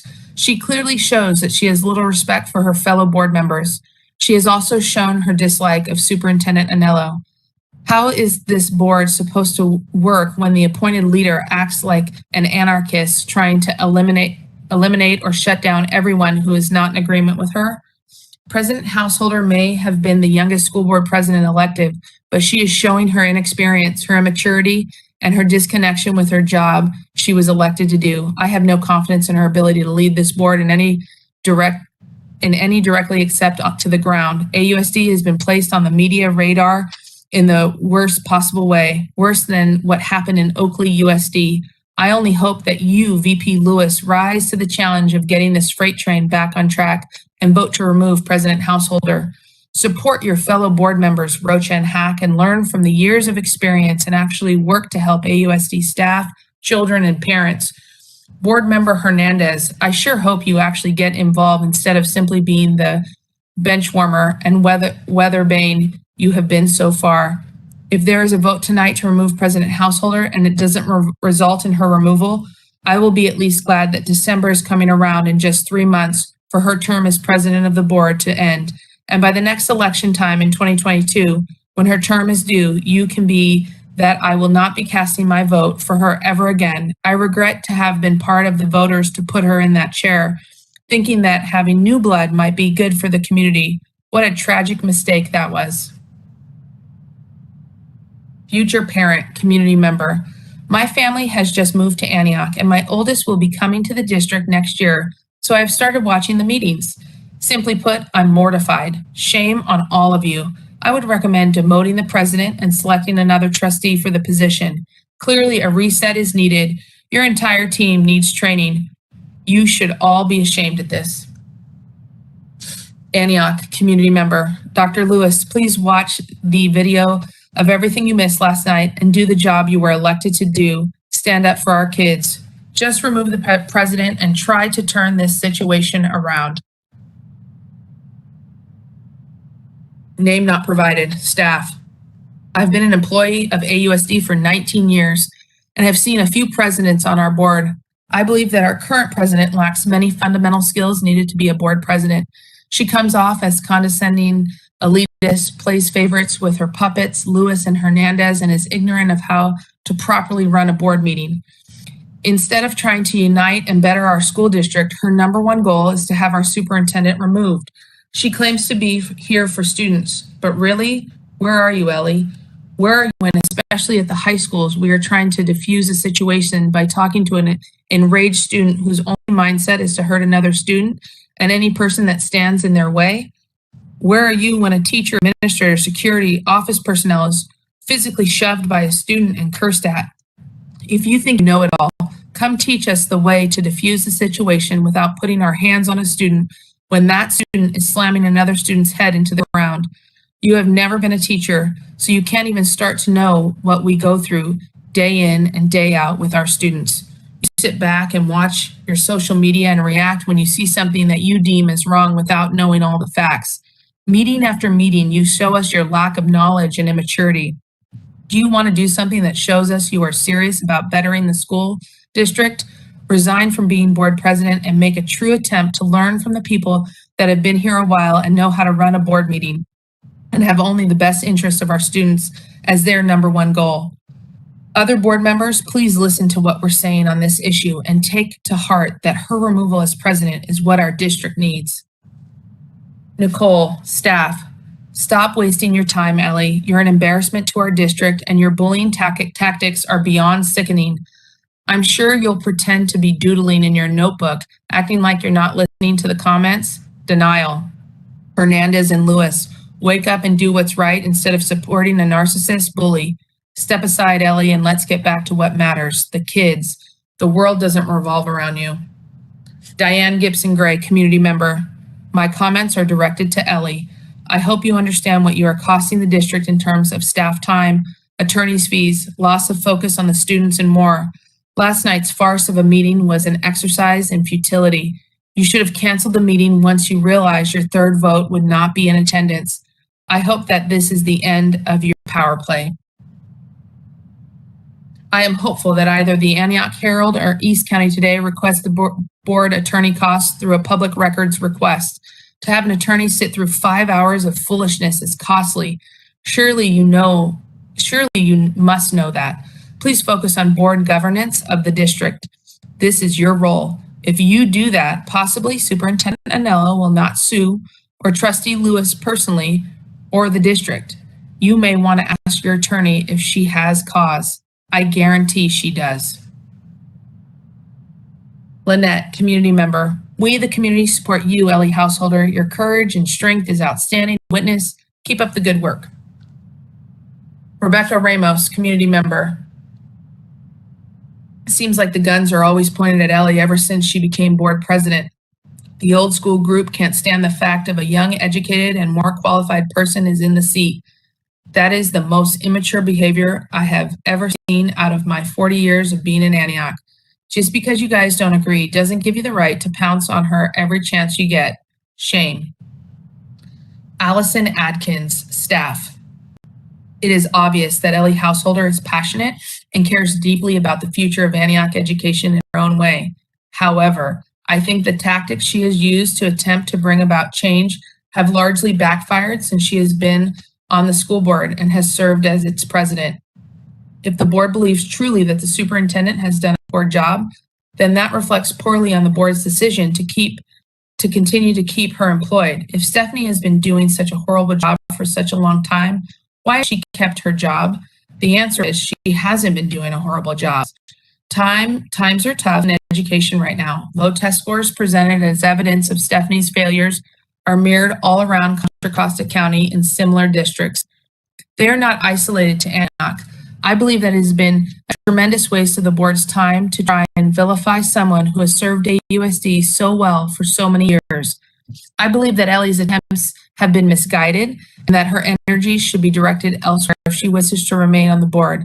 I don't believe that she has what it takes to successfully steer the AUSD school board in the right direction, which is serving and meeting the needs of all people in our district.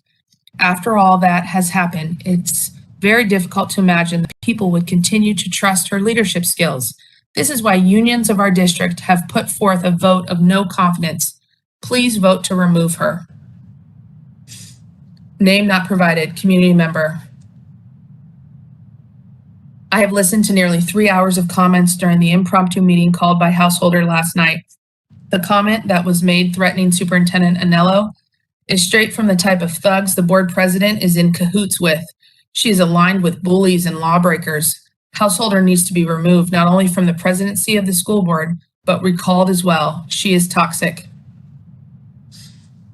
Jessica Kelb, staff. I support the removal of Trustee Householder as board president, Vice President Lewis, and Trustee Hernandez. Please listen to the public of Antioch and the staff of AUSD and vote her removal as school president. Thank you. Jessica Plummer, community member. Ellie needs to be removed as school board president. She's been nothing but a disappointment to the students, staff, and parents of AUSD. I was born and raised in Antioch. I'm a product of AUSD. I live and work in Antioch. I hear opinions daily from all angles within the school district, and the consensus is that she needs to go. My son was enrolled in AUSD last year because of the behavior, actions, and complete embarrassment that Householder has created within the school district. He is now enrolled in a private school. I'd hoped she would be a good change, a younger board member with a new set of ideals, but she has made a mockery of her position. I am 32 years old, and the fact I'm being lumped into her quote generation end quote bothers me to my core. She isn't for our students, and it is more than apparent her complete disrespect for other board members who have more years of experience than she has been alive, and her disrespect for our superintendent, who I think has done an amazing job and is a genuine person who cares about our students, staff, and families, is a disgrace. Bottom line, we need a board president who can run a board meeting without breaking Robert's Rules of Order, rolling her eyes, Googling or texting. We need a board president who can take on a leadership role and lead. Name not provided. Staff. It is sad. It is a sad state of affairs when half of the board trustees of a school district align themselves with the likes of Householder.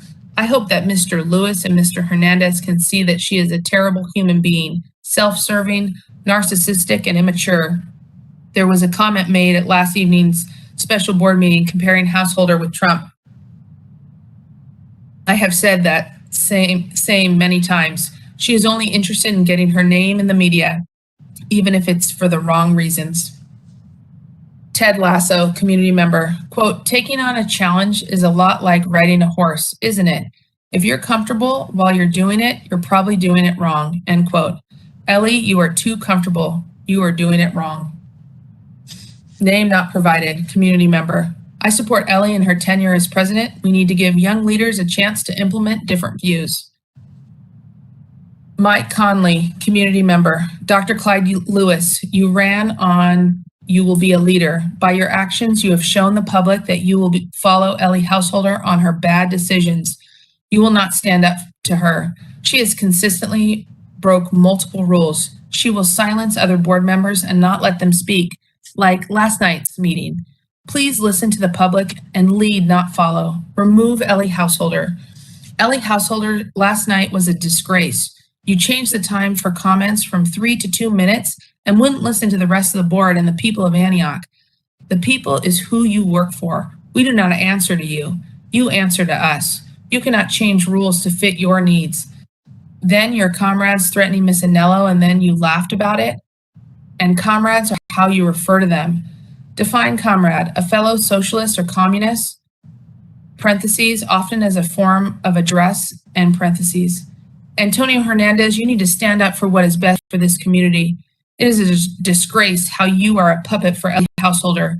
You should be ashamed of yourself for not having a backbone. Following Householder is a sinking ship that you need to abandon. Do the right thing. Jeff, community member.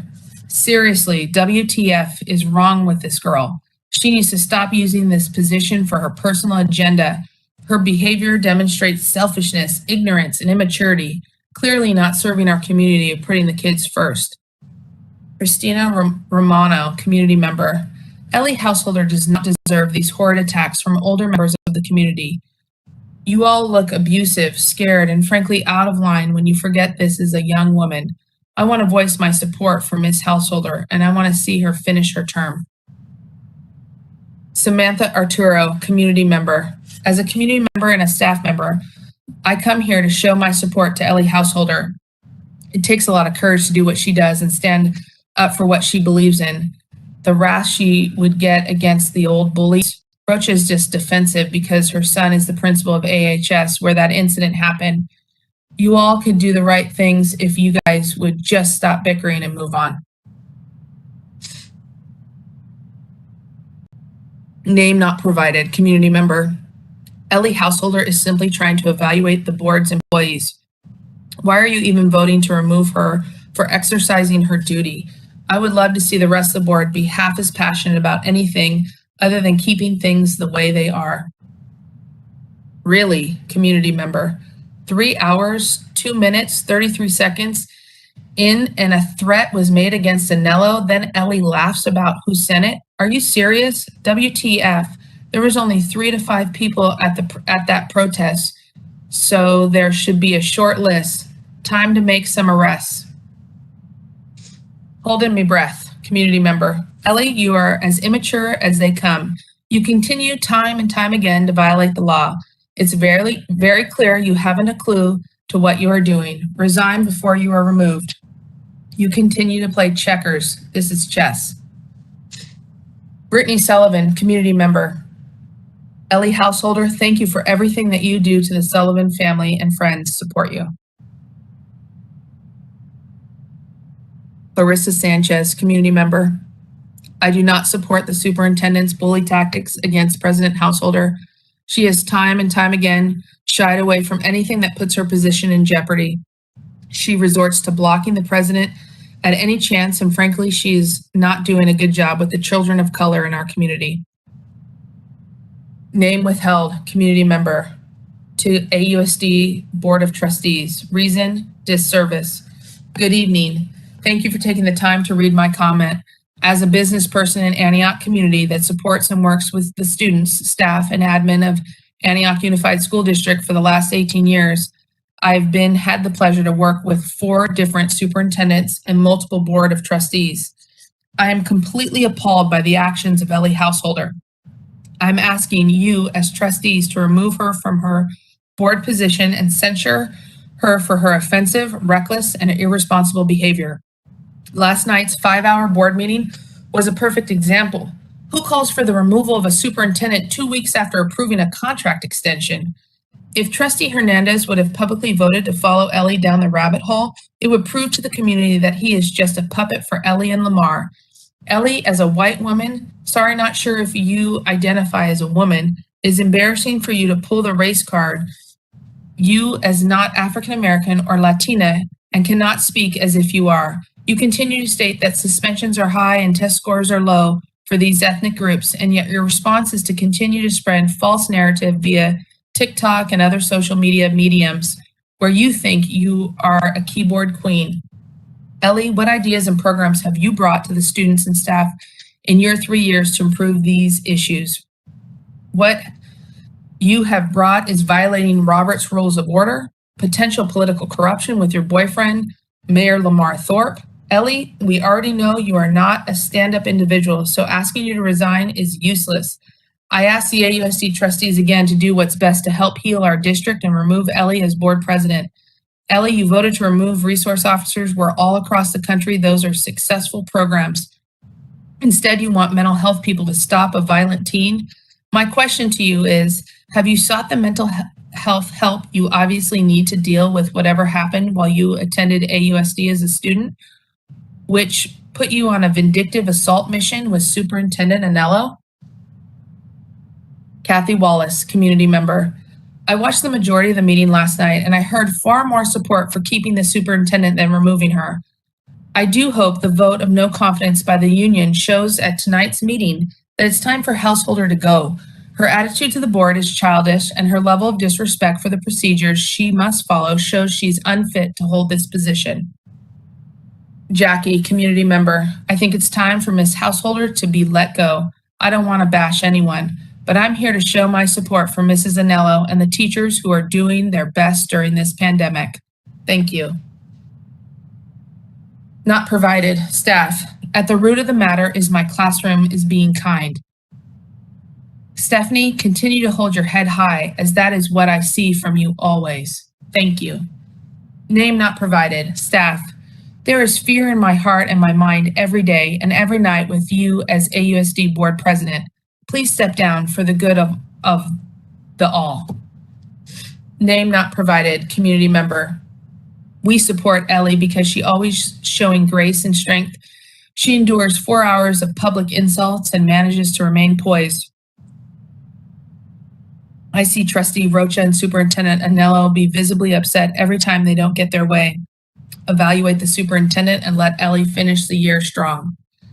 Fred Williams, community member. So disgusting to see the behavior of Ellie completely treating Rocha and Hack the way she does. She ignores them and belittles them. What a bully. Get rid of her.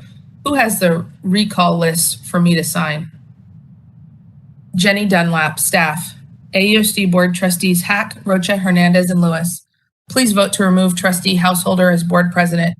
As she has stated in previous public comments, she has shown herself to be inept and unfit to serve in the capacity of board president.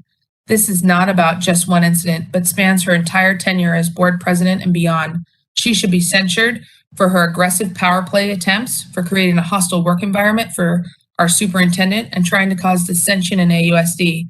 I'm angry and embarrassed this is going on in our district. Trustee Hernandez, you are following the wrong path, and I find your current position alarming. I hope you will see the light of day and stop just blindly following Trustee Householder. Trustee Lewis, it's time to do the right thing. This has gone far enough. Trustee Hack and Rocha, I back your decision to push again for the removal of Trustee Householder as the board president. Thank you for your commitment to AUSD. Name not provided. Staff. Good evening, board members, staff, and Superintendent Anello. This comment is directed to the President Householder. I believe the current situation calls for the old cliche, insanity, quote, insanity is doing the same thing over and over again and expecting different results, end quote. What you are doing isn't working, as evidenced by the more than 3 hours of public comments at the special meeting last night, the vast majority of which called for you to step down. A way to achieve your goals would be to work with the superintendent and the board, not against them. The constant strife you are creating isn't working. All it does is waste everyone's time and take away from the real action that benefits the students, which we haven't yet seen from you. Please listen to the community and you serve and realize that you are out of step with what we want. It's not too late to change course. Thank you. Name not provided. Ellie Householder, recently you have done nothing to help the students of AUSD and need to do the right thing and step down. All you've done is throw a temper tantrum and try to bring everyone else down with you, including the students of AUSD. You have violated student privacy, abused your authority, and seriously have done nothing to help further AUSD. As for Antonio, you do the same. You do not seem as if you enjoy being a public servant and having to hear what the public has to say. Well, dude, that is part of your job, hearing from the public. Also, Antonio, you need to stop trying to please Ellie. If you were so upset with the board not getting anything done, then help get rid of the problem and stop pleasing her. Not going away, community member. Until you remove Ellie from her seat, prepare for 4 to 6 hour meetings every single time. We will be heard. Name not provided. Staff. Stay strong, President Householder. We voted for you and we still back you no matter how hot the fire gets. When we vote a representative in, we also have to let them do their job to completion. If we simply removed everyone we didn't agree with, there would be no school board. David Ferrier, community member. Antonia Hernandez, you need to step up to the plate and remove Householder. She has lied numerous times, broken all the rules as president. She bullies the rest of the board, and you allow it. Please address the public on why you allow it. Is it because you are a coward? Or have you been threatened in some way? You need to answer this question to the people of Antioch. You had front row seats to the circus last night and the madness now. Listen to the people and the teachers of Antioch and remove Ellie Householder tonight. Name not provided, community member. The board shouldn't be supporting this hate campaign against Ellie Householder. You can all disagree and still work together. I'd like to also remind the board and the superintendent is an employee of the board and not the other way around. Iron Man, community member. Your Brown Act violation to try and oust the superintendent of the year to avoid responsibility for your actions is disturbing, Miss Householder. Time to go, lady. AUSD teacher. Initially, I intended to write a list of reasons of why Ellie Householder is undeserving of holding the position of board president. However, I'm quite certain that she is going to limit comments once again, and I know you already know the reasons that I would list. So I would like to shed light on this. I was shocked and disgusted to see Ellie laugh with glee at a hideous comment that was read at last night's unnecessary board meeting. This comment threatened violence towards Stephanie Anello. A sane and compassionate person who would have said how horrible that comment was, but instead she laughed and snickered.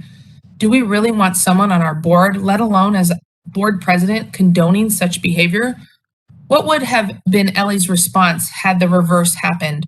Or towards a student, staff member, etc.? This is one example of many that show how Ellie Householder is not suited for board president. Ellie should be ashamed. Clyde, it looks like you will be the deciding vote. I really hope that you are hearing us and will stand on the correct side. Please vote to remove her, as she is not good for our students and staff. Antonio, I'm embarrassed that I encourage people to vote for you. You have shown that you are just like Ellie, a liar and immature. Do better. Stephanie, thank you for all of your hard work and your commitment in making our district better. Your staff appreciates all that you do. Jessica, community member. Householder is too young and immature to hold any office. David Amazuka, community member. Dr. Lewis, this comment is for you. After the disastrous special meeting last night that resulted in absolutely no action again and helped build a case for a lawsuit against the school board by the superintendent, I hope you decided to finally act and vote yes to remove this president. Last night would have never happened had you voted differently at the last meeting. Please don't risk it again. Do the right thing and shut this down. Name not provided. Staff. I would like to start by saying I am a Black Lives Matter supporter, and I do everything I can to amplify Black and brown voices in my classroom. And I know that Ms. Householder states that she's trying to change the district in an effort to create a safer space for Black and brown students. I fully support this endeavor, truly. So I had high hopes for her, and I was watching with apt interest. But after some time, it became clear that I'm not sure Ellie knows what she is doing or even has the maturity to contemplate the effects of her political actions. CC staff. Good evening, AUSD board members, Superintendent Anello, AUSD staff, and all community members. First, I want to beg that people stop submitting comments which contain abusive rhetoric. Stop bullying. You're not helping anyone. You are causing harm to another person and not being constructive. Stop spewing abusive insults at people, talking about their imagined upbringing or resorting to name calling. As soon as that garbage starts coming out in your words, your credibility goes down the toilet and our community is let down. Find a constructive and more positive way to express your ideas, please. Ellie Householder, it's clear that being a school board president has not been going well for you because you have made and continue to make many missteps, and so have alienated many people in the community. The result has developed into a swirling cesspool of negativity. This is not helping anyone, not the students, nor any of the stakeholders, and certainly is not helping you. The community has devolved into bullying and even acts of violence. Ellie, please listen. This is obviously not the right platform for you right now. I believe that you have an opportunity to do better, to be better in some other capacity. I urge you to take this opportunity and resign before you are removed. Better to make it your choice. Then you can find a space somewhere else to make a difference, a positive difference. This has gotten way out of control. There's another time and space where you can be working together with others in a positive and constructive way.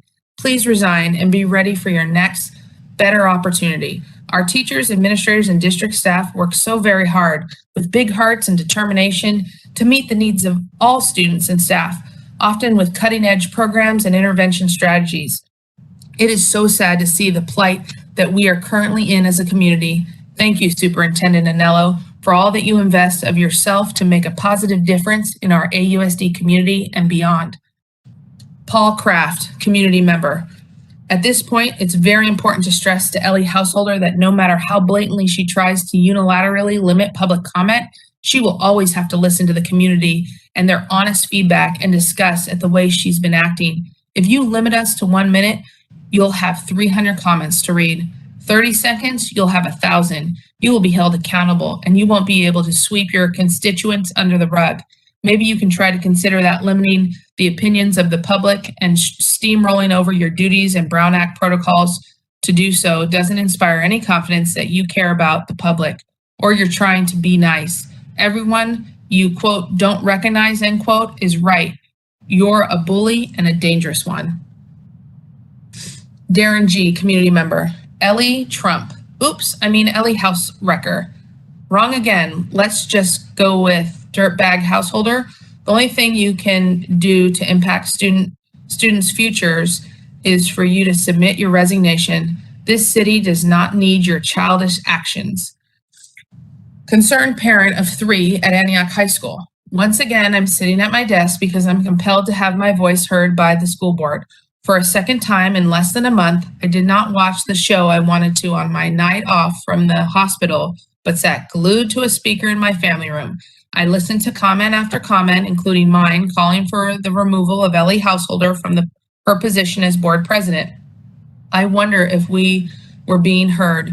We had already seen at the beginning of the meeting Ellie step on the time limit like a fascist, cutting time back from 3 to 2 minutes, and Mr. Hernandez agreeing with her like a lapdog looking for a pat on the head or a cookie to chew on.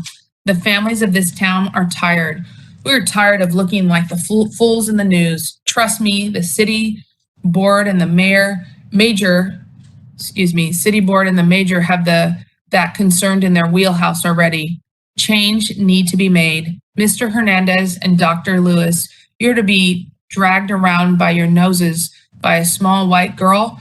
I think of cult behavior and mental enslavement at this point to why she can get you to do her bidding. Why are you okay with being lapdog and not listening to the will of the people like myself who write in? Is there quid pro quo going on here? Or are you looking for more personal favors?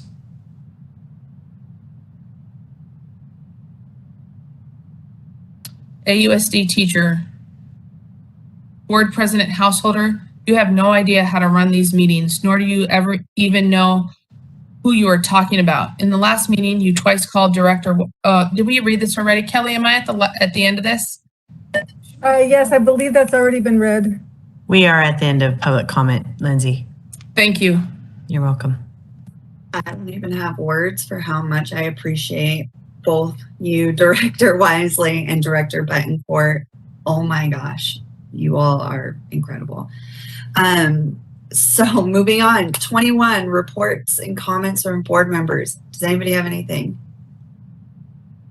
Yes, Trustee Rocha. Madam Chair, point of order.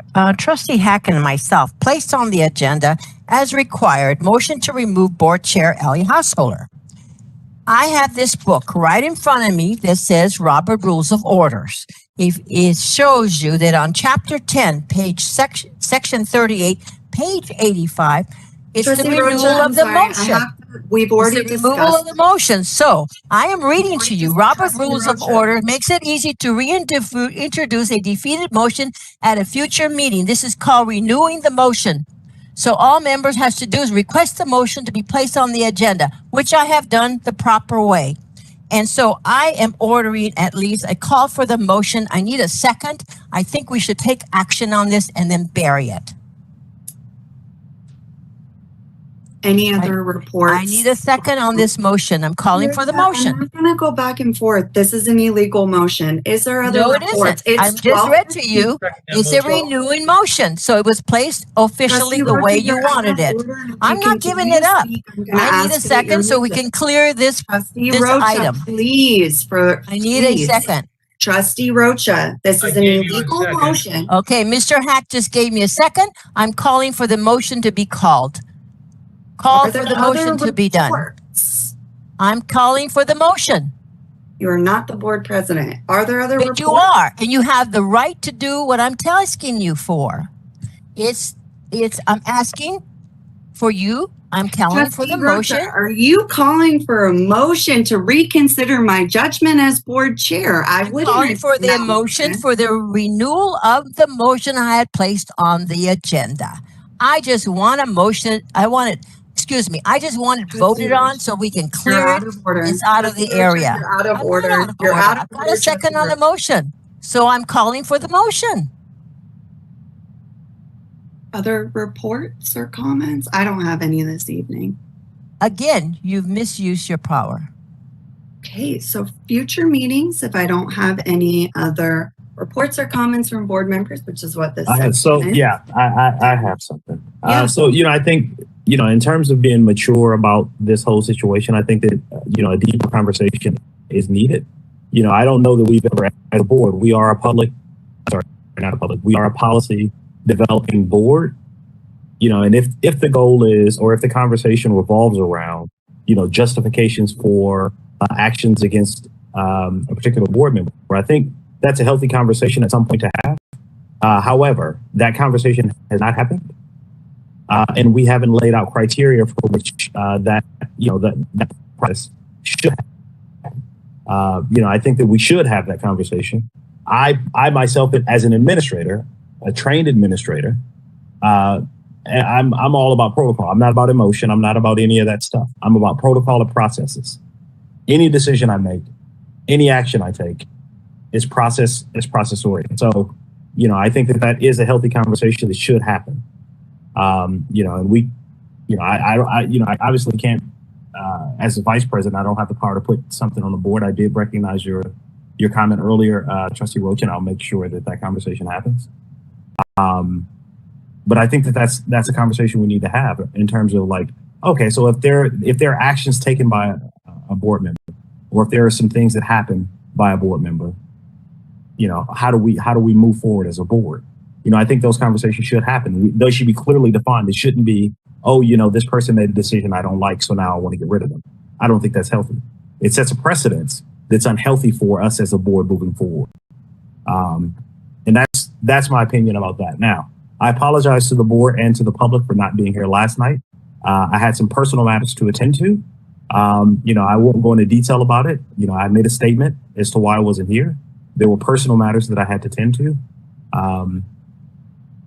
And that's that. Secondary, third, I think that, is there any sort of closely related to that first statement? How close are we to getting the conversation going again about the contract for the use of force? We're 2 weeks out, or 14 days or something like that? Roughly? Okay. If we can get that conversation what was that? I hit stop video. It's getting a little late. No worries. Unmute, but yeah, it's been 14 days, so we're definitely working on it. Okay. All right. So, again, I think that we need a rebalancing, and I don't know if that requires a sort of a consultant to come in. But again, if this is the conversation and this is the level of conversation that we're having amongst ourselves, what message or what tone are we setting for our teachers as well as our students? These students and the public are watching us. Regardless of what side of this conversation you're on, the students and the public are watching us. This is uncomfortable. And I don't mean to reprimand. I'm not speaking down to anybody. It's uncomfortable. It's uncomfortable, So I'm going to leave it there. So just for clarity, to address your point, Trustee Dr. Lewis, yourself, Trustee Hernandez, or me can bring back what Trustee Rocha is requesting. This was per what our attorney said to us at the beginning, and they said to us last night that Trustee Rocha, our attorney told us last night in our discussion, as well as at the beginning of this meeting, that those are the only 3 people that can bring this discussion back. I am trying to be as open to hearing. I believe discussion's great too. That's why I asked Trustee Rocha, is she making a motion to appeal my decision? Because then we can have a discussion about it. But frankly, I cannot allow illegal discussion to continue to happen, because that is one of my very explicitly enumerated duties as board president, to ensure that our board bylaws are adhered to. And by making illegal motions, they're not. I'm trying to tell you how to make the motion so that we can continue the conversation on, and that's ignored. I can't do anything about that. We're all individuals. And so with that, I really must insist that if this is not about, if it's about the motion that was on the table, and if we, whatever, then, okay, sorry, Trustee Dr. Lewis. I do want to add, I believe it was 2 meetings ago, 2 meetings ago, I've been working with Kaiser, and they did a backpack drive for Lone Tree Elementary. So they, I've continued to work with them, and most recently they did a similar backpack drive for M&O Grant. And as was mentioned in the comments, I know that Trustee Hack has his traveling report. But I am, going out to the community, and I spent some time at Deer Valley High School. I spent a couple of lunch periods with some young men there, having conversations around manhood.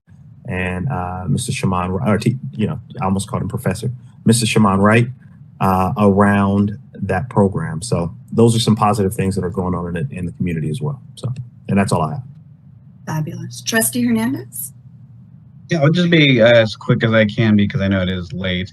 But I'm looking forward to a time when we're able to overcome our differences. It's clear that there's division here, and I think we need to find a way to get past that and work together as a board, work together with the superintendent, because we're here to serve the students. And the longer that we spend our time having these back and forth is going to keep us away from doing what we need to do to be serving these students. That's why I came on here. I didn't come on here to do any of these little political things that are going on. I care about the students, and that's what I'm here for. And so I just hope that we can all kind of take a moment to really dig on our own selves and get to work for these students and realize that there's a much bigger thing here at stake, which is the education that our students get every day. Besides that, I think, I don't want to, some additional comments, I do want to make sure that we don't overshadow some of the successes that are happening here.